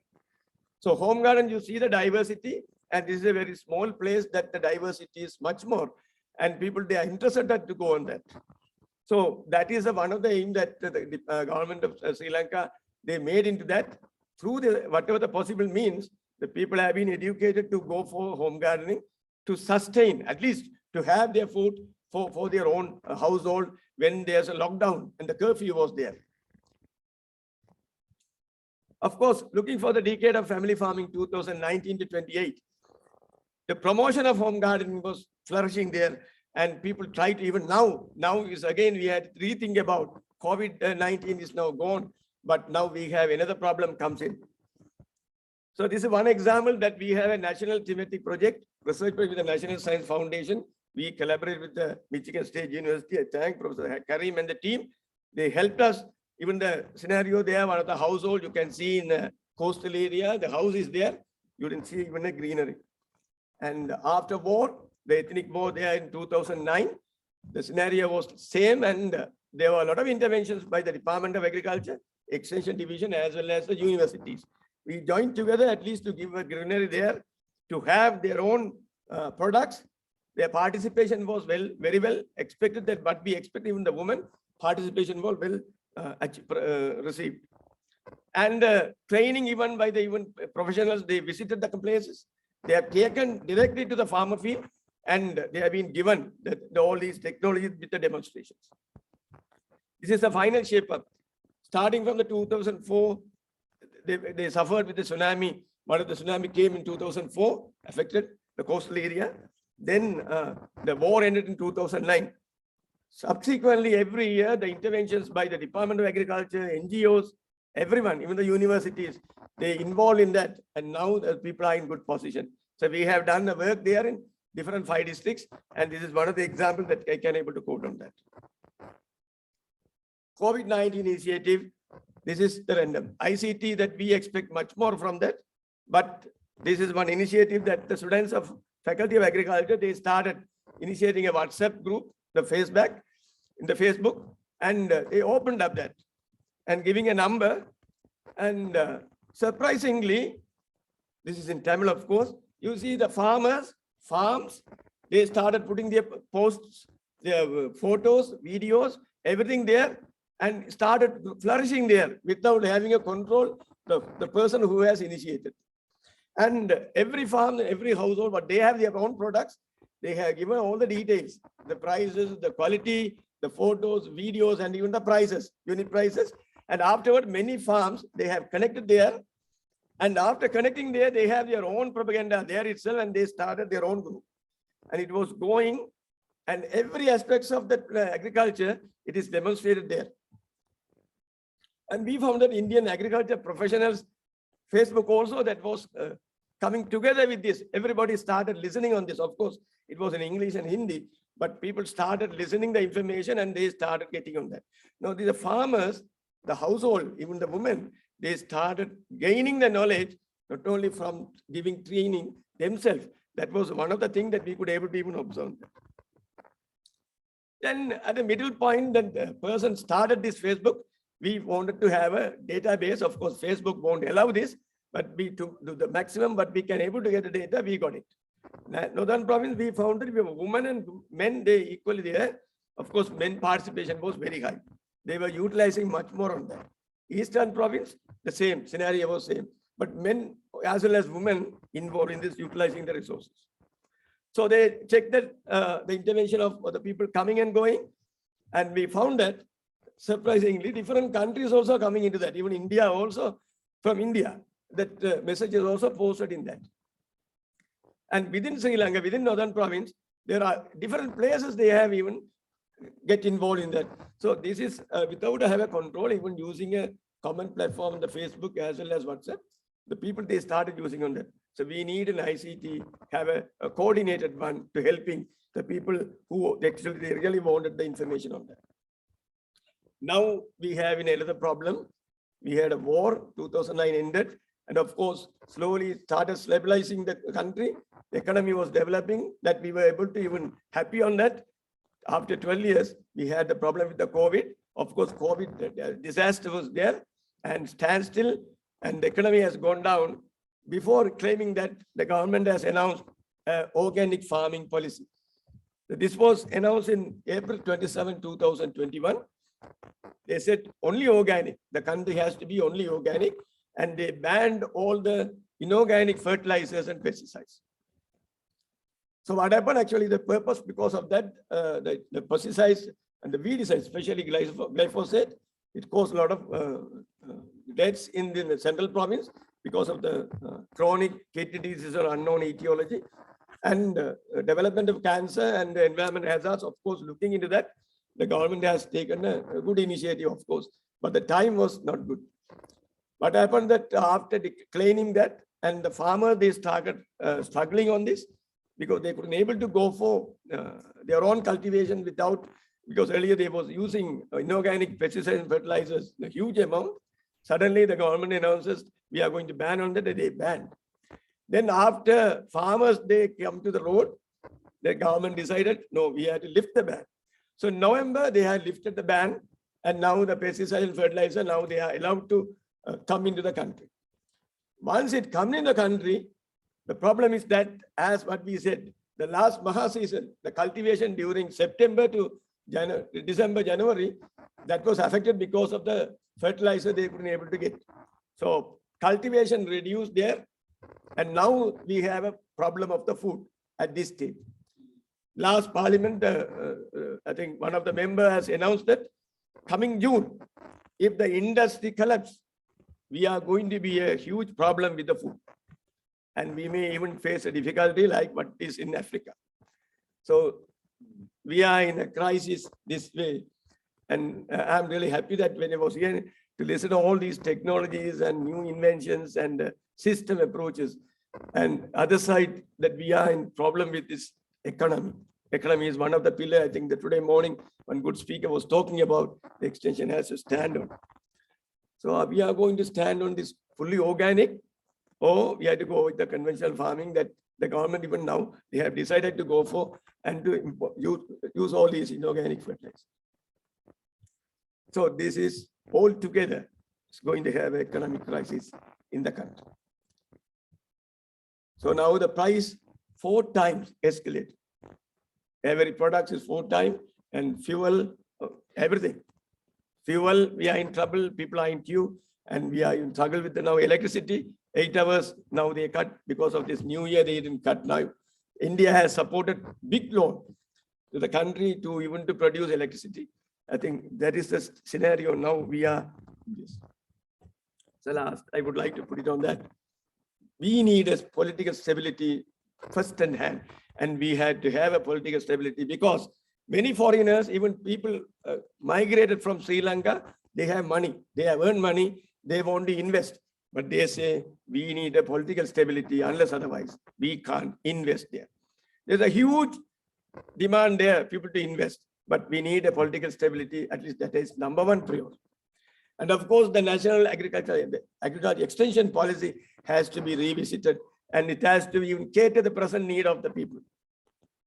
Technology transfer, and we have a technology graduates now coming out, they are going to compete with the agriculture graduates as well.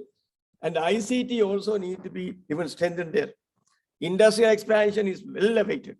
Of course, there's a possibility there, and entrepreneurship, that is what expecting more from these people who are actually working, particularly the people who are going to invest in agriculture and to do agribusinesses, that they are expecting on this. But the government has to have a framework on this to give a positive thought on that. And of course, foreign investments, there's a big, huge possibilities there for us.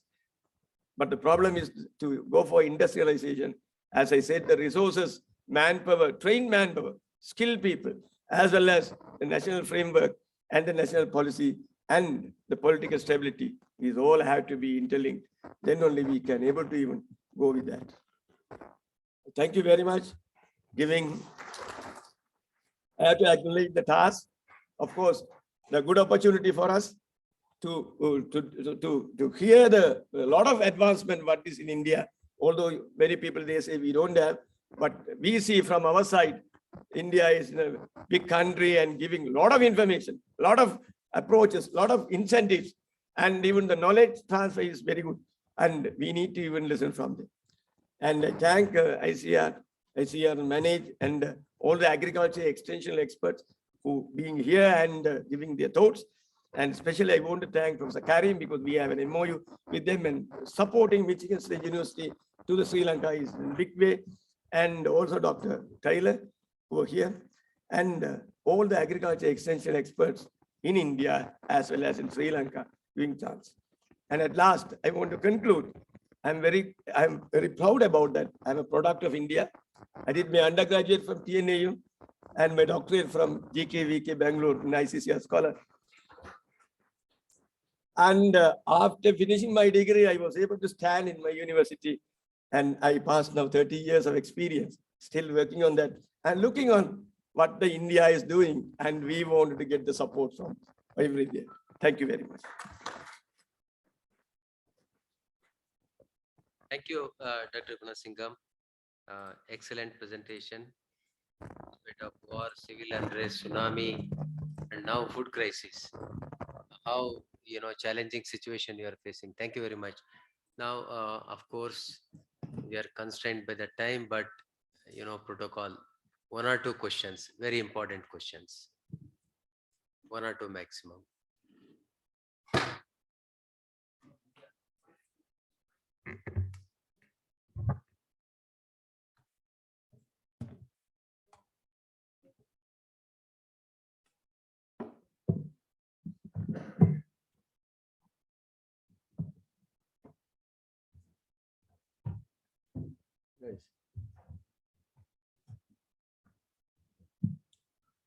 I'm sorry, I'll not take much time. Kareem, I will not take much time. But since there was a presentation from Nepal, I like to congratulate him for Dr. Paroda was the Director General and Dr. Balram Jakar was the Agriculture Minister, and I had taken over as a member in the ASRB. After few months, request from Nepal came that they want to make an agriculture university. Request was from Mr. Bhandari, the then Prime Minister, Communist government. And so Dr. Paroda and Dr. Jakar called me, कहने लगे doctor साहब आपको नेपाल जाना है. I told them I have not been here for a long time. I have joined ASRB only few months back. नहीं आपको तो जाना पड़ेगा, नेपाल की रिक्वेस्ट हम मना नहीं कर सकते. Then they invited myself and my wife by name earlier, and they said that they want me. So we went there. Dr. Paroda said that I carried the act and institutes and courses and curriculum of the 3 agricultural universities, which I headed as Vice Chancellor. So I worked with the education department there. Agriculture University was with Agricultural Education Department, not that time. And Dr. Bhandari was the Prime Minister. Communist government was there. So I have been working there and we stayed in the Ambassador Hotel. So one fine night, Mr. Bhandari was, क्या बोलते हैं, suspend कर दिए गए, क्या कर दिए गए. And he called me, कहने लगे Dr. Singh, you have to go back to India. I said, sir, why? बोले, I have been, क्या बोलते हैं, suspended, क्या बोलते हैं, something happened to him.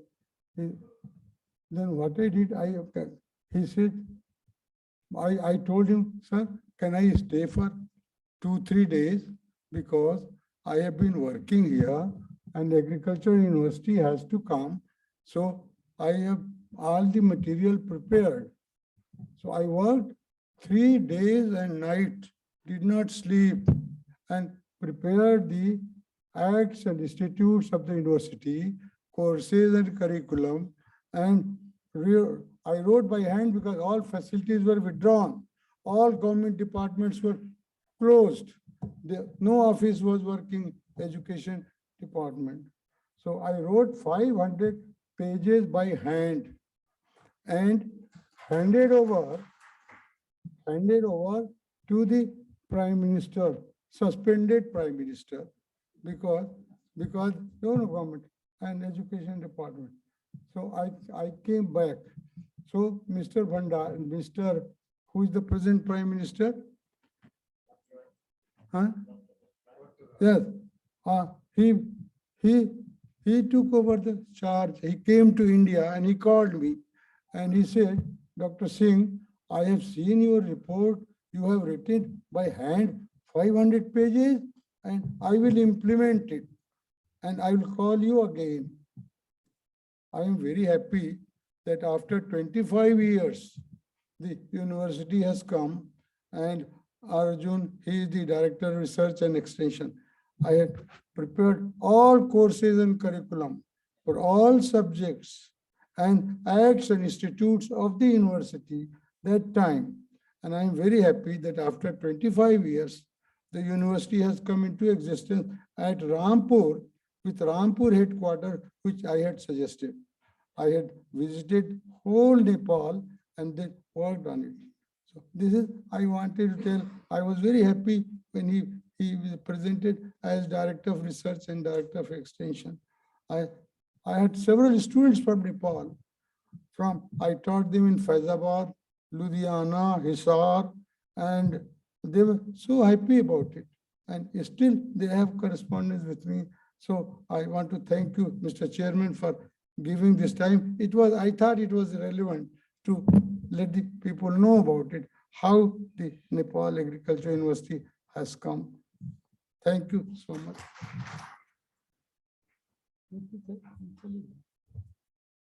Thank you, sir. Thank you for sharing your very valuable experience. It is showing a agriculture university, so it is not easy. Thank you, sir. So maybe one question. Any clarifications? So thank you very much. I request Dr. Karim Maradia to share his views. Thank you, Dr. Chandrasekhara. I think we had an excellent session. I think we can see countries here in South Asia, they're all at different stages, right? But there's unique aspect in each of the countries. So I think it was nice to hear. The other thing that I really was impressive that even though we were in COVID for 2 years, none of the extension services stopped. All of the countries made efforts and these services were continued. And hopefully we will capture these unique aspects of COVID-19 period into the proceedings that come out so that hopefully those could be used for future pandemics and others. And we want to congratulate all the 3 countries, Nepal, Bangladesh, Sri Lanka, for nice presentations. And I know all of you are busy, you are in senior positions, but you were able to find valuable time. So this is what I mean by Michigan State University and our regional approach. Even though we are land grant university, Dr. R.B. Singh is here. He always calls us World Grant University.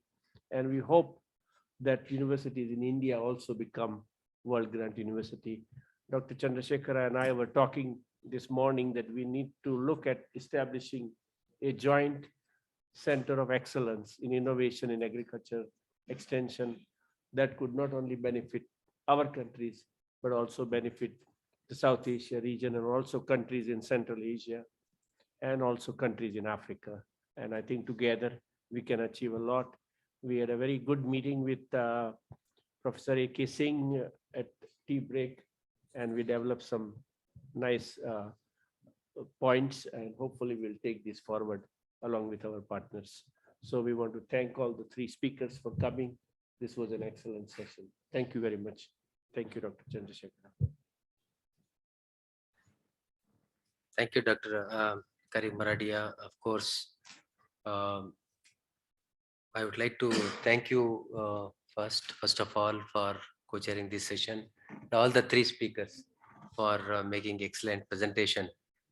We are talking about regional partnership. If you are in crisis in agriculture development and extension of extension, probably we have to look at our neighbors. Lot of experiences are available, success stories, failure stories. We can just look at our neighbors and we can strengthen our extension system. I just quote just 1 or 2 examples. See, one batch from Afghanistan and Uganda, they visited Manage, and we were running a program called a postgraduate diploma in agri extension management. So it is in situ upgradation of their skills and knowledge. So it is very cost effective. They need not go for a seat of higher knowledge, but they can sit in an office and in their own phase they can upgrade their knowledge. After going back, the Afghanistan government and Uganda, they approached through Indian High Commission, and we implemented this postgraduate diploma in distance education program in agri extension management in both the countries. It's a very cost effective mechanism and they got benefited. In another program, one of the Kenyan participant came to India, participated in a program and saw how Kisan call center in India is working. We receive around 40,000 calls every day. And that lady promptly after returning back, she is from a place called Nukuru County in Kenya. And she started Farmers Helpline. That is the, the power of capacity building. And this power lies with all, not only in India, in all the neighboring countries. You shared a lot of examples, starting from Nepal's projectization approach and Bangladesh Agriculture Information Communication Center, which is operated by farmer. And of course, Sri Lanka, in spite of war, civil unrest, tsunami, now food shortage, the extension is working, for helping the farmers. So in difficult, situation, how extension can work, that is demonstrated by us. So thank you all. I'm sure that this gave a lot of insight and exposure to the opportunities for regional partnership, and we have to take it forward. All important players are here, and I would like to thank TAAS for this opportunity given to me. Thank you very much.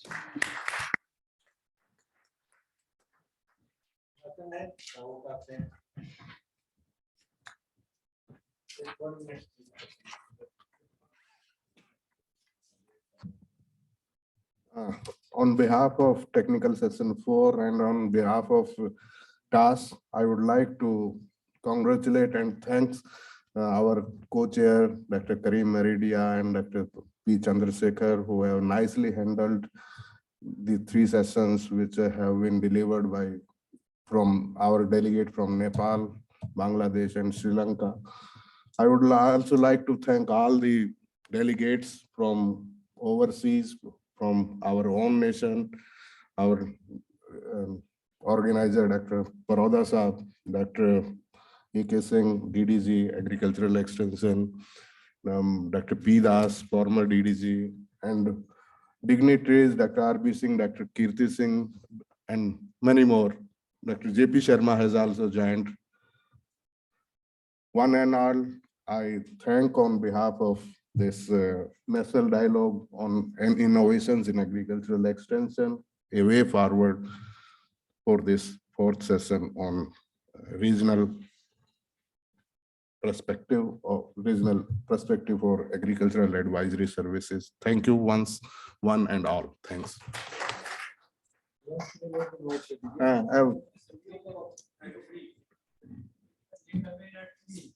Yeah, we can come back by 3 for the last session, and we can break for half an hour for the lunch.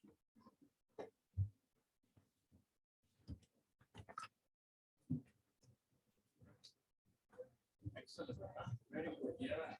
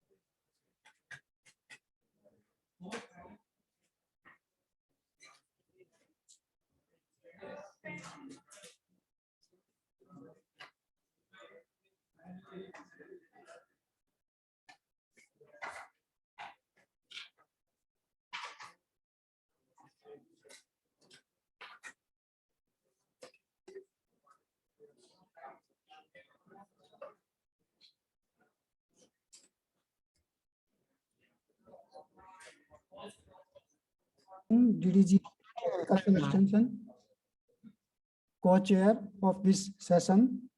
I will also request the distinguished panelists, Dr. Ajayveer Jakar Saab and Dr. J.P. Sharma, Dr. Mr. Yogesh Thorat, and Dr. R.N. Padaria to kindly come on the dais. And 2 other distinguished panelists will be joining this session virtually, Dr. P.N. Mathur and Dr. Suresh Babu. So I take this opportunity to welcome all of you to this session.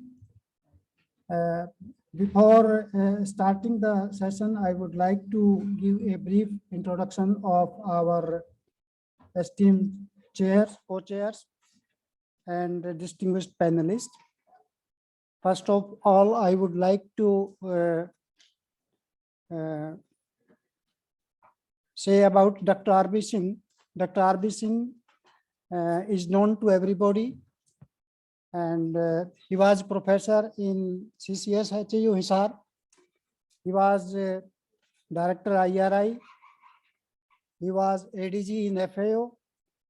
He was chairman ASRB, the chancellor CAU Impal, and he was former NAS president.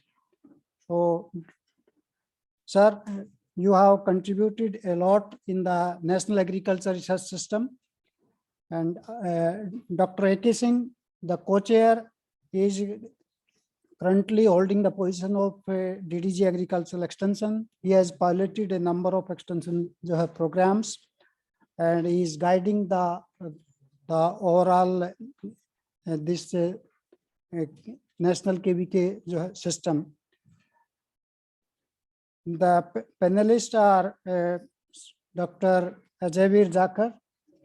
He is a crusader of farmers' empowerment in the country.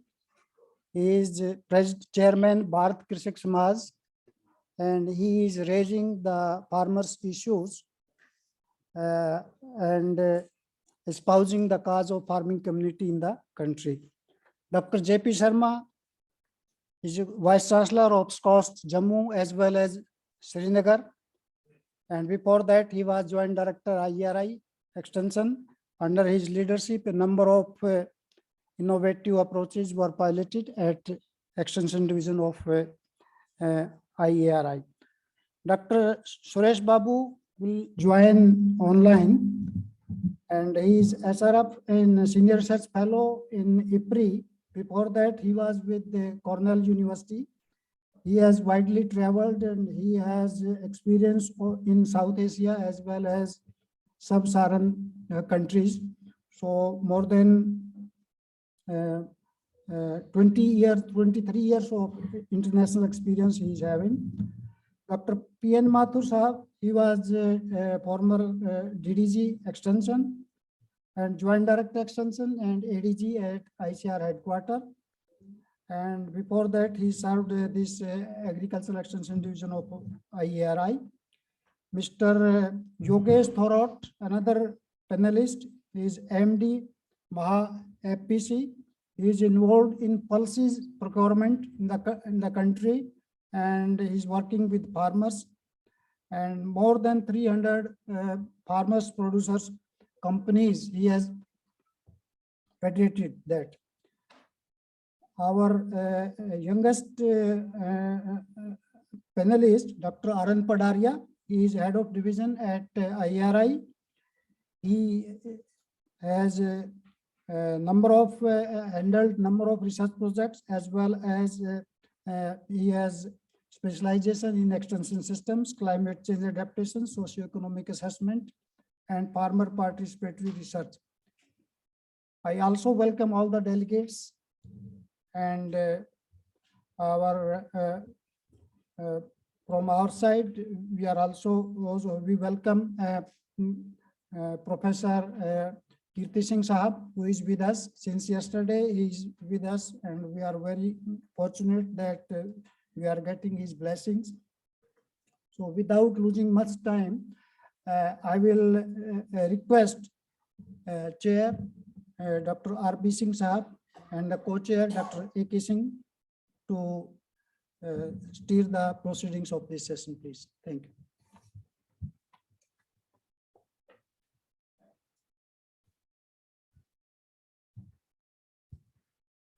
A very good afternoon to each one of you, friends. Professor A.K. Singh on my left, Professor Parouda, Kirti Singh Sahab. Sorry for this. Very sorry for this. Distinguished participants, ladies and gentlemen, we have divided our responsibility Professor A.K. Singh will be conducting the meeting, and he will give me an opportunity towards the end to say a few words. So I request Professor A.K. Singh to kindly proceed with that. And we look forward to maintain the time, hopefully, because we are already on the later side. So I'm sure each one of us will be cooperating with each other in the process. Thank you. Thank you, sir. Good afternoon to everyone, respected Professor R.B. Singh ji, and very elite panel sitting here, and distinguished Professor Kirti Singh ji, respected Dr. Paroda ji, and all colleagues who are here. Now we have got a very distinguished panel, and time is a constant with us. So to be very focused, I will request that we have to give 5 minutes each to each panelist. And thereafter we'll have some time, and then we can discuss also if need be. So to start with, I will request Dr. Praveen Rao, Vice Chancellor, PJT SAU. Are you here? He is not able to. So next I will request Professor J.P. Sharma.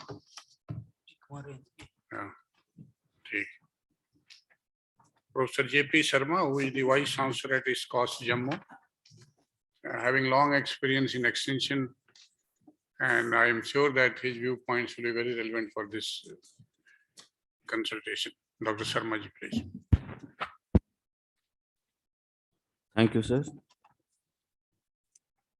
Honorable R.B. Singh Saab, Chairman of the session, Co-Chairman Dr. A.K. Singh Saab, DDG Extension,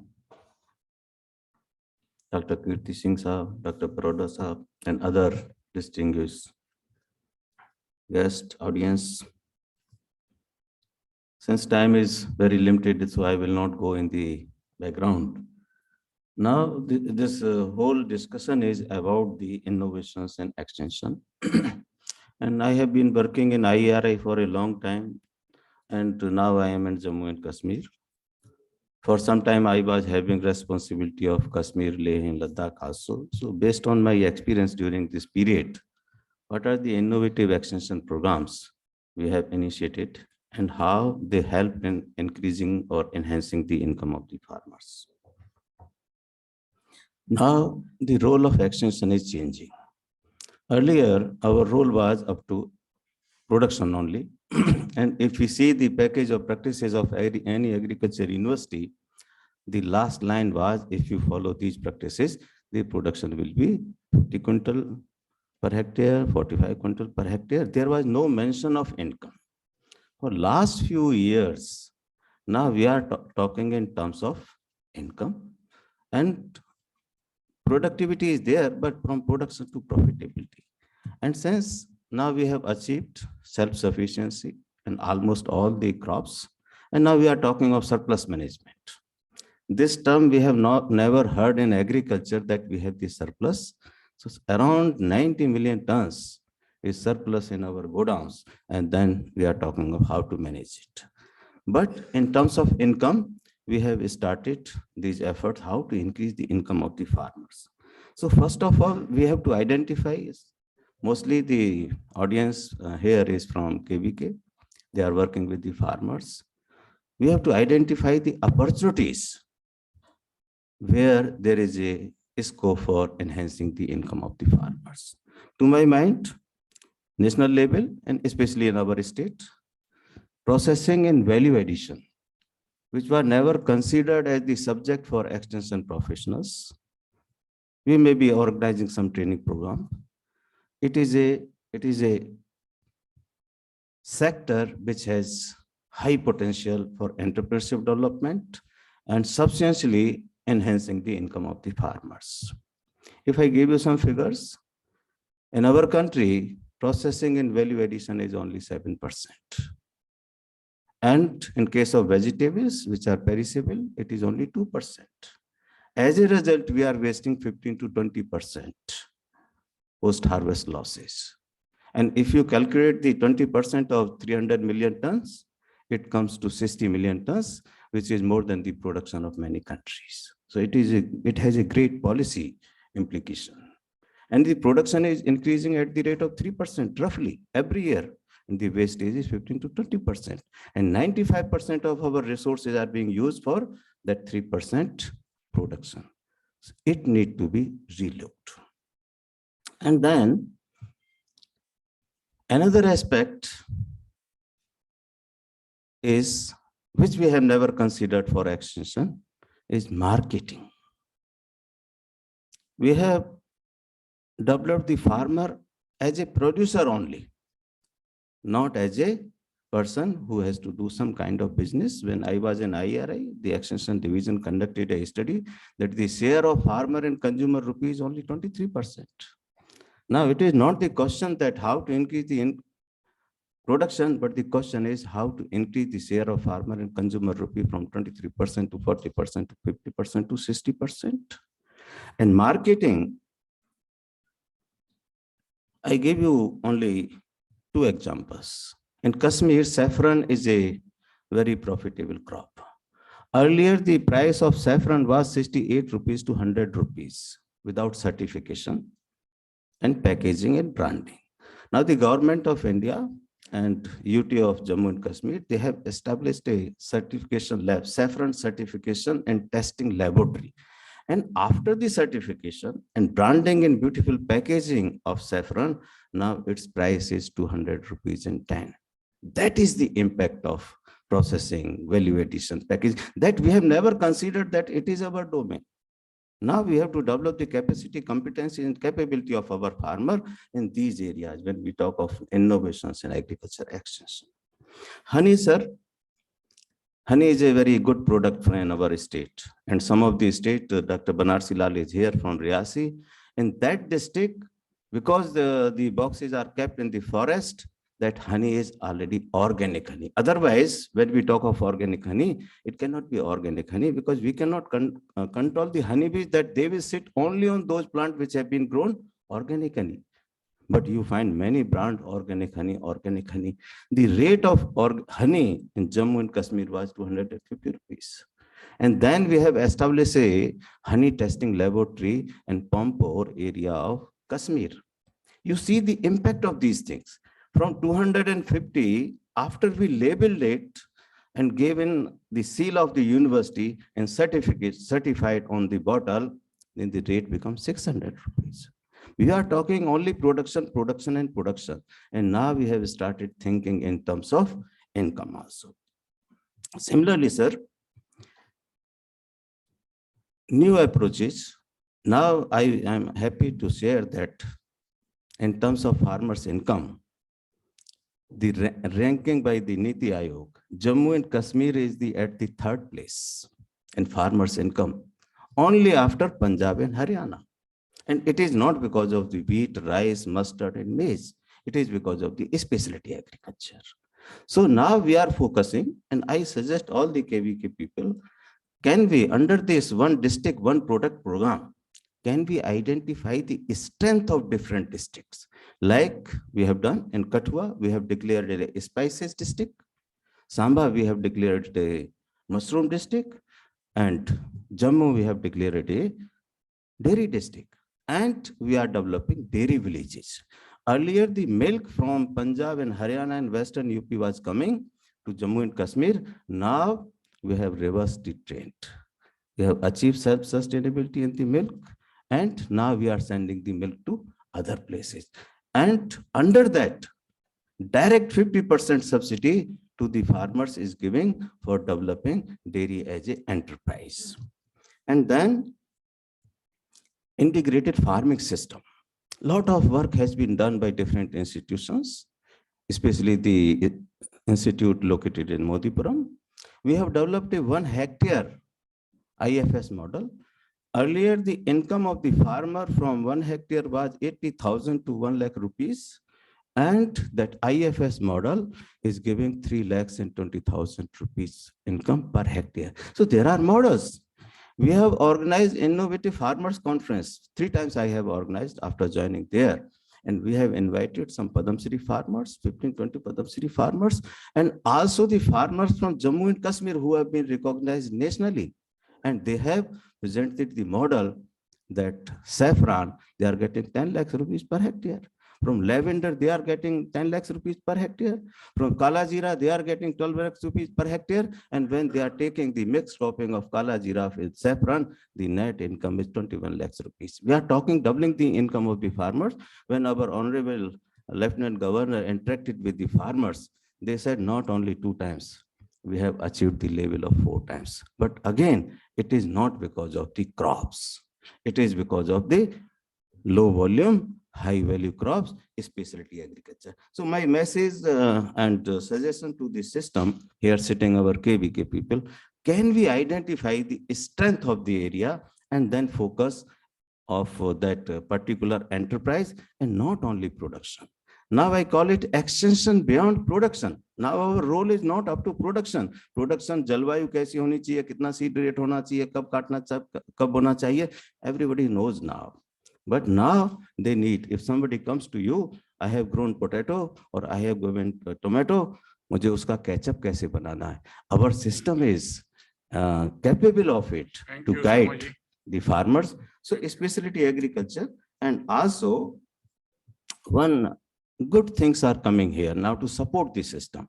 Under Atmanirbhar Bharat, there is an allocation of 1.65 lakh crores rupees, and it is not for production. It is for startup. It is for formation of farmer producer organization. It is for infrastructure development at farm gate. It is for processing value addition, fisheries sector 20,000 crores, animal sector 15,000 crore, medicinal plant 4,000 crore. So now we have to take advantage of these things. Since the time is very less, I again thank the organizers. Thank you very much. Thank you very much. Citing some examples from J&K and also your long experience based points related to processing, value addition, farmers' income, specialty agriculture, startups and FPOs. Thank you very much.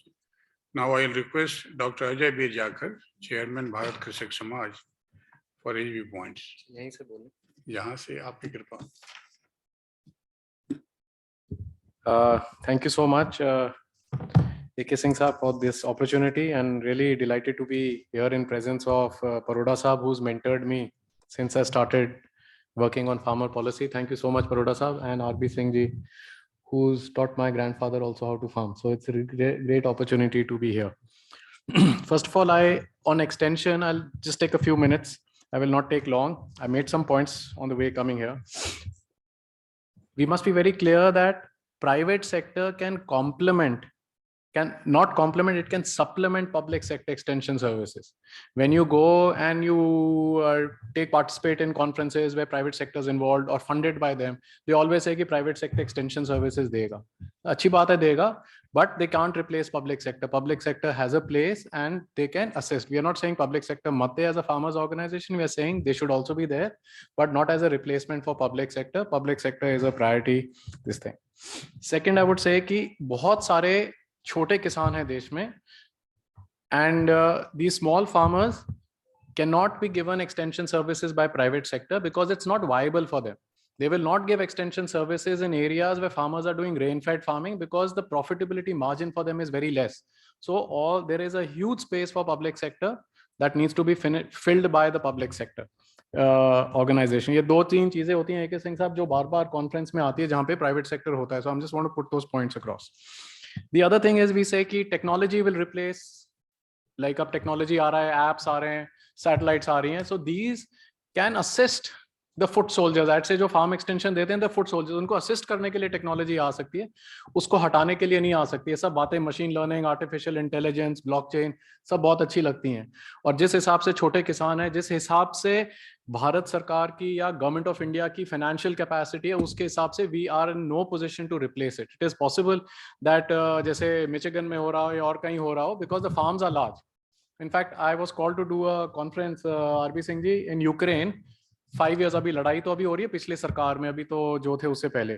तो उन्होंने मेरे को बुला लिया और वहां बोले कि स्मॉल फार्मर कॉन्फ्रेंस है. तो मैं जाके वहां पूछा तो मैं स्मॉल फार्मर होता क्या है, तो बोला कि anyone who has less than 5,000 acres is a small farmer. तो हमारे तो हिंदुस्तान में एक भी नहीं है लार्ज फार्मर. सो कहने का मतलब है कि what we hear, what we read, आजकल Google पे, internet पे, people go copy paste stuff from the US and other places, and then they come and try and impose it on us.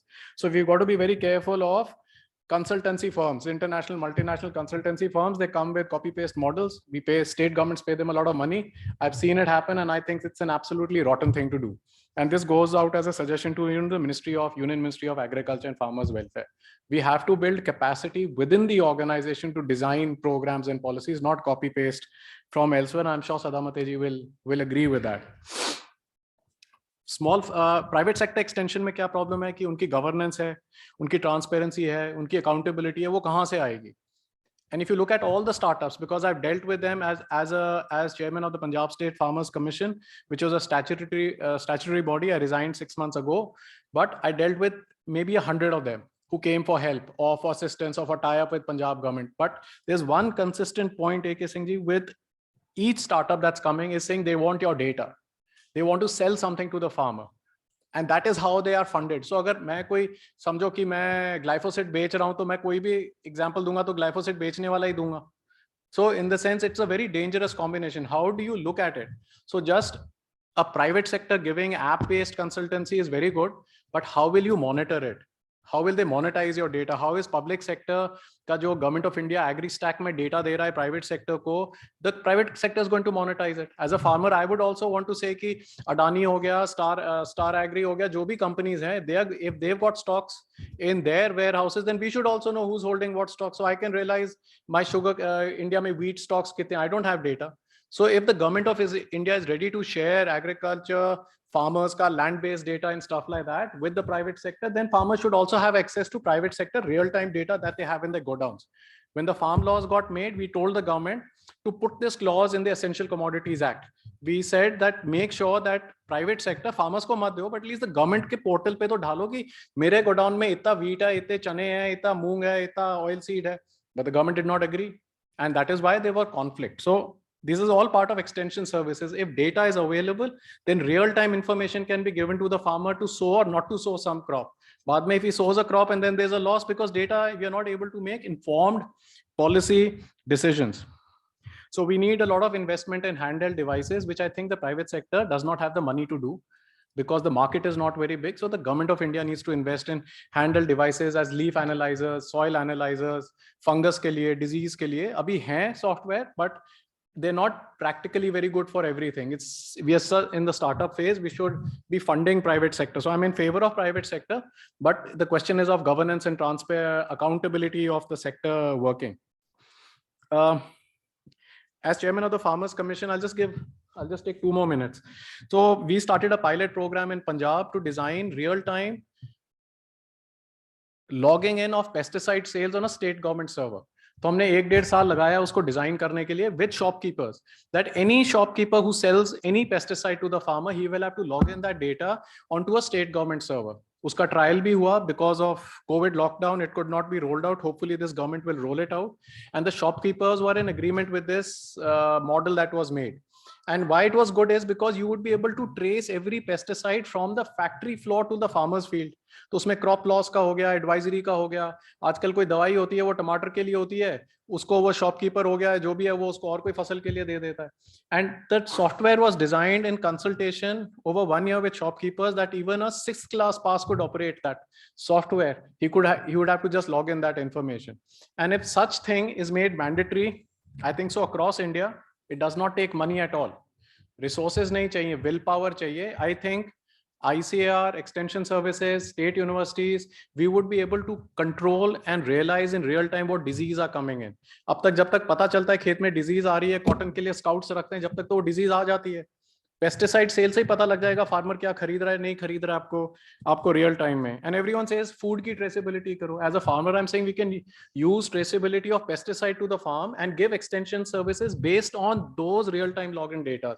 That call center पे someone can call to him. So there is a huge scope for this. It will also help in reducing use of pesticides. It will help in crop insurance also. कि आपने फसल बोई है कि नहीं बोई, all those things can happen. And animal husbandry extension, I don't know if it's a part of this conference, but I think जैसे कहते हैं ना allied agriculture activities, I think that time is gone. आजकल allied allied is not allied, these are main activities. पहले हम कह देते थे allied agriculture में ये सारा कुछ allied में डाल देते थे animal husbandry वगैरह को, वो नहीं है. They have a place of their own, and extension services for animal husbandry sector is very limited. And AK Singh Saab, at no stage am I pointing a finger at the central government on this, because I personally, as a farmer and with my experience, think it is the responsibility of the state government to give extension services. KVK is there only to assist them. They hardly have any staff. अब problem क्या है कि जो extension service वाला आता है उसको तो आप डीजल का तो पैसा नहीं देते हो किसी के फार्म पे जाने के लिए. सदामते साहब, आप 4 लड़के रख लो और उसको बोलो कि अपनी जेब से जाओ, अजय जाकर के फार्म पे विजिट करो, तो कौन जाएगा? You understand? So there is inherent flaw on funding programs. So we've been suggesting to the government, Arun Jaitley ji के टाइम भी मैंने उनको बोला, पर्सनली जाके बोला, प्री बजट कंसल्टेशन में बोला, निर्मला सीतारमन जी के भी प्रेजेंस में सारे एग्रीकल्चर सेक्रेटरी साहब थे, सब थे, कि जो एक्सटेंशन सर्विसेज है उसके लिए the ratio of state and central funding should change to 90-10 as it is for north east India and as it is for hill states. It can not be 60-40. See, central government बहुत कुछ कर रहा है, but I think state governments के पास पैसा नहीं है एक्सटेंशन देने के लिए. They are all literally bankrupt. And without extension, we'll be using more pesticides. We'll be using wrong pesticides. We will be increasing cost of cultivation. Will be that one health whole concept goes down. So to the point of not becoming a rebel and being an activist, I don't want to go beyond that point, but I would generally say to the government as a suggestion, keep specifically for farm extension, let's change the ratio from 60-40 to 90-10. In one of those pre-budget meetings with the finance minister, they also said कि जो center state relationship का ये जब इन्होंने fiscal change किया था कि center 42% devolution of funds होएगा, something like that to the state government, कि that committee will decide. I said अगर central government फालतू देना चाहता है कोई state मना थोड़ी करेगा. But that is the heart of the issue. We need to put in more money. Talk will not get us there, and it can be done. So I'm here to answer any questions, and if I've hurt any feelings, I'm really sorry, but I just thought it needed to be said. Thank you. Thank you very much, and Dr. Jakar ji, very rightly, and as always, you have been speaking on behalf of farmers. You have mentioned about the public and private partnerships, and we do realize that we talk much, but on ground it doesn't happen that much in case of partnerships. Local capacity, again, you have made a point that it has to be enhanced, and accordingly our whole strategy has to be chalked out. And funding, one issue you have raised, which is very pertinent. And in many schemes also we feel, sometimes back it was also advised that KVK should be made in the partnership funding from the states and central government. Somehow it is continuing 100% Government of India funding. And that's why probably they are doing good work. So thank you very much. Now, may I request Dr. Suresh Babu, who is from IFRI. Have you joined, Dr. Suresh Babu?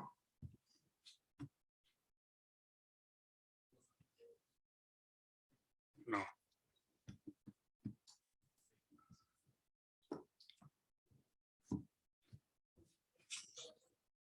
Dr. Suresh Babu, please, if you are there. Checking the participants.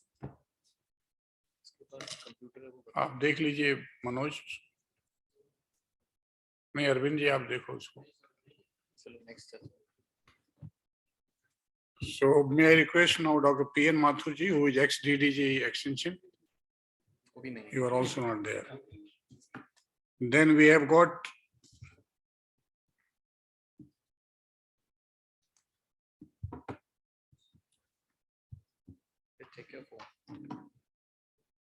so may I request Mr. Yogesh Thorat, who is MD Maharashtra FPC from Pune, and his experiences are quite overwhelming, and I hope that we will be enjoying his presentation.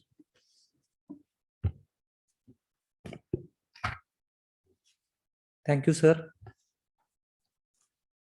I am really grateful that I got this opportunity to share our experiences and what should be the prospective role of farmer producer organization in extension management. So before going to present my thoughts. I will share about our organization. We are farmer producer company registered under Company Act in 2014. I am handling full-time responsibility since 2017, though I was promoter director of the organization. We started with 11 organization and right now 780 organization across 28 districts of Maharashtra are shareholders. And we have cumulative base of the farmers registered with ROC is 4.5 lakh farmers, and direct beneficiary through Maha FPC's intervention is around 2.5 lakh farmers. Since last 3 years, including pandemic years, we handled around 3 lakh metric ton of commodities, particularly pulses, oil seeds, and onion. And value of the commodities more than 1,500 crore. And all operations happened at the village level. We created FarmGate as a marketplace. So I think the way we did it is all about extension management. Because personally, I am graduated from Manage Hyderabad, and thanks to my all mentors who are here right now, all these issues I was listening, learning, and understanding about issues in extension. So personally, I consider myself as a extension professional. And I look toward the problem and I look toward the need of the stakeholders. And we do it through institutional platform. So I think the basic need of the farmers, basic need of our institution, we identified marketing of their produce. So accordingly, whatever extension model we adopted, I think that is quite interesting because already our concept note is talking about 8 models. So our approach was again integrated approach. So it was not just media management or ICT, or it was not mere farmer empowering approach. It was integration of all the approaches. So our extension model was value chain centric and commodity specific extension management. So we focused on pulses, we focused on oil seeds, and we focused on semi-perishable commodity like onion. We are not going beyond this commodity base as on date. Because unless and until you are not going to give value realization to the farmers, nobody is going to listen you. So how we can convert your ideas into money? So accordingly, we again focused on, if we are considering the subcomponents of this broader idea, we focused on setting up village level or cluster level farmer producer organization. And particularly this organization, when I am talking, I am very specific about companies. Because we already in the state of Maharashtra having n number of cooperative institutions, and we know the story of the cooperatives. So we focused on bringing corporate governance into the farmers institutions, and accordingly we preferred setting up institutions under Company Act. Secondly, linking the farmers and strengthening their institutions. 1 or 2 farmers are coming forward to form informal groups like SHGs, formal institutions like companies or FPOs. But what next? Even promoter directors, their capacities are not built and they are not coming forward to be part of as institutions. And we cannot expect that if that promoters and directors had not integrity for some creativity through institutions, then farmer cannot join. Even simply we are saying that our company has 300 farmers, 400 farmers. But practically, we identified that mere for completion of the criteria mentioned into some guidelines, either they're promoting institutions or somebody, they are coming into the picture and they are saying that, yes, we created the institution. We have seen that today, if I am saying that you are not eligible, minimum 300 farmers are required. Then that promoter director goes to his village. He brings some list tomorrow and saying me, yes, I completed 300 farmers. When we are analyzing their ROC, we are analyzing their shareholding pattern. By mere giving 10 rupees equity share, they are giving ownership. We feel proud if that 10 rupees is collected from the farmers. So unfortunately, it is not done. So we focused on these minute issues, how we can strengthen these institutions through linking the farmers. Thirdly, setting up the common service centers at the farm gate level.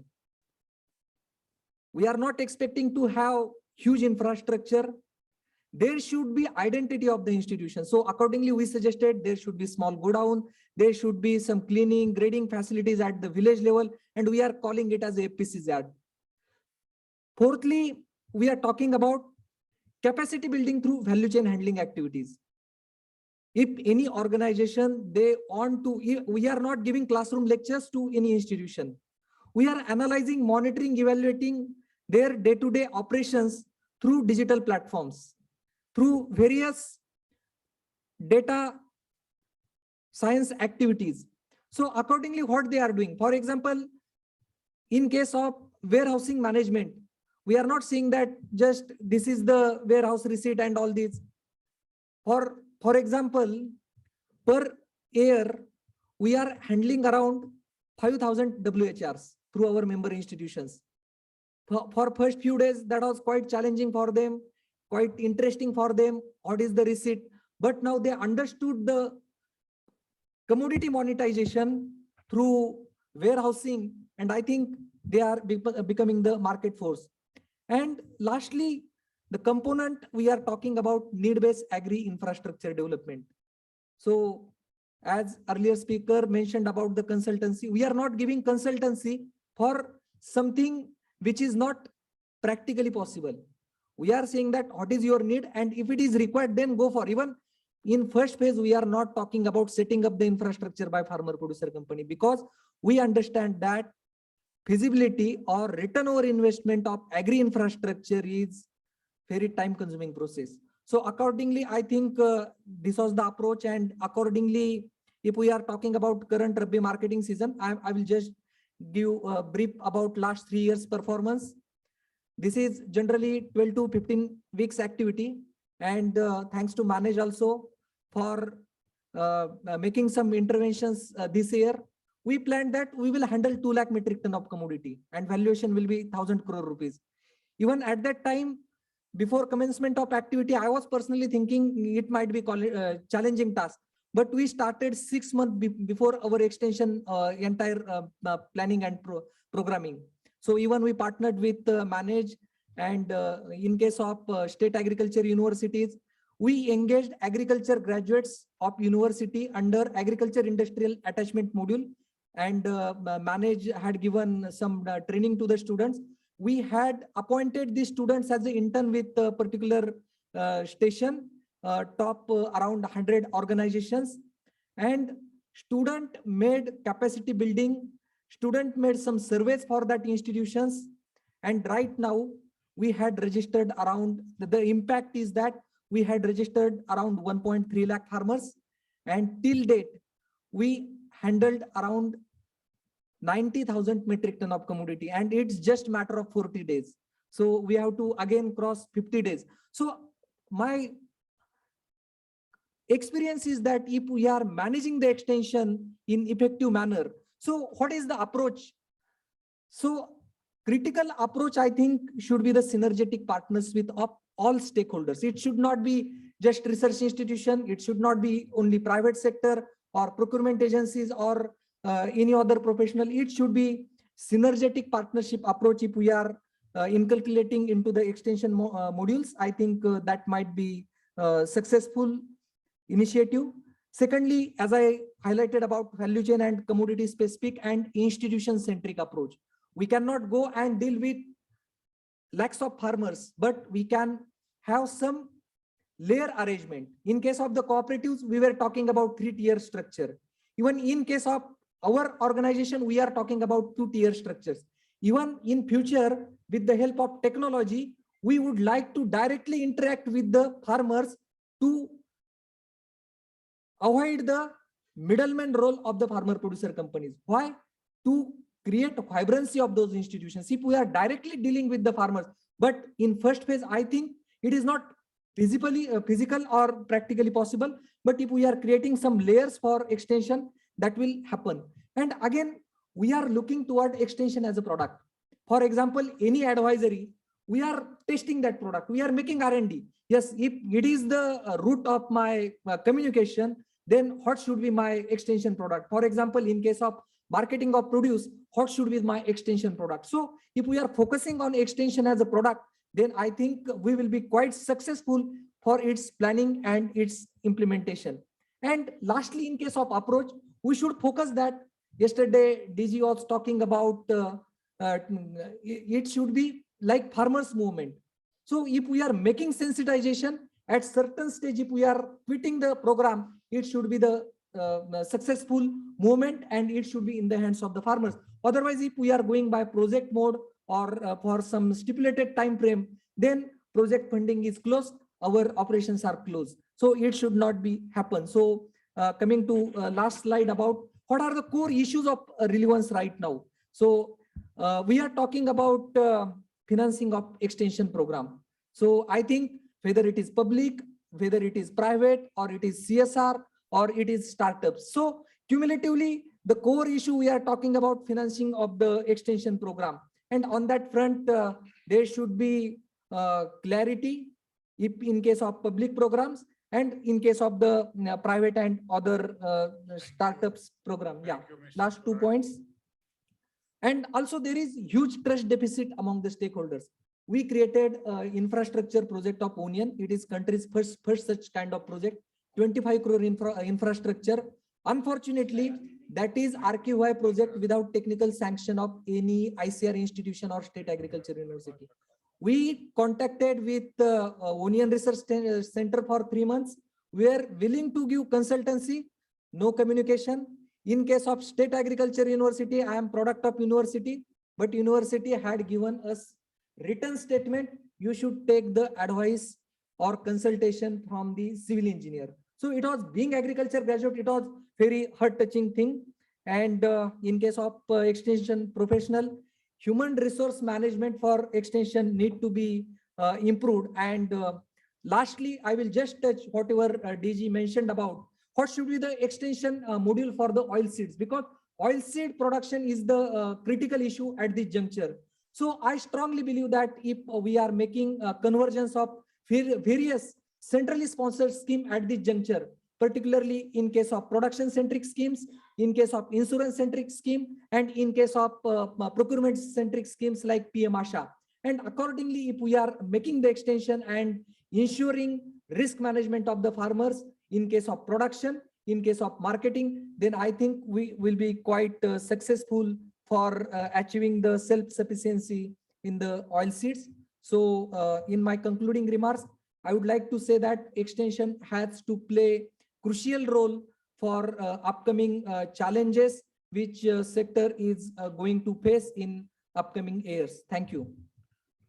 Thank you very much, Mr. Yogesh Thorat. Your experiences are quite encouraging, and to a large scale you have been able to make. It's not a small activity. We find many people are struggling establishing one FPO, but you are able to create a network of 300 plus FPOs, and turnover is quite huge. So congratulations to you.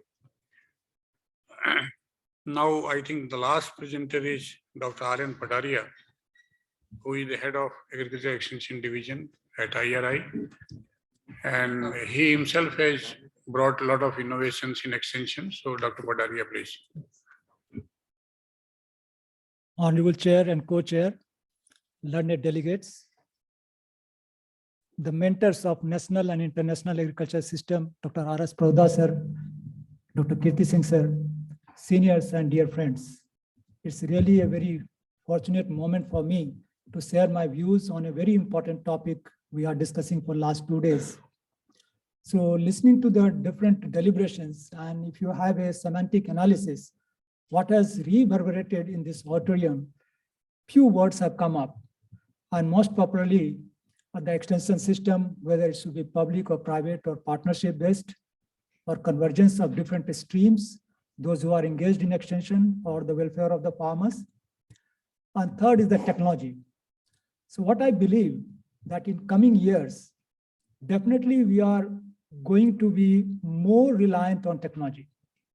If you see the growth of the different disciplines in agriculture, the primary had been the genetics.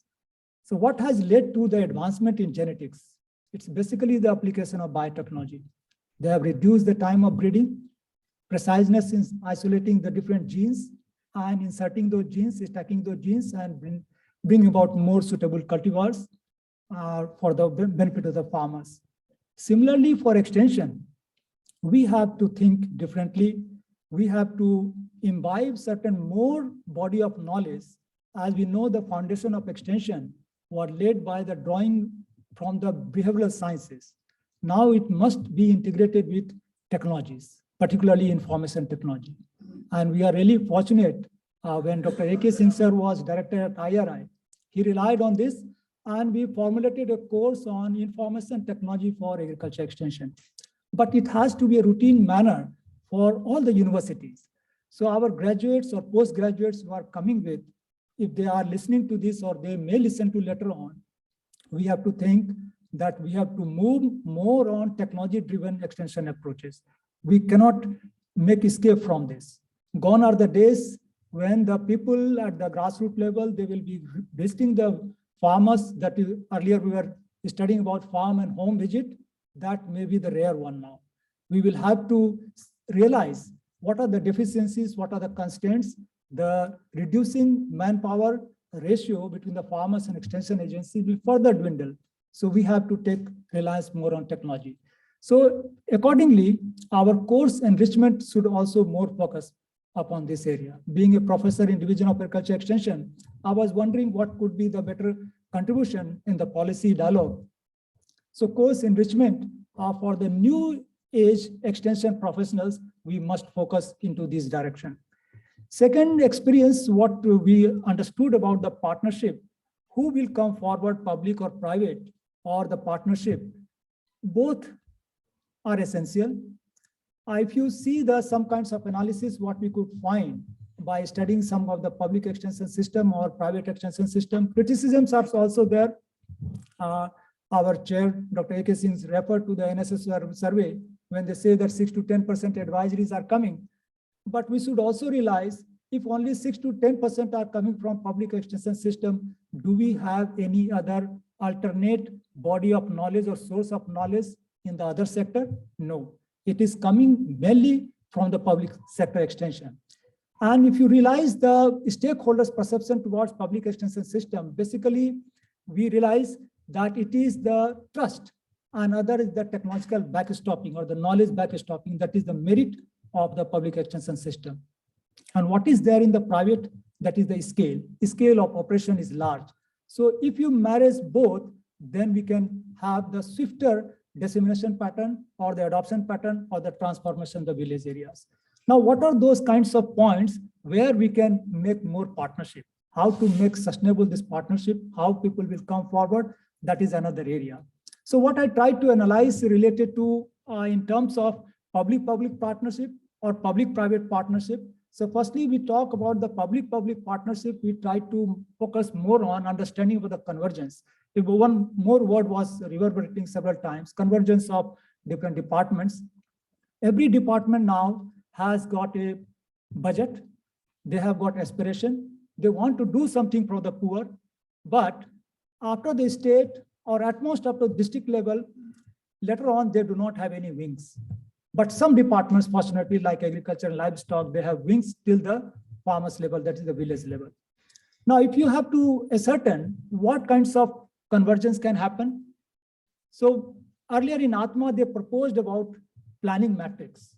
So similarly, if the different departments, they want to converge, firstly at the planning level, we should decide. It should be predetermined planning. Who is going to do what? Roles and responsibilities. Then benefit sharing mechanism. How there should be any kind of benefit sharing mechanism which should not lead to any kinds of conflict of interest. Third is ultimately where they are going to converge. Will they converge at a meeting point or action point? So what I realized, sir, in my study, I tried to figure out who are the major players who intend to make convergence, and it is required. So based on the network analysis of the different players who will need to converge, I found that two prominent figures emerged based on the data analysis of few states. First was KVK. It has more centrality figure among the different organizations. So definitely KVK driven convergence can be a successful model. Other was sometimes you do not have any lead pattern to drive the convergence. So what I try to test that if there is any Panchayati Raj institution or any farmers organization based at the village, if that becomes a convergence point, then we can also quantify what could be the convergence. So we try to develop certain parameters. We say convergence had happened. Then how do you prove it? So we try to measure convergence in terms of how much of the budget inflow was there into that rural system through the different partners. That is the one with the budget inflow. If previously X amount was not there, now as a convergence, this X amount in the different forms has come into this. It means it is coming from the different departments, so convergence happened. Then what kinds of outcomes have happened as a result of different players.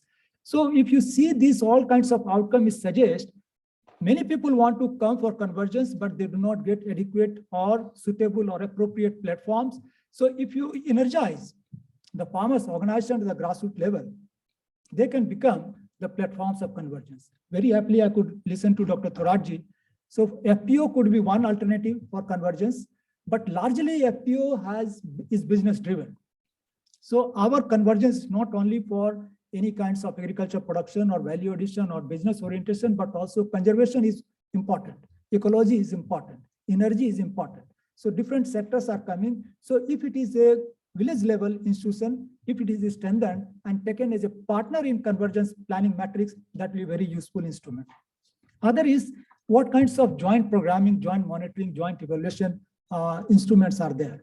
So we need to draft from the initial phase itself from the different ministries that if the problems of the farmers are multidimensional, so approach also had to be a convergence kind of thing.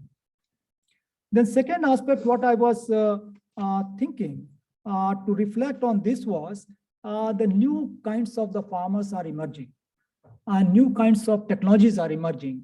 New kinds of challenges will emerge. So the spectrum of the clientele system is broadening. And maybe it could come into the two extremes where the farmers, those who are coming for the more of the technology driven, that is called drone or any kinds of scale driven kinds of ventures. I recall one day I received a call from my senior who was in NDA. I retired as a Major General, and he wanted to take up some enterprise. He told me, I want to take up vermicomposting in my area. Can you suggest me? I happily told about, yes, I can do that. But then he told, no, per day production should be around 50,000 tons. So I was wondering what kinds of infrastructure will require, how much input will be required to have a vermicompost unit to have 50,000 tons production per day. We were referring to the small farmers so far. But now our clientele will be of this scale. So are we prepared for all extension professionals? It means rightly what talked about, we have to see that our advisory role is shifting towards more on a consultant role. And we have to be equipped in all aspects of the new technologies, new business dimensions, new management dimensions, and accordingly we have to perform. So thank you, sir, for time given to me. Thank you so much. Thank you very much, Dr. Pataria. You brought some viewpoint on scale and also the convergence. the in the convergence platform, who can take the lead. In partnership also, it is always talked that who will make the move first and what may be the steps and stages where partnerships have to take place. You also mentioned about the new technologies, new scenarios, new scales for which demand will be generating and whether our extension will be able to cope with or not. And that these are the right, you can say, areas which are being demanded from all across the country. So now those who were to speak, they have spoken, and those panelists. And now I will request Honorable Chairperson, Professor R.B. Singh Sahab, to kindly conclude the session. Thank you, AK. As a matter of fact, it has been a great privilege to listen to the outstanding panelists. And of course, also I had the privilege of listening to the inaugural session yesterday and learning from there. And I can see we are coming close to conclusion. What emerged from this panel discussion, just a few points, and then hopefully we can connect it together. It is not production per se anymore that important. It is production plus. And that plus includes post-harvest management, market linkage, income considerations, resource allocation, and so on and so forth. As a matter of fact, when you look at the Indian resource allocation to extension, it comes to the expenditure intensity for extension is only 0.18 against the overall intensity for research is 0.6. So if we can see this total disparity in terms of allocation of resources to extension vis-a-vis technology per se is so wide. So how can we see the congruence? The word congruence and convergence was brought about, and this was very well appreciated. And I think we have to see the convergence and congruence among the various things that we undertake, something like resource allocation.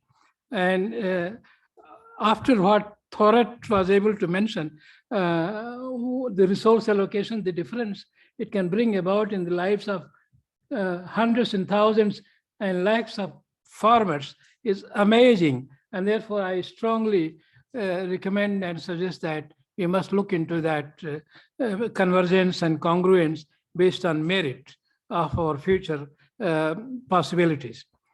Also to see that we don't put things like allied agriculture or associated fields and so on, subsectors and so on. No, as a matter of fact, livestock sector today is more important than the crop sector. And you look at the growth, look at the contribution that livestock sector is making to the overall economy, likewise horticulture and so on and so forth, increasing importance of blue revolution, fisheries and so on. So I think these are all part of agriculture. Please don't label them allied. That the very word allied is something repulsive. We should remove the word allied fields. They are integral, rather driving force of agriculture. So I very strongly suggest that this change should be brought about in our future writings, and we should be able to make a very correct judgment about what we are talking about. Similarly, when we talk of congruence, we talk of partners. Partnership has been mentioned very strongly. And if there are partners, it is not that the plate is there, we all eat in the common plate, but then we should have a differentiated responsibility. Those who are sharing the plate, if there are people, we must be able to differentiate their responsibility with accountability. And that will come through by when we look at the implementation pathway with implementation responsibility and accountability. Both should be put together when we go for impact analysis. And this is not being done. If it is done, then we will know who is failing where. As a matter of fact, when I looked at the concept paper, if you look at the concept paper, there are thousands of mentions and there may be hundreds of acronyms mentioned there. All those acronyms means those projects have been at one or the other stage, they have been implemented in the country, but probably they were left somewhere undone. They are not finished the way they are supposed to have finished. And obviously, those, if we really look at those acronyms which are given in the concept paper, I congratulate those who have written the concept paper. I would urge them to really get together with these panelists and again go back and look into it. What is the impact of those various acronyms in the development of the country, the agricultural transformation of the country? So this is one thing. Please look back and go into and analyze, and this is where the accountability with differentiated responsibility will come into play. Also, I find a very important thing which has been mentioned, that the determination to go through the process, as people like Thorat can indicate, and the youth like him, and the countries always talks about the youth and their participation, attracting the youth. If 1,000 crores is the turnover and so many companies can be opened, startups, entrepreneurs, job, employment security, and so on, with the kind of things that is happening, what else could be better? So I think the youth in agriculture, with the kind of approach that has been indicated, is very well brought out for capacity building of those is today needed, with the science, technology, and innovation getting promoted. So what kind of technology is required to further the cause of extension? Now, I think this point was very strongly made, and I feel we should look into what are the technology-driven extension developments that we should aim for.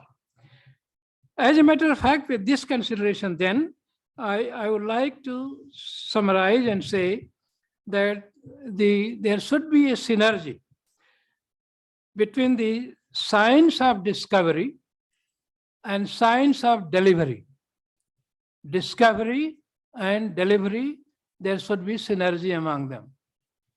Delivery is extension, science per se is finding the new innovations and technologies.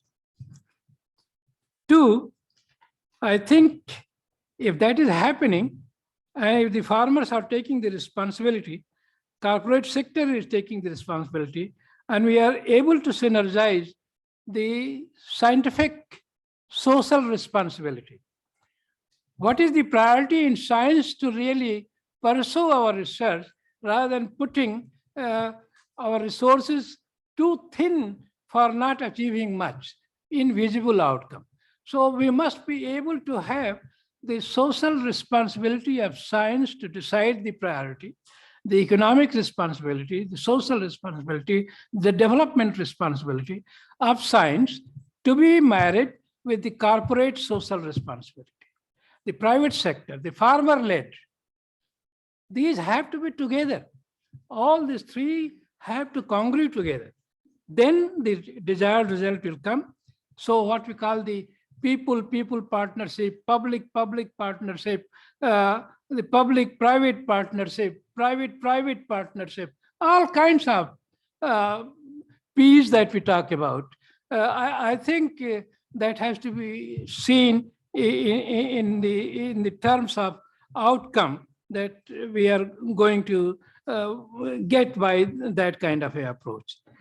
We should also, the kind of work which has been done recently, congratulations to the people who have raised their voices, people who have guided the global considerations for these things, like Professor Paroda and other concerned people. Very recent example is the genomics, the genome edited products in crops, SD1 and SDN2, which have been approved with also certain modification. Some part of SDN3 can be undertaken. If this is the responsibility which is now going to liberate science to serve society, the science was so far throttled It was not being allowed to serve the society. With this kind of now mechanisms coming up, the liberation which has come, I think we would be able to serve the society. And we should keep trying that the science is liberated to perform its duty. In doing so, we should be able to put the social sciences, that is inclusiveness. We do not leave anything behind or anyone behind in the queue for the development. Economic considerations, that is, if India has to build by the this 5-10 years or so, the 5 trillion economy, or the farmer's income has to be doubled and so on. What is happening actually? So all that considerations, environmental and social consideration for diversification and intensification should be undertaken based on reliable data.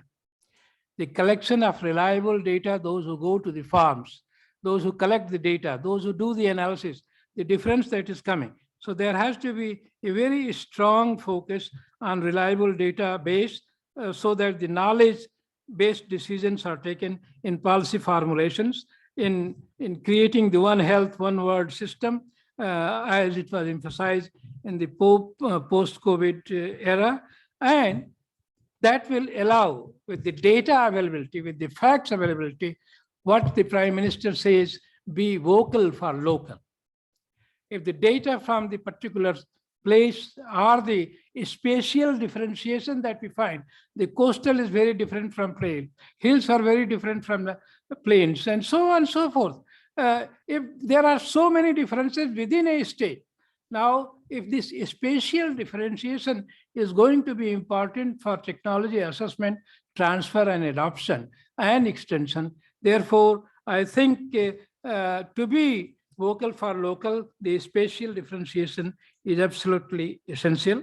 And as a matter of fact, I see, Karim, you are here, the kind of work that Michigan State University, I wanted to remember and thank you for the kind of things you people are doing.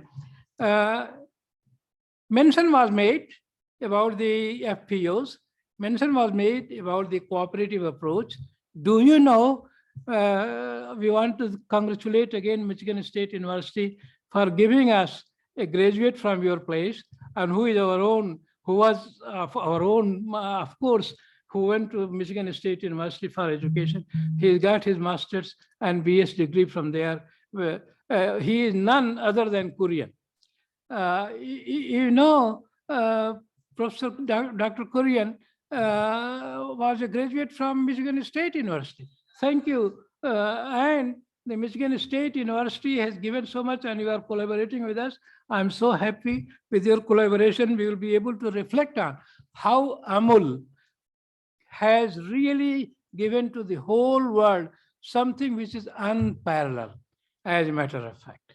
The FPOs today, the farmer producer organizations we talk today, many things are still hidden in AMUL. Discover. Thorat Sahab, you are from there. I would like you to discover what is there in AMUL and take it up, take it forward. This is not happening. Many times mention was made about consultation, talking to people, referring to Dr. Paroda knows it better, he remembers it. As a matter of fact, when the NATP was being formed, the World Bank came to India. A meeting was held in IARI. I was then director of IARI. And in the meeting, there were quite a few World Bank colleagues who were advocating and talking about and saying that this is the ways we should go about. And then we intervened, as a matter of fact, and we said, no, I think there is other things which are important for India. We know India better for ourselves than anybody else. So Dr. Paroda asked me, can you make a presentation tomorrow? And I said, yes. We made a presentation. And after that, we made a presentation in his office. And when he was the Director General, he said, okay, we will not hire a World Bank consultant. We will not hire a foreigner to lead the formulation of NATP. It will be an Indian team. and he constituted that Indian team. He made me the chairman of that Indian team. And you know, Dr. Mangla Rai, Dr. R.K. Gupta, Dr. Mrityunjaya, all Dr. Kanda, Mohan Kanda, Atma. Atma in extension today we talk about, isn't it? Atma is creation of NATP. And Mohan Kanda was a member of that team. We all, 5 of us, went to Rome with the investment center. We sat there with the World Bank connections right there. We discussed, and then we prepared the project. Nobody as a consultant. We brought it home, discussed with Dr. Paroda. Dr. Paroda took it to Washington, D.C. in World Bank, made the presentation in his own characteristic way, and mind you, without changing a full stop comma, the project was approved for $10 million in those days, NATP. And NATP has provided what you see today. NAIP, NAHEP, and so on and so forth are all creation founded out of NATP. So what I mean to say, that in the extension system, if you have to move really strongly, please make it sure you depend on creating the right project formulations. You identify the basic spatial needs, and with that consideration, you can succeed. And that is the way to go about it. And probably this is total exercise of learning how to really put things together for development with the target implementation pathways, with measuring each step and so on and so forth is extremely, extremely important. So friends, I will stop here, and I will just only say that it has been a wonderful learning process, and we have learned a lot, and we would be able to see that your recommendations are adopted. After listening to what is happening in Bangladesh or in Sri Lanka and Nepal and so on, and India, Professor Paroda, it's the high time that probably a regional forum, a regional outlook can be developed from here, and we can all work together. If natural farming in the name, or organic farming in the name of natural farming, the kind of devastation it can bring about in Sri Lanka, and the kind of suffering that it can bring too. So science has not been really utilized to create that change. It is non-science based. So without evidence, without scientific evidence, to have a national declaration that everyone should go in for organic farming or natural farming is disastrous. We should not allow this. Let science decide what is right, what is wrong. All my extension friends, you all are scientists first than anything else.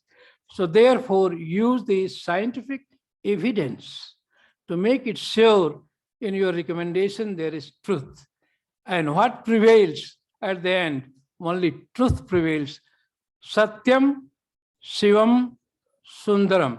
विज्ञान सत्य है, सच है, शिव है. अगर इसको हम करते हैं तो हम फेल नहीं होंगे. With these words, Satyam, Shivam, Sundaram. Thank you very much. Thank you.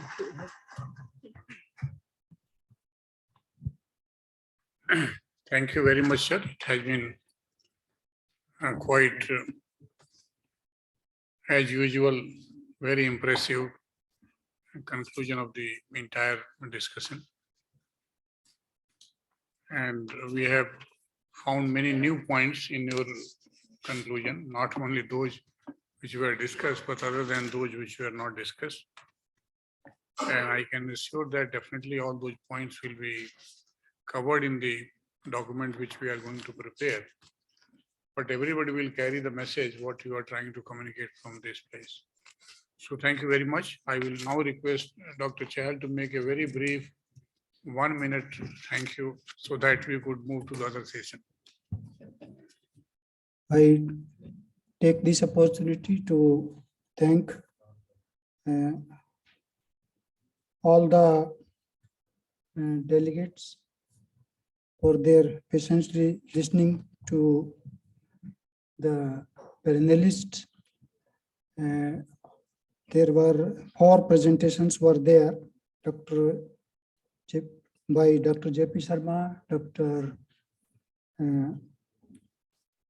Ajayveer Jakhad, and Yogesh Thorat, and Dr. Padaria. So we are very much thankful to all the 4 panelists who have presented their views very nicely. And I have noted down the points which can be put for recommendations. I'm extremely thankful to Professor R.B. Singh for his words of wisdom and thought-provoking concluding remarks.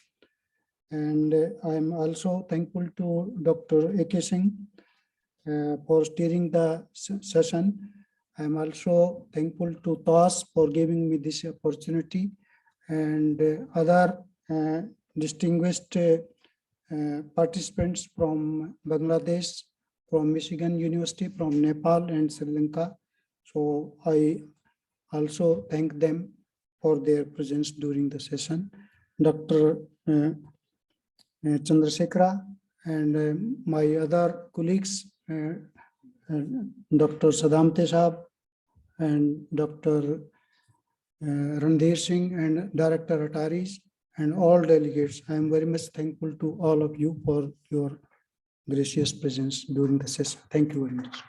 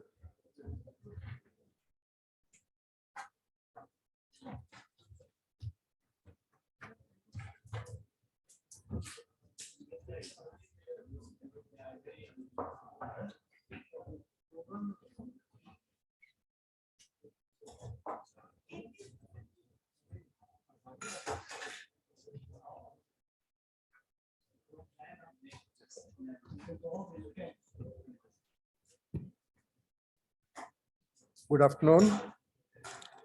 Finally,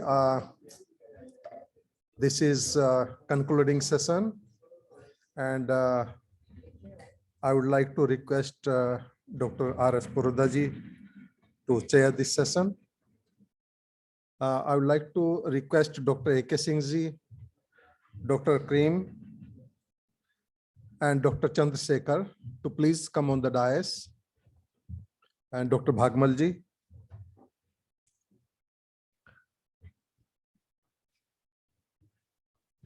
All the prominent persons who are here, they have already been introduced to you, but just a couple of words. Dr. R.S. Puroda, who is chairing this session, he is a scientific leader, and he has got a very clear-cut vision, and he brought transformation to Indian Council of Agricultural Research. A glimpse of that was given by Dr. R.B. Singh what he has done. We are talking of digital disruption nowadays, and he is the person who brought it here in this organization. And today we can boast of number of policy reforms, infrastructure development in ICR, and I think he is the main person behind that. I also request and welcome Dr. Karim, who is very keen to develop the capacities of small and marginal farmers in South Asia and Africa. And very keywords he used, and particularly partnership with different organizations. He has a number of MOUs with Indian organizations and other developing countries.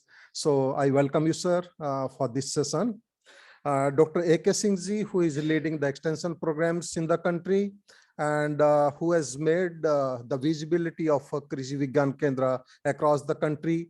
And Dr. R.B. Singh was talking about public-public and public-private and number of partnerships. And he brought a number of organizations together on the same platform. He could make it visible to public-public and public-private. And nowadays, everybody is very keen to work with the Krishi Vigyan Kendra. Welcome, sir. And Dr. Chandrasekhar, who is DG Manage, and I consider him as a gateway for different countries. He is taking the different innovations to developing countries. I welcome you, sir, for this particular concluding session. And now I request Dr. R.S. Purdaji to chair this session. And I expect that each of prominent speakers will take 10 minutes each. Thank you very much.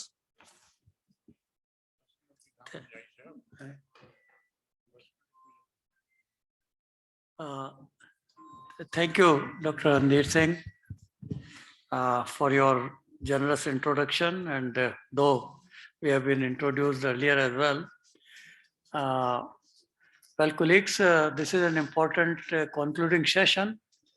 We have to come with certain specific takeaway or home take messages from the 2 days deliberations, and also think in terms of what could be the roadmap for the kind of discussions that we had on this important subject, which is relating to innovations in agricultural extension.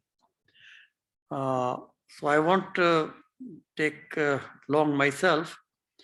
I would only say that it had been very timely rather, and also quite informative.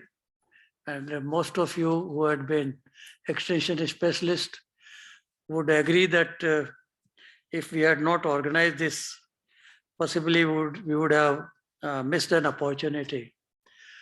Though we had met about 7 years ago and discussed this, and I hope most of you have in your folders this publication. Have a look at it. I mean, possibly we have to see whether anything happened after those 7 years. This is also a point to be seen, because we meet, we come out with some of these outputs, but probably there is not much of action. So something is required to be considered in that context. But I would say that this was, again, thanks to AK at that time, and we had Ayappan that time, I think, DG. Yeah, that Dr. Ayappan was the DG. No?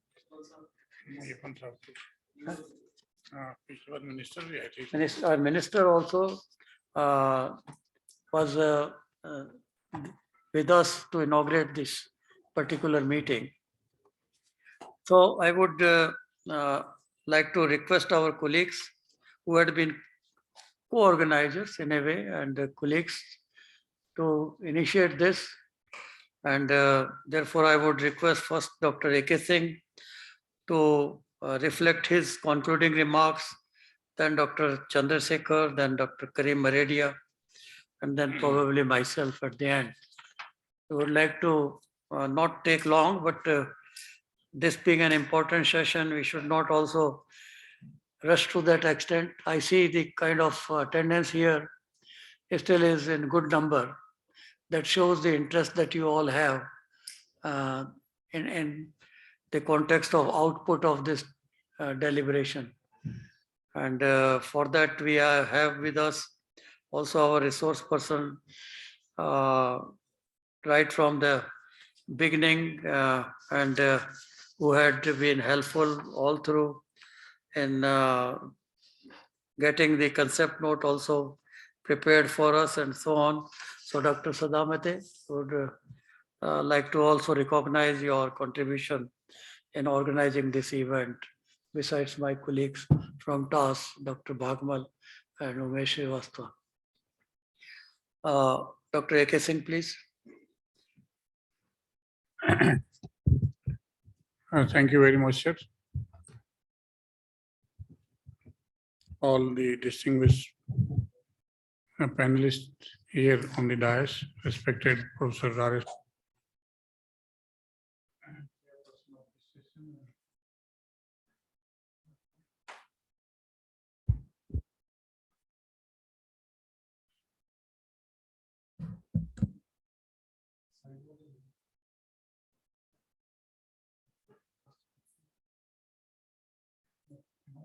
This one is working. Ours is working.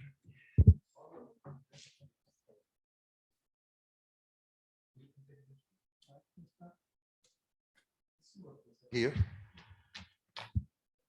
He's going to check. He's going to check. ये तो चल रहा है, ये चल रहा है, ये ठीक है होगा। ये चल रहा है, उधर देखो।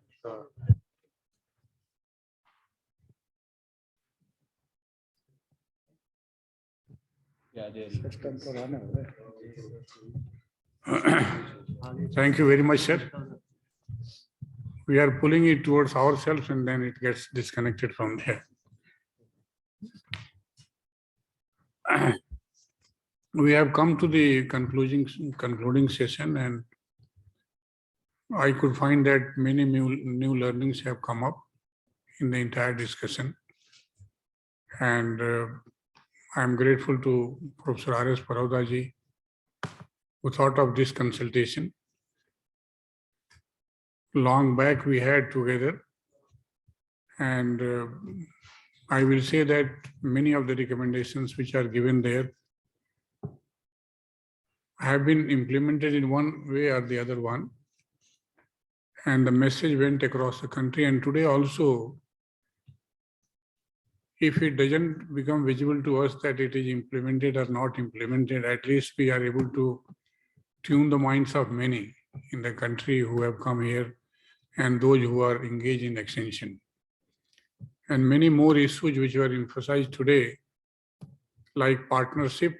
So the importance of partnership, the kind of FPO creation by one person. So all these examples which were cited today may ignite minds of all those who are working in extension, that how one person even can influence large scale innovation, large scale technology adoption, and linking everything about which we have been talking on different forums. So that may be one success which I can definitely realize, that it will happen, sir. I can assure that it will happen. And the people like Thorat, sir was telling Professor R.B. Singh Saab that we need to clone you. There has to be many Thorats in this country.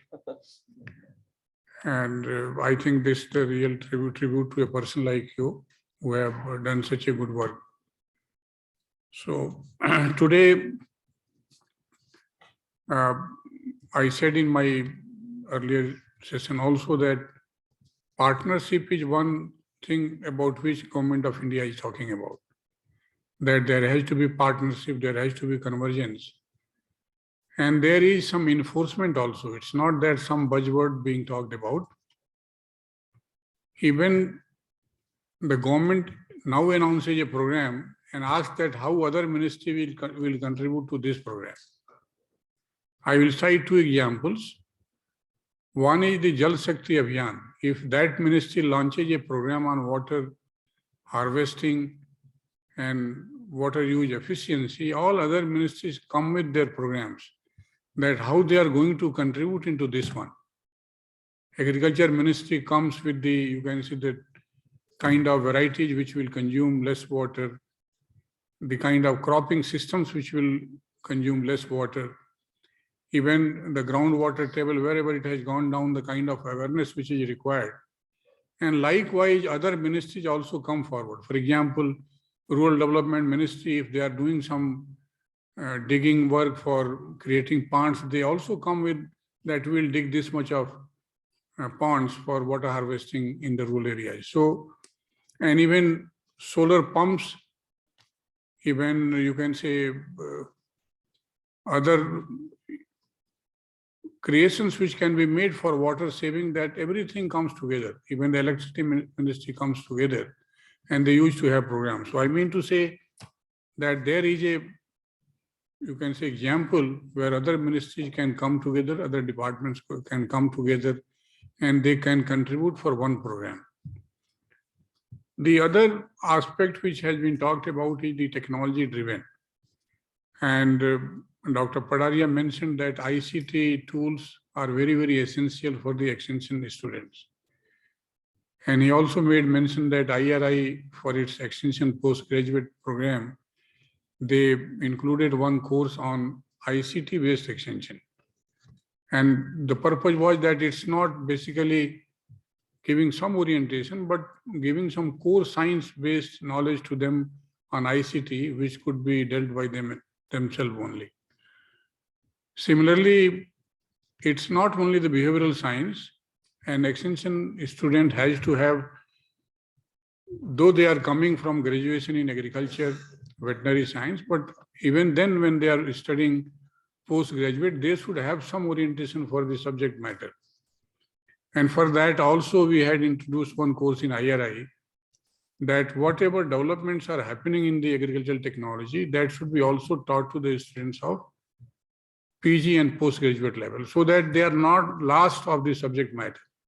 Because that is the core for any kind of extension. Subject matter as well as ICT and then behavioral sciences all coming together. Probably he can be a better extension expert and person to deliver in the field. Thing which was made mention of is the new sets of skills. Again, mention was made that today it's not that those who are farmer only will come in agriculture, but even all together a graduate coming from IIM or even IIT, they are coming to have their startups in the agriculture sector. And once they come to us to communicate on science which has to be promoted, we find that we are sort of knowledge which they are trying to have from ourselves. So at different levels, whether it's a KVK level or even higher level, the sets of skills which are required, that has to be built in the system. And our knowledge is not basically the subject matter related knowledge which we have been often talking about, but if some related infrastructure has to be developed, who will provide that knowledge? If you can say the whole project formulation, project development, banking kind of project has to be created, who will do that? So our extension agencies and extension platforms, whosoever working at different levels, they must have expertise in the subject matter, in the infrastructure related aspects related to that, you can say, intervention, and also the economic aspects related to that one. All three together, only then we can say that holistically we are able to advise a person on certain projects, certain activities, certain startup. Otherwise, he will run for subject matter to us, then for infrastructure to someone else. And that happens. Often we find if a polyhouse has to be erected, our scientist gives only knowledge about the crops and others to be grown into that. But who will advise for the infrastructure and those structures?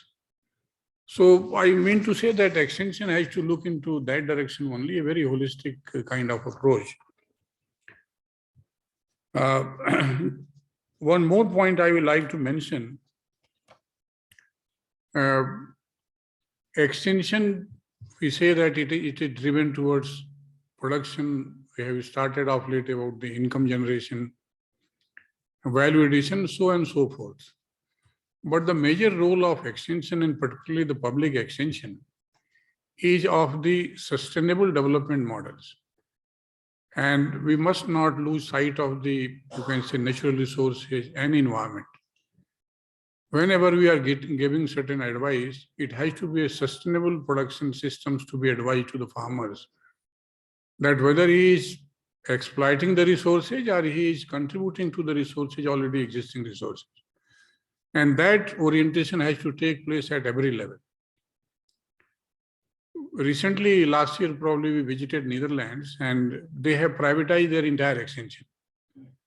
So their officials, when we are interacting, I was praising that you have privatized and we are still carrying out the public extension system largely. But he was saying that one way we are in, you can say, deficit. And we lost because the private extension does not care about the natural resources. In their advisories and their communications, this part will not emerge prominently. They are struggling with certain environmental issues. They want that they should pursue, but they only go for the economic advice and those models which can be profitable to them.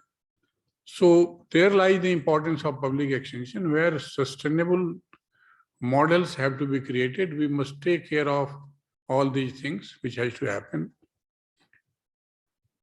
Lastly, I will say that the public and private partnership, we have been talking a lot, but somehow there is apprehension. Private might be having apprehension, public sector might be having apprehension. When I visited Netherlands, I could go to the Wageningen University and I could see that the big corporate houses, they are housed in the university campus itself for all those research projects and development projects. We have not been able to create a single model in our country, anywhere. Both are sitting quite separately, not working together. So there has to be, I mean to say, there has to be a platform where researches start happening together, public and private firms coming together and start conducting researches together. And now same can happen in field of extension also. And there has to be a kind of understanding where services are true to the, you can say, requirements of the farmers as per the priority of the nation and as per the ecological and environmental concerns which has to be dealt out. So thank you very much, sir, for giving opportunity. I, on behalf of ICAR, would like to gratefully acknowledge Dr. R.S. Paraudaji, who has taken lead for this kind of interaction. And it's not once, but many times he comes forward with this kind of convergence platforms. And because of him, I could find Dr. Karim could come and many partners from the neighboring countries could also come. So that's a great opportunity given by you, sir. And today, whatever we discuss, we'll take into the action point, whatever we can do. And grateful to everyone who has come and participated into this one. Thank you very much. Thank you. Thank you, Dr. A.K. Singh. Very much appreciate your comprehensive and concluding remarks. In fact, a lot was talked about convergence. You would appreciate that there is already convergence here. Ministry of Agriculture, Manage, ICR, Extension Division, the Director General was with us, the partner from even abroad participating, and most of those who are present here are having great interest in doing something for the smallholder farmers. And therefore, we need to build this convergence with more understanding and mutual faith. Wherever there is no mutual understanding and faith, no convergence ever happens.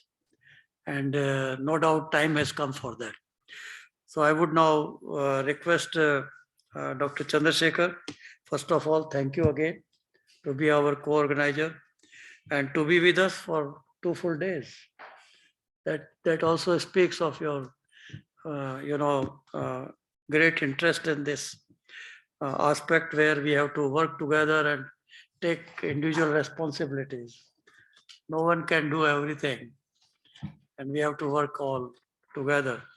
So in that respect, often it is being talked about Atma and KVK.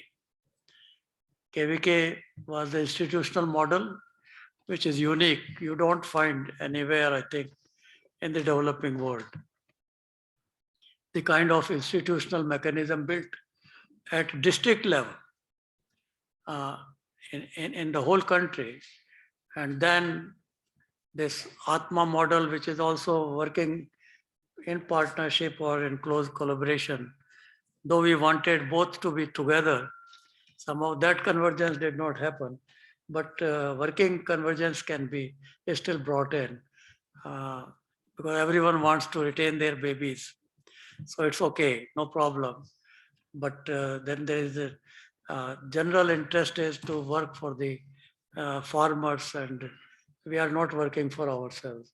So in that respect, I feel that there is a lot of opportunities between ICR and manage to go ahead and properly implement most of the recommendation. So I'd like to hear from you, Dr. Chandrasekhar. Thank you, sir. Thank you for the opportunity. First of all, Puroda sir, thank you for bringing all the people together and organizing this great event. On behalf of Manage, I would like to wholeheartedly thank you for organizing this event, other dignitaries on the dais, and my dear extension family. After listening to all the presentations, probably I would like to summarize 5 important points. Number one, of course, it is repeated by other speakers also, but what is there in my mind, I will just comprehend and I will express. Number one, it is very important for extension to move from individual to group-led extension. Now, Yogesh Thorat is an example. If one farmers producers organization can serve large number of people, probably we have to promote large number of farmers producers organizations. And when we say the extension worker to farmers ratio is very wide, unmanageable, then you just convert the entire farmers number into farmers producers organization. This 130 million farmers will be converted into 1.3 lakh farmers producers organization.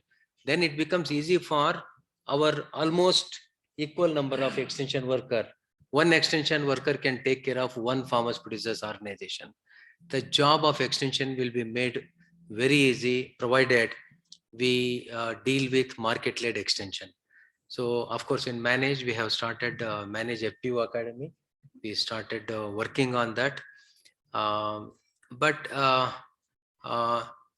When we come to operationally implementation issue, then are we teaching our extension worker to mobilize the farmers? So we have not done that. So it is very important to teach every extension worker how to mobilize the farmers and to address legal issues, management issues, technology issues, and linkage related issues. So second important point is we need to move from production-led extension to market-led extension. Of course, we are proud food secure nation, but what about the income security of the farmers and the nutrition security of the society? So our extension worker has to shift his focus from mere production to market related and other issues. I carried out a study in one of the state just to understand how many extension workers are oriented about market-led extension. More than 72% of the extension workers never underwent any capacity building programs or sensitization with respect to market-led extension. If the teacher is not aware, how can we expect him to pass on the knowledge to the students? So when we talk about market-led extension, it is very important to sensitize every extension worker in this country, whether public or private, on market-led extension related issues. How sorting, grading, packing, branding, managing cold storage, warehouses, agri-logistics, getting market-related information. I think it is very important to teach irrespective of the department. See, now there is a clear-cut compartmentalization. Agriculture officer says that it is a responsibility of marketing. But marketing, they're not doing market-led extension activities. They're managing APMCs. It is not extension activities. So there is a huge gap with respect to market-led extension issues. It's very important as a induction training. It is very important to sensitize every extension worker in market-led related activities.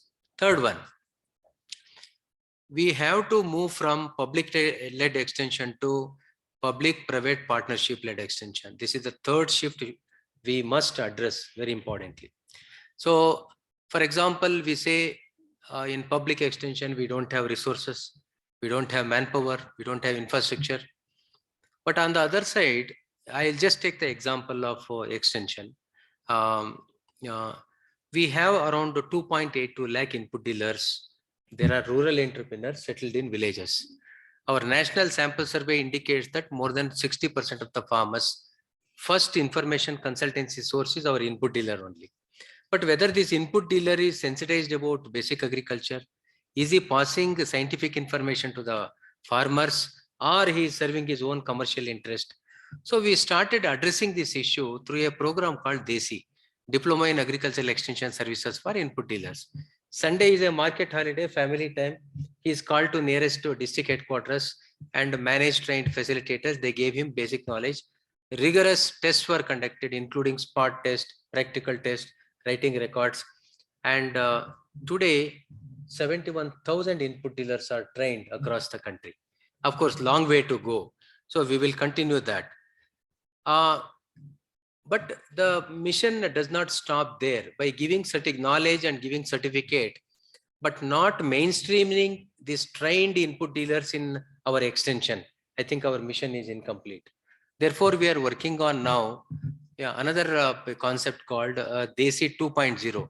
That means that DESI trained input dealer, how he can establish institutional linkage with universities and take knowledge on day-to-day basis and pass on to farmer.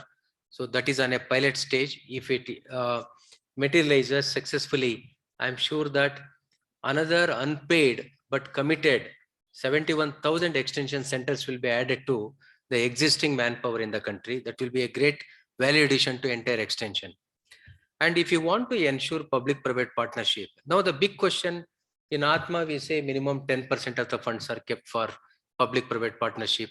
We go and talk to project director, deputy project director, have you utilized 10% of the funds? He says, who is private partner? Where is the models?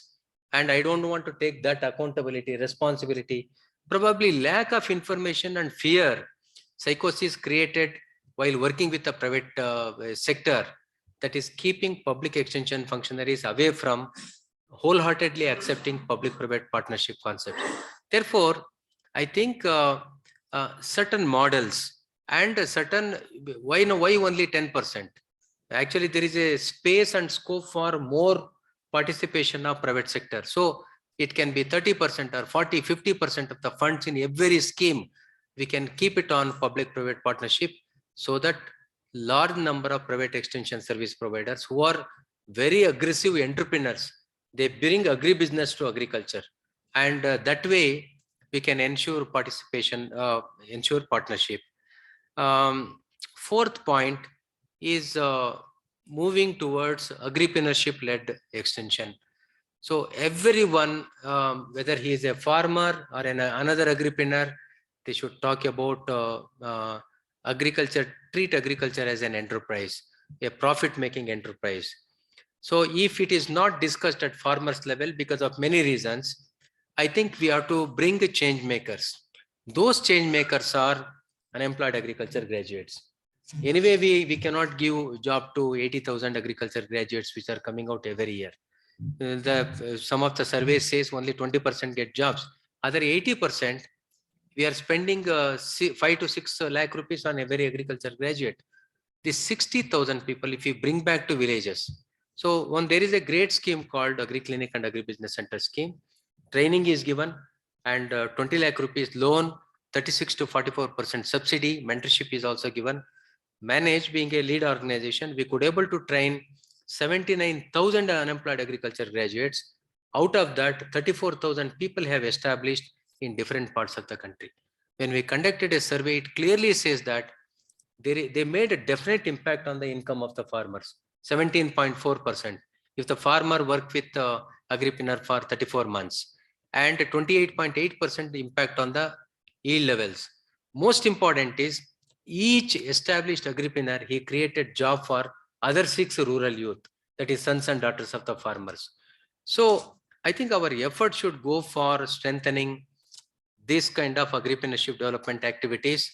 Of course, this small scheme, without the cooperation of banks, I don't think we can make a headway, because out of 79,000 people, only less than 4% of the people got bank loan, even though we promised them as part of the package. So even though it is told by government that every branch should promote one agripreneur every year, the branches are not obliging. I think very rigorously from top down, I think we have to implement this so that we can take agriculture towards entrepreneurship. The last point is ICT-led extension. There are no dearth of ICT-led technologies. Large number of mobile-based apps are coming. But this is my observation. I may be wrong also. You correct me. They're all IT-centric, but I wish they should be agriculture-centric, led by IT. So if we just take some IT model and just bring it to agriculture without making agriculture as central to the entire thinking, that means grassroots level experiences should come there. Otherwise, in spite of presence of large number of ICT tools, how many are used and available at rural areas in the hands of farmer is an issue. Therefore, I feel that a massive national level digital literacy campaign should be launched. Every farmer should be taught how to use his mobile so that he can make use of, he will come to know what all the mobile based app. Otherwise, he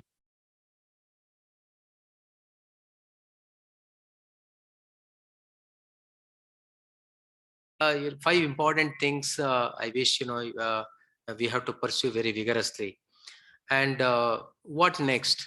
So these 5 themes, I think it should be integrated in agricultural extension programs. If we can keep our programs away from these themes, we can't see results in the field. So either existing programs or forthcoming programs, it is very important to integrate. And extension programs carry very light response from policymakers and from everyone. They say that okay, they could able to increase only 5% of the yield. So what? But are we monetizing the social benefits of extension program? The kind of additional income we are generating to the hands of the farmer, the kind of confidence we are giving to the sons and daughters of the farmers, we are not monetizing that. I think that plays very important role in developing we call it as Atmanirbhar Bharat now. So Atmanirbhar farmer has to be there. For that, I think monetizing is very important thing that we are not counting. I think we carry a lot of extension programs, carry a lot of more value in this. Then MSU, we are working on, of course, it is still in conceptual stage because we are talking about international platforms. All partners are welcome. Is it possible to have a center for Afro-Asian agriculture development? It is a international platform where all interested parties can join and we can work for global food security. Thank you very much for this opportunity. Thank you. I think very important again points you have brought in along with Dr. A.K. Singh, and again focus on partnership, holistic approach, sustainable agriculture oriented, not only relating to production, but post-production, and role of youth, whether service provider, input provider, or entrepreneur. That's what we have been talking about in our Maya concept and ICT-led extension. And from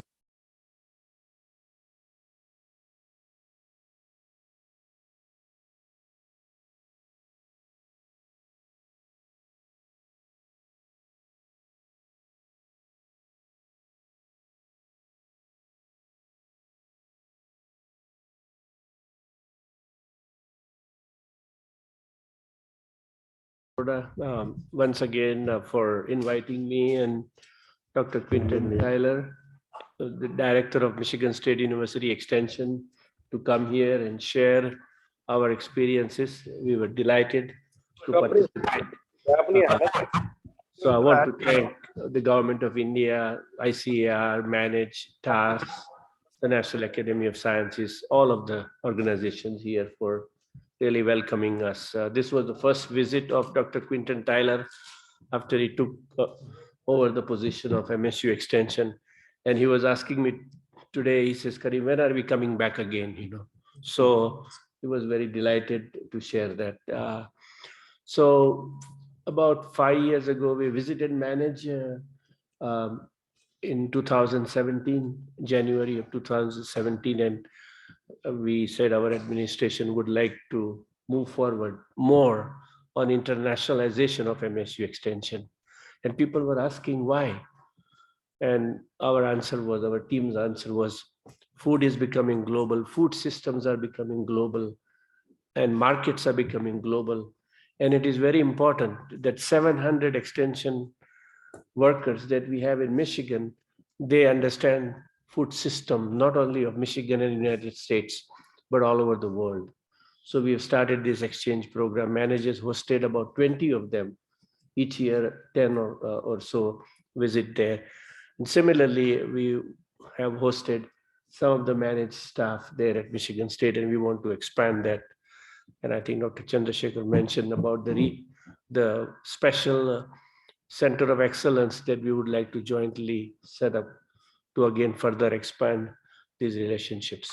So this was really great. One of the things that hopefully the COVID pandemic is coming to an end, institutions around the world are looking at post-COVID strategy. So as we as a university, an international university, we are also discussing some of the areas as to how we position ourselves in the post-COVID arena.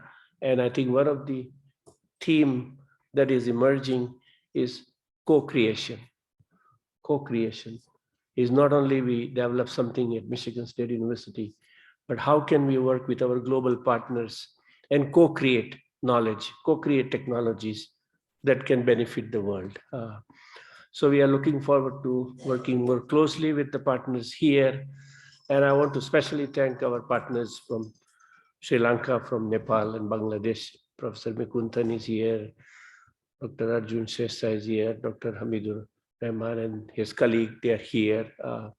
This time, Dr. Paroda, we could bring 3 countries, but hopefully the next time I request that we also include delegates from Central Asia and also from Africa here.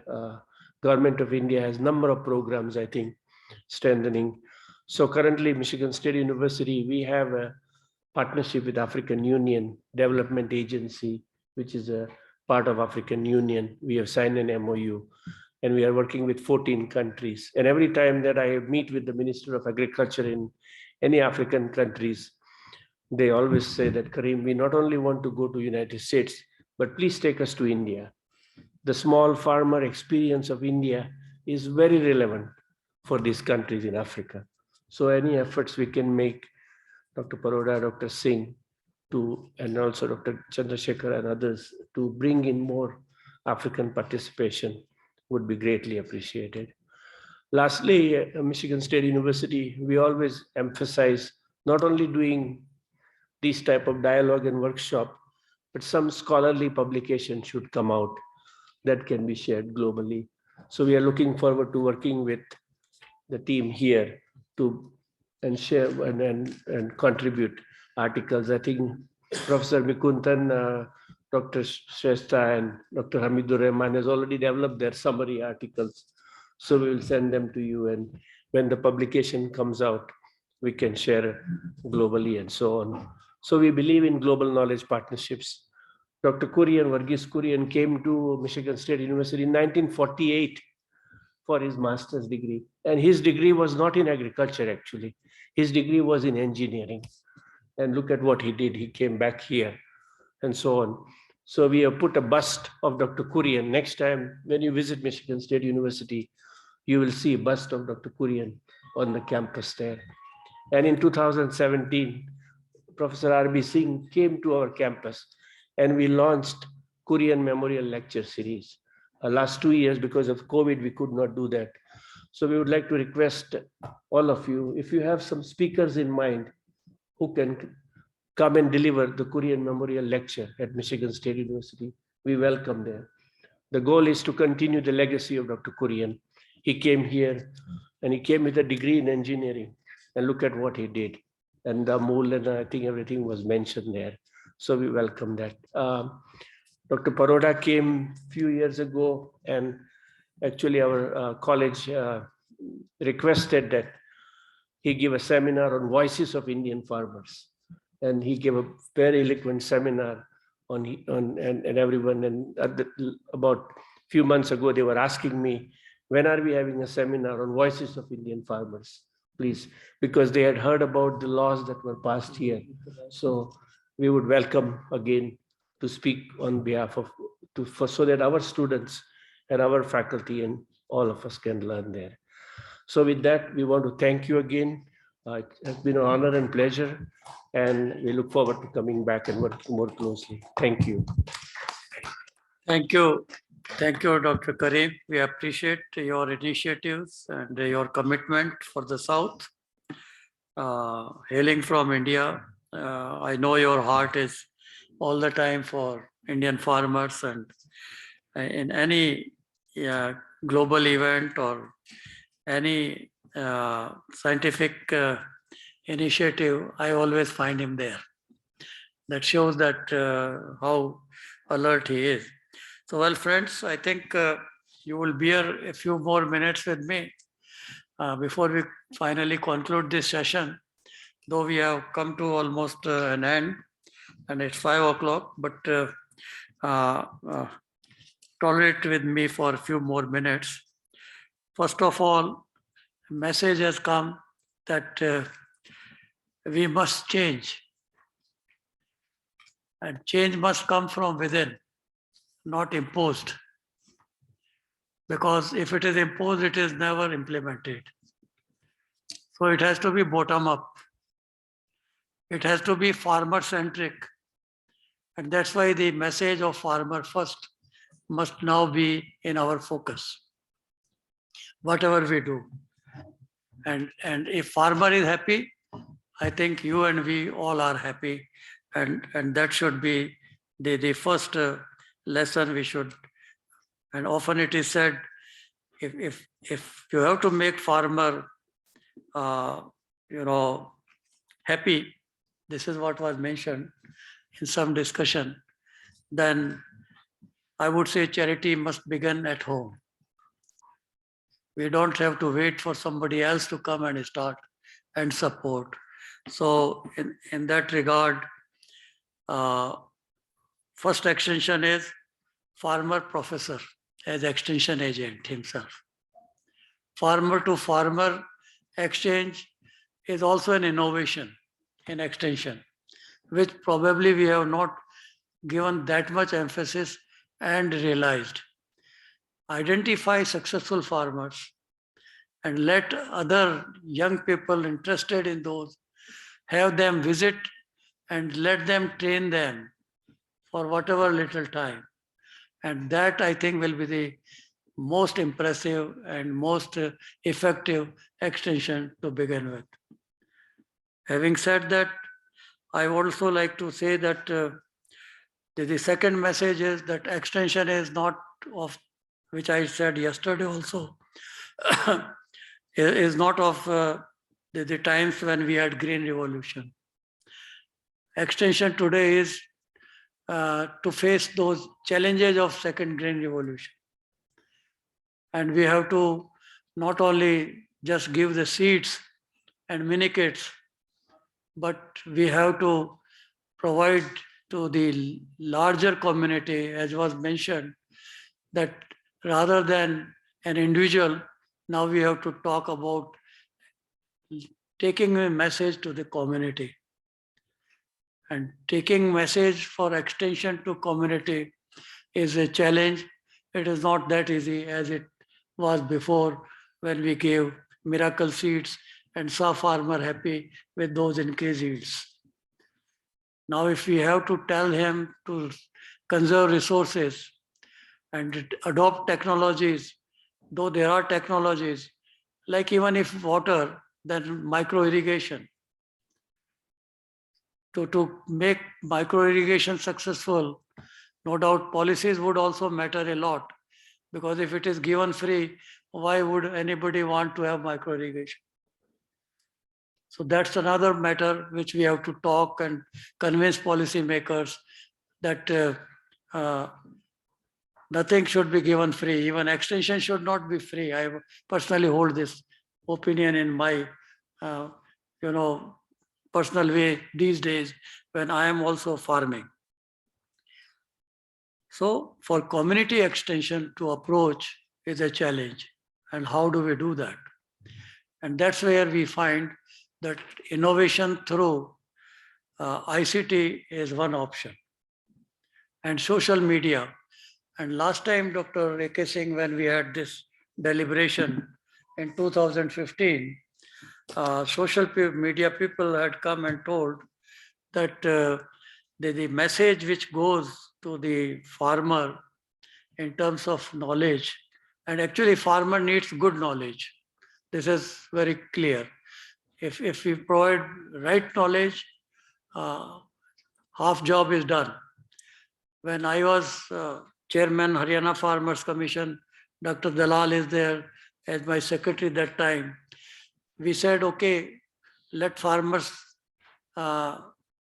assess whether they are aware about various government schemes which are providing them support. And when we talked to progressive farmers, many of them said they are not aware. So we said, okay, can we collect this information and bring out a small booklet that what are the government schemes by which farmer can get benefit and from where and whom to contact and what is that pro forma. I tell you, it took us 6 months to compile that information. And this information becomes obsolete every year because schemes change, the guidelines change, the proportion of allocations change. So this knowledge, even if is not there with the farmer, how can he get benefited from whatever good government is doing for him on the receiving end? So I see that ICT can provide that kind of information very fast, very quickly, and reach to the individual farmers, have on the website of Extension Division, and this kind of knowledge is updated every time, periodically, so that there are hundreds of schemes, Dr. R.B. Singh said. Our concept note also tells it.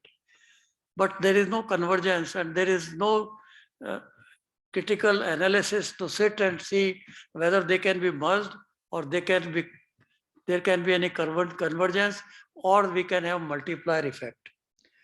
So who will do it? I think everyone is happy with empire building process. This is what has happened in our planning over the years. 1 institute, 2 institute, 10 institute, 1 KVK, 750 KVK now, or 771, whatever. Every month they are increasing. So 81 now, I'm told. No, 731. 731, okay. So 731. So 731 also is a great strength, which really we should be proud of. But then what should be the future for or future role of these KVKs? Should we be happy with whatever we have been doing? This is one point which has to be thought of. Not that it is an issue of any criticism. I say it is a great strength. Nowhere you will get it. But like it was said that you have to train the youth for marketing. I talked to the farmers in Haryana and we convinced the chief minister. He was happy to allocate immediately funds. And then 3 markets were created in Sonipat, Karnal, and also in Chandigarh. Then we announced that these are the 100 shops. Farmers should come and sell, and this is farmer market. Nobody came forward. So when we invited those farmers and talked to them, progressive ones, then said, why are you not now taking advantage of it? You have, government is providing help, facility, and there will be no restriction of selling your produce. Otherwise, you have to go to Mandi. There is restriction of APMC. Here it will not be there. They said, Saab, हमने production तो किया है, खेती तो की है. We are agriculturists, we have been producing, but we never did marketing. तराजू तो हाथ में उठाया ही नहीं साहब. तो मेरे बेटे को तराजू उठाना सिखाओ, उसको भाव बताओ कि क्या भाव लगाएगा. मेरे को तो पता ही नहीं भाव क्या लगाऊं, कितना में मेरे को फायदा होगा या नुकसान होगा. So the issue is there, and only who can help in this process. I am not talking of your Dr. A.K. Singh earlier. I think Ajay Jakar made a mention or criticized private sector extension. I am not talking of organized corporate private sector extension. I am talking of private sector youth who are job creators themselves rather than job seekers, and who can provide and link the farmer.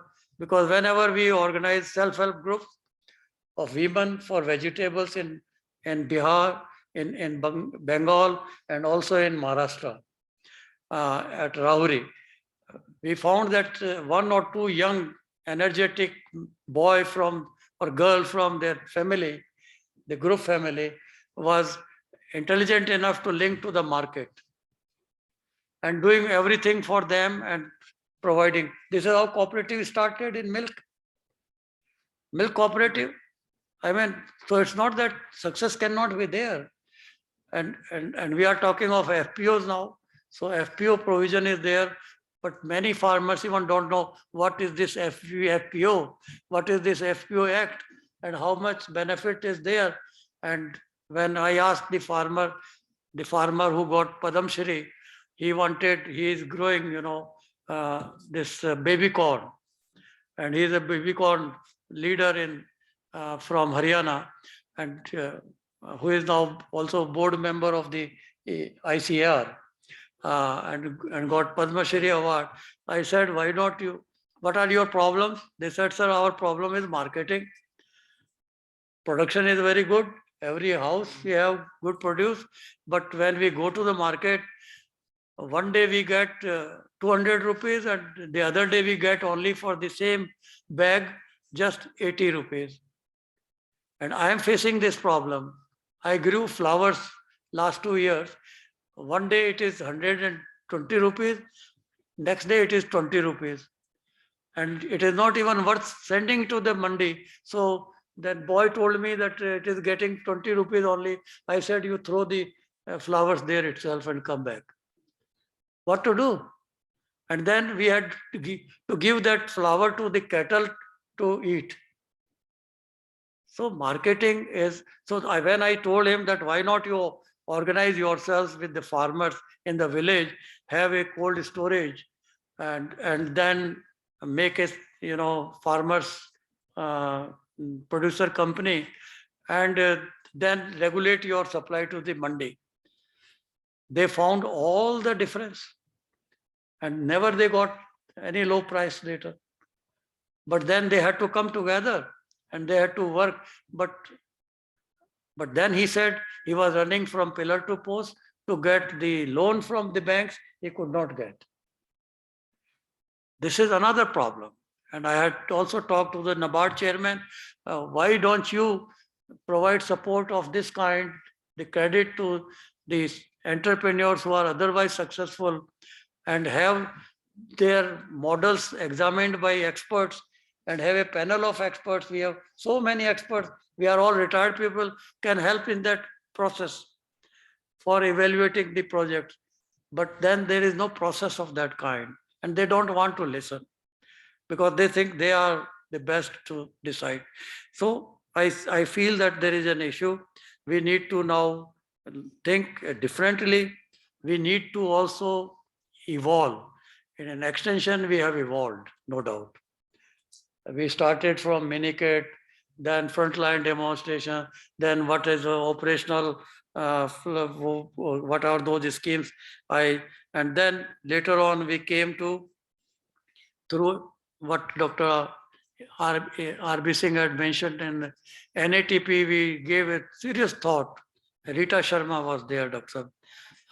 If you recollect. And we gave a serious thought and then decided to have some innovations in extension. And what were those?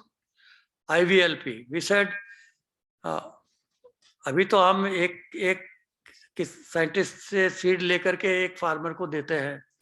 Now we want to link with the whole village and the whole institute. And institute also not IRI alone. If they are interested in knowledge on goat rearing, then get a person from Goat Institute. Request him. And we provide funds here. And then let them visit and provide that kind of knowledge. Otherwise, that is not possible. With one scientist, he will talk of wheat only. And he cannot even talk about rice.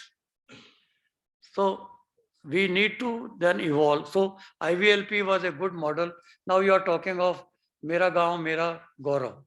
Let it be Mera Gaon, Mera Gaurav or IVLP, but make it a strong, good, innovative program and a successful program, and a link with every KVK, maybe 3 or 4 or 5 villages, and make sure that that KVK has a institutional backstopping from any university or ICAR institute, or from anywhere they get a person in which the knowledge is required for that particular farmer.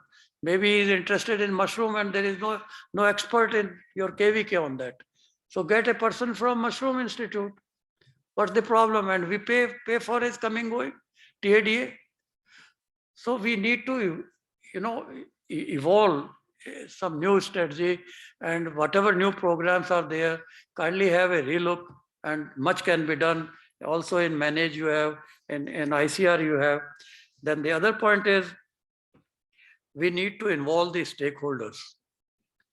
And the stakeholders are all, not only government officials, but also the farmers, NGOs. Many NGOs are playing very important role. They reach to the farmers and we identify good NGOs, and you have KVKs with NGOs. There is nowhere else, maybe 90 or more KVKs are with NGOs. 102 now, earlier figure I am remembering.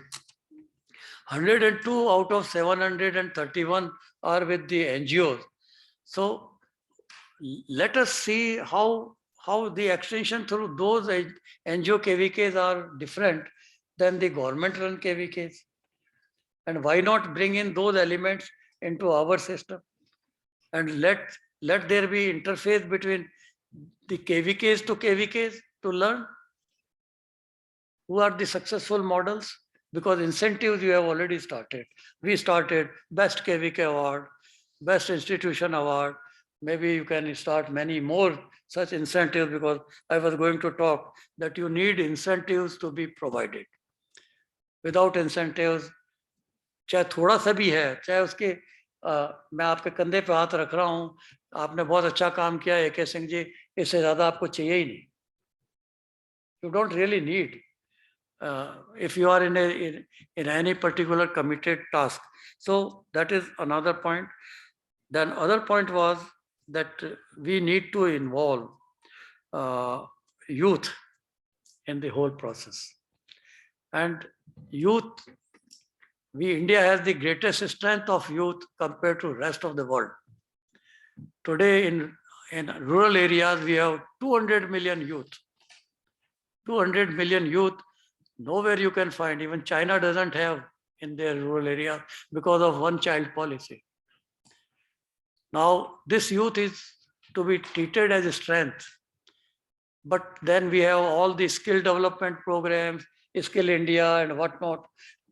Why not we try to, and for that what is required is, I have been telling also the universities that let's now not only talk of formal education, which is around providing degrees, but let us talk of vocational training to also act as, like in industry you have IITs and ITIs. We don't have ITIs. And now in village, you require, I can tell you from this cell phone, this is so disruptive technology, I can start my tube well, which is 400 kilometers away, right from here, right now. And it will tell there is no electricity now, so motor cannot start. And who installed this in this? A village artisan. Not even the trained person, but he said, sir, I can put in this the software for you. And I can do this right from here. Was it possible? तो possibilities तो हो गई हैं, बहुत हो गई हैं, and app भी बहुत बन रहे हैं. But then the question is, we wanted, and I was telling about social media, that maximum information in agriculture. पहली बात तो न्यूज़पेपर्स में आजकल एग्रीकल्चर की प्रायोरिटी नहीं है. फिर भी 26% I was told knowledge goes through newspapers, local newspapers or whatever it is, or whatever good work going on in KVKs, that is coming in newspapers, and that goes to the farmer.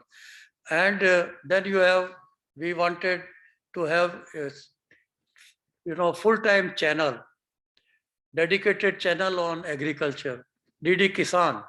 After almost a decade of our fighting and recommendations every time to central and state government, DD Kisan has been started. It was started, I think, in 2014 or 15 somewhere. But DD Kisan क्या है? अब वो कहते हैं कि गन्ना वो है जिससे शक्कर निकलती है. अब ये भी बताने की बात है. मैं एक दिन सुन रहा था, अगर ये डीडी किसान को यही चीज बताएंगे, बहुत सारी हमारे पास में जो है, you have got so many technologies, so many of these, small videos can be provided, but then at the right time it is not projected. If today I have problem for my crop, and that is the crop season in particular state, then whatever knowledge is required, that should be provided, not something else relating to, और उसमें गाने चल रहे हैं, तो उसका क्या करेंगे हम? Somebody was, I think Dr. BK Singh, you were telling about weather. Very good initiative, I would say. Farmers को भी awareness नहीं है weather के बारे में. वो awareness अगर आ जाएगी तो, in China when I went there, there are 10 channels on weather, not one, and private channels. और उनकी बिल्डिंगें देखो तो आप ताजुब करोगे, ये बड़ी बड़ी, और एक बिल्डिंग में 10-10 studio. And weather channel, they say, is our hot cake, because every day they want to know what is the weather like today. Even in US, my son first would see temperature आज कितना है, आज आपको कौन सा कपड़ा पहनना है, बाहर जाना है तो निकल करके. I mean, the question is that there are possibilities, and these options we can also provide to the farmer. So in extension, how much capacity do we have in ICT to reach the community? I think this is another aspect which should draw our attention. And if the course has started at IRI, maybe all the other universities should follow it. and that should be now our goal. And वो तभी होगा जब आप कहेंगे सबको कि ये करिए, ये है, ये जरूरी है. Okay, I think I have taken more time. That's what is my passion. In fact, the other point is that we had experiment of attic. तो एटिक जो बनाए थे 30-40, उसके बाद में तो बढ़ नहीं पाए, और अब वो और बढ़ेंगे भी नहीं. पर आप इस जो 731 जो केवीके हैं, इनमें आपने रिवॉल्विंग फंड डॉक्टर साहब सबको दे रखा है, कुछ और दे दीजिए और उनको कहिए एटिक खोल लो, दुकान एक कमरा ही बना लो गेट के ऊपर. कोई जरूरी नहीं है कि बड़ी बिल्डिंग बनानी है, और एक कमरा कोई ज्यादा नहीं 1 लाख रुपए में बन जाएगा, 1.5 लाख में बन जाएगा, और वहां पे अपनी दुकान बनवा दो तो लोग आएंगे और उसका आपके पास जो कुछ सामान है वो ले जाएंगे. And that is important again. Very. The other point which also we had at that time thought of and started was with regard to this Atma model, was also NATP's initiative. And our purpose was that time 25 KVKs were tested as Atma. This is Agriculture Technology Management Agency at district level, under the leadership of the district collector, so that all development organizations at district level could be together and collectively work and put their resources together and help the farmers. Because KVK doesn't have all those resources, but resources are there from state government, central government, and that somehow convergence is needed, but then they got bifurcated. We thought that model will be further expanded and all KVKs will become Atma. Atma for management, not KVK will become Atma. But now Atma has become Paramatma and KVK has remained separate. This, I think, unfortunate development, I would say, somehow, because everyone wants to have the babies. I remember how much I had to fight that time to retain KVK with the ICR, because all the time ministry was wanting KVK, and planning commission was also many times telling, why not give KVK to Department of Agriculture, क्योंकि उनकी सारी स्कीमें जो है वो state governments को चली गई थी, उनके पास काम ही नहीं रहा था. At one time, when most of these schemes were delegated to the states in terms of agriculture development, then so they thought grab this one. तो जब ये ग्रैब नहीं हुआ तो उन्होंने सोचा कि अब आत्मा मिल गया, इसको ग्रैब करके अलग ही कर लो. तो but in the process what happened, जो हमारा जो एम था, ऑब्जेक्टिव था, वो तो मीट नहीं हुआ ना. और अब काम जो है मेनली आत्मा के का काम जो है वो पैसे उनके पास हैं. अभी मैं वहाँ था, किसान मेला हुआ मेरे गांव के पास, केवीके है, वहाँ गए तो वो आत्मा वाले बैठे थे. वो बोले, मैंने कहा जी क्या कर रहे हो? कहते साहब ये मेले के पैसे सारे हमने दिए. मैंने कहा वरना ये केवीके वाले मेला भी नहीं कर पाते. ये डॉक्टर साहब भी साथ थे उधर, हम दोनों साथ थे. मतलब वो पैसा दे के हमसे काम करा रहे, केवीके कर रहा है मेला, पैसा उनका है, तो वो पैसा जिनके पास है उनके पास सब कुछ है वाली बात हो गई. So the question is that why we cannot converge, and that is another aspect which would require attention. And I have already talked about most of the other things. One point more, agri clinic, doctor साहब ने भी कहा, very important. Agree clinic के concept को आज के नहीं, आज नीतीश कुमार जी जब थे तब से हमने शुरू किया था, और नबार्ड से हमने उस टाइम में कहा था कि आप इनको क्लिनिक्स को लोन देंगे, ट्रेनिंग जो है वो यूनिवर्सिटी या केवीके से देंगे या ICAR इंस्टीट्यूट देंगे, और एंटरप्रेन्योर्स को सस्टेनेबल करने के लिए they will first work at KVKs as agri-clinic concept, and then this concept will be multiplied in the district. तो एक model clinic agree clinic concept तो केवीके में आना चाहिए ना, लोगों को समझ में तो आना चाहिए। और आप और हम इसमें भी हमने कहा था कि ये केवीके के साथ एग्री क्लिनिक्स क्रिएट कर दिए जाएं, और जैसा कहा गया 14 करोड़ फार्मर फैमिलीज हैं और 10,000 लोग फार्मर्स फैमिली के साथ के लिए अगर एक एग्री क्लिनिक मानी जाए तो 14,000 एग्री क्लिनिक्स इंडिया में होनी चाहिए। तो 14,000 को छोड़ के ये 731 तो बनवा दो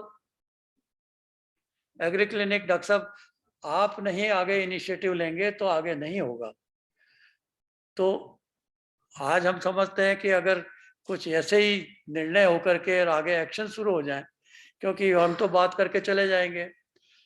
and the best part is we never, TAAS never organizes any such interface unless we have our stakeholders with us. It is not, क्योंकि अगर यहाँ ऑन नहीं होगा तो फिर इसका बात कोई फायदा नहीं है, बात करके चले गए। सदामते जी भी चले गए, प्लानिंग कमीशन में वो नहीं रहे, ICAR में मैं नहीं रहा। So we can only advise, action तो वहीं होगा ना जहां होना है। So मेरा कहने का मतलब यह है कि एक्शन बिगिंस एट होम। अब ये यहाँ बैठे हैं, ये यहाँ बैठे हैं, and a time has come now, time has come to really make a difference. And I see that we have come a long way, we have achieved a lot, and somehow these messages must go, and you don't have to, Dr. Make KVK in terms of building yourself. You just provide them 1 or 2 rooms and have 3 or 4 people sit together and charge them rent. And they are, paravet होगा, वो अपना artificial insemination करेगा, लोगों को पता चल जाएगा कितना इम्पोर्टेंट है। एक कोई नर्सरी लगा लेगा, एक कोई जो है वो वैल्यू एडिशन का काम कर लेगा। अब वो वहाँ पे केवीके में आपने देखा ही था, वो आंवला होता है हमारे सारे एरिया में, और वहाँ पे उन्हें एक एंटरप्रेन्योर को सिखा दिया, वो आंवला कैंडी, आंवला मुरब्बा और आंवला की बहुत सारी चीजें बनाता, पाउडर वगैरह, और वो वहाँ केवीके की दुकान एक उसको दे दी, वहीं पे बेचता भी है। तो question is that these are some initiatives which are individual initiatives, but can we institutionalize those initiatives for multiplication, for multiplier effect? And lastly, I would say that regional cooperation for South-South is very important. We can learn, no doubt. Maybe our colleagues who are present here from Bangladesh, Sri Lanka, Nepal might have got some good messages from this meeting, but maybe we can also learn from them, or maybe we all together can give better lessons to those who are in Africa, because they also need, and there is a lot of support being provided by government for South-South cooperation for Africa, and that fund, I am told, is not being utilized properly. So we need to prepare a project or do something in that context. So, but in any case, whether formal or informal, this is an informal interface we had with the regional people. It could be formalized.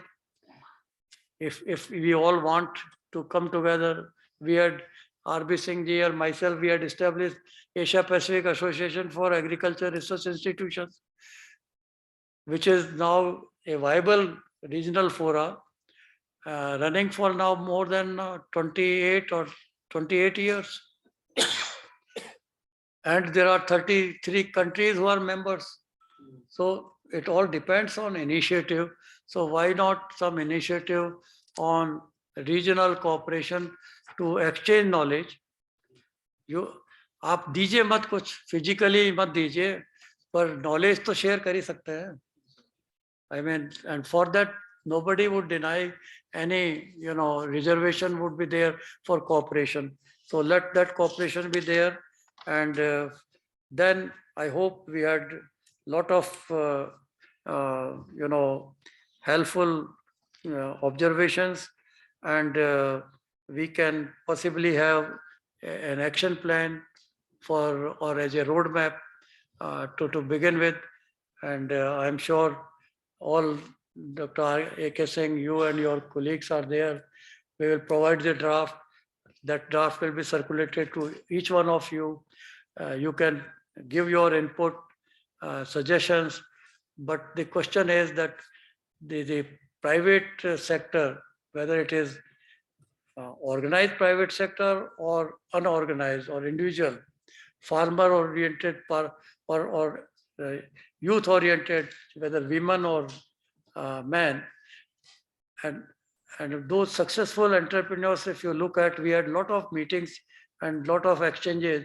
I can tell you there are very bright examples, and they can provide you the kind of respect to the profession which people are wanting in rural villages, and that's why they don't remain there. They can provide you also income, and they can provide you, but for that they would require not routine agriculture, but secondary and specialty agriculture. And for secondary and specialty agriculture, you would require paid extension, because that is where public sector extension may possibly not have advantage.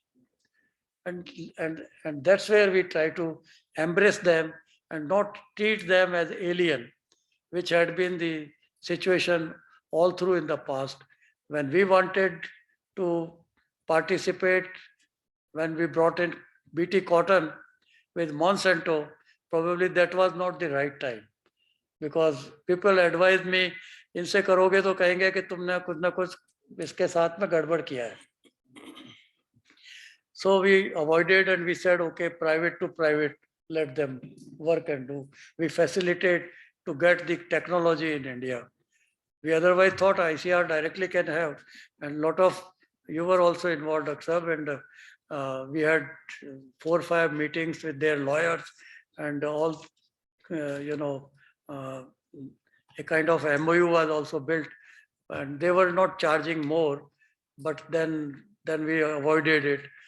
So the question is that now probably time is different, and now private, because everything government cannot do. Government also is not creating jobs now, and youth look for some kind of opportunity, and that opportunity can come through, like what was mentioned, they could be also input providers. और हमारी recommendation में है कि इनको अगर जिस तरह से आप फार्मेसी के लिए trained people only can get pharmacy opened, same way in agriculture also trained people in agriculture marketing should get the license. We don't say that others should be asked to close their shops, but our suggestion is let them put a label that this is authorized trained input provider. That itself is enough. People will go to them only, not to others. And he will never sell you any pesticide which is, outdated. So there are scope, there are possibilities, but probably I would urge that let there be in-house discussion as a follow-up in terms of what is the message on which we can act. Maybe 3, 4, 1, 2, whatever I mean, and then let us not leave it here. Let us try to make next step in the right direction. And this FPO initiative by government is an option now, which can be capitalized. As was said, each KVK can have FPOs, 1 or 2 model FPOs, which can further be multiplied. The same way, ethics centers, which can further be multiplied, and so on. So with this, once again, I like to thank the co-organizers for their cooperation, support, and to all of you and to all senior colleagues sitting till such late hours. That shows your keen interest in doing something for the farmers, because what we are doing is service for the society. And Dr. R.B. Singh says, service to the society with human face. तो human face हमारा थोड़ा सा मुस्कुराता हुआ होना चाहिए. That's what we want. Thank you very much.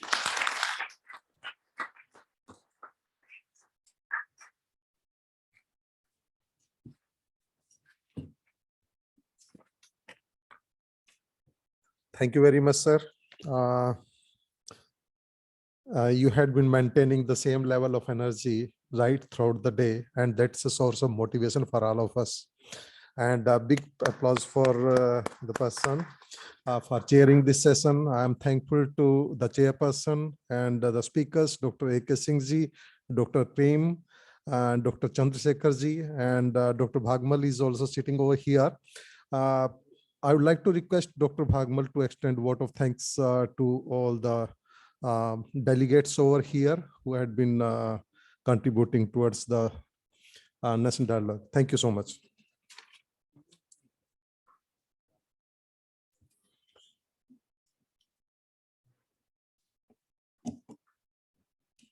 आवाज नहीं आ रही क्या? Okay. Padma Bhushan doctor R.S. Paroda, doctor Karim Maredia, doctor A.K. Singh, doctor Randhir Singh, doctor Chandrashekhar ji, distinguished invitees, Professor R.B. Singh, Professor Kirti Singh, Dr. S.K. Basal, participants, ladies and gentlemen. We have now come to the end of this national dialogue on innovations in agricultural extension, which has been really very successfully been completed. It is my pleasant duty to extend formal vote of thanks on behalf of the organizers and on my own behalf. As you all witnessed, the deliberations in the 2 days national dialogue on agriculture extension went on very well and covered various important aspects relating to innovations in agriculture extension. Excellent thematic presentations and interventions were made by eminent speakers and panelists. Critical gaps and constraints have been clearly identified, and possible opportunities for promoting innovative extensions have been suggested. Enabling policies and a roadmap for future has also been suggested. Good recommendations has emerged as a result of in-depth deliberations, which need to be implemented on priority. I'm sure the stakeholders, including policy planners, researchers, development departments, and extension agencies, will make best efforts to implement the recommendations of this national dialogue in their respective programs. We are indeed highly grateful to Dr. T. Mahapatra, Secretary DARE and DG ICAR, for sparing his most valuable time out of his very busy schedule and gracing the occasion as chief guest and delivering a thought-provoking opening address, which was a great inspiration and guidance for all of us. He has always been very supportive for all programs and activities organized by TAAS, and my grateful thanks on behalf of TAAS to him. We are extremely grateful to Dr. R.S. Paroda, Chairman TAAS and former Secretary DARE and DG ICAR, for chairing the inaugural session and giving closing remarks. In the concluding session, giving a way forward and touching several aspects of activities which need to be taken up to take extension activities forward. In fact, Dr. Paroda has been the crusader and main force behind the conceptualization, meticulous planning, and monitoring the progress almost at every step. Our grateful thanks to you, sir. I also take this opportunity to extend my sincere thanks to Dr. Karim Meradia, Director International Program, Michigan State University, Michigan, USA, for his remarks both in inaugural and concluding sessions, and for co-chairing technical session 4 on regional partnerships for advisory services, country perspective. I express my sincere thanks to Dr. A.K. Singh, DDG Extension, ICAR, for his welcome address and in inaugural session and remarks in concluding session, as well as for co-chairing the panel discussion along with Professor R.B. Singh. To Dr. P. Chandrasekhara, DG Manage, Hyderabad, for co-chairing the session on regional partnership for his remarks in concluding session, and to Dr. Sadamate for giving background and setting the context in the inaugural session and co-chairing technical session 2 on private sector initiatives.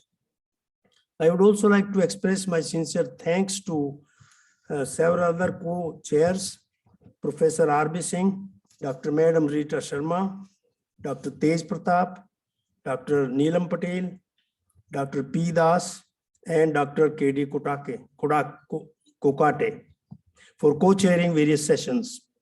To all the speakers and panelists for their excellent presentations and interventions, and to all the conveners for nicely convening the technical sessions, and to all the experts who actively participated in the discussions. I also take this opportunity to express my special thanks to all the foreign delegates, Dr. Quinton Taylor from USA, Dr. A.K. Shrestha from Nepal, Dr. G. Mekuntan from Sri Lanka, and Dr. Muhammad Hamidur Rahman and Dr. Ajamuddin from Bangladesh, who came all the way from faraway distances from their respective countries and took part in this important national dialogue.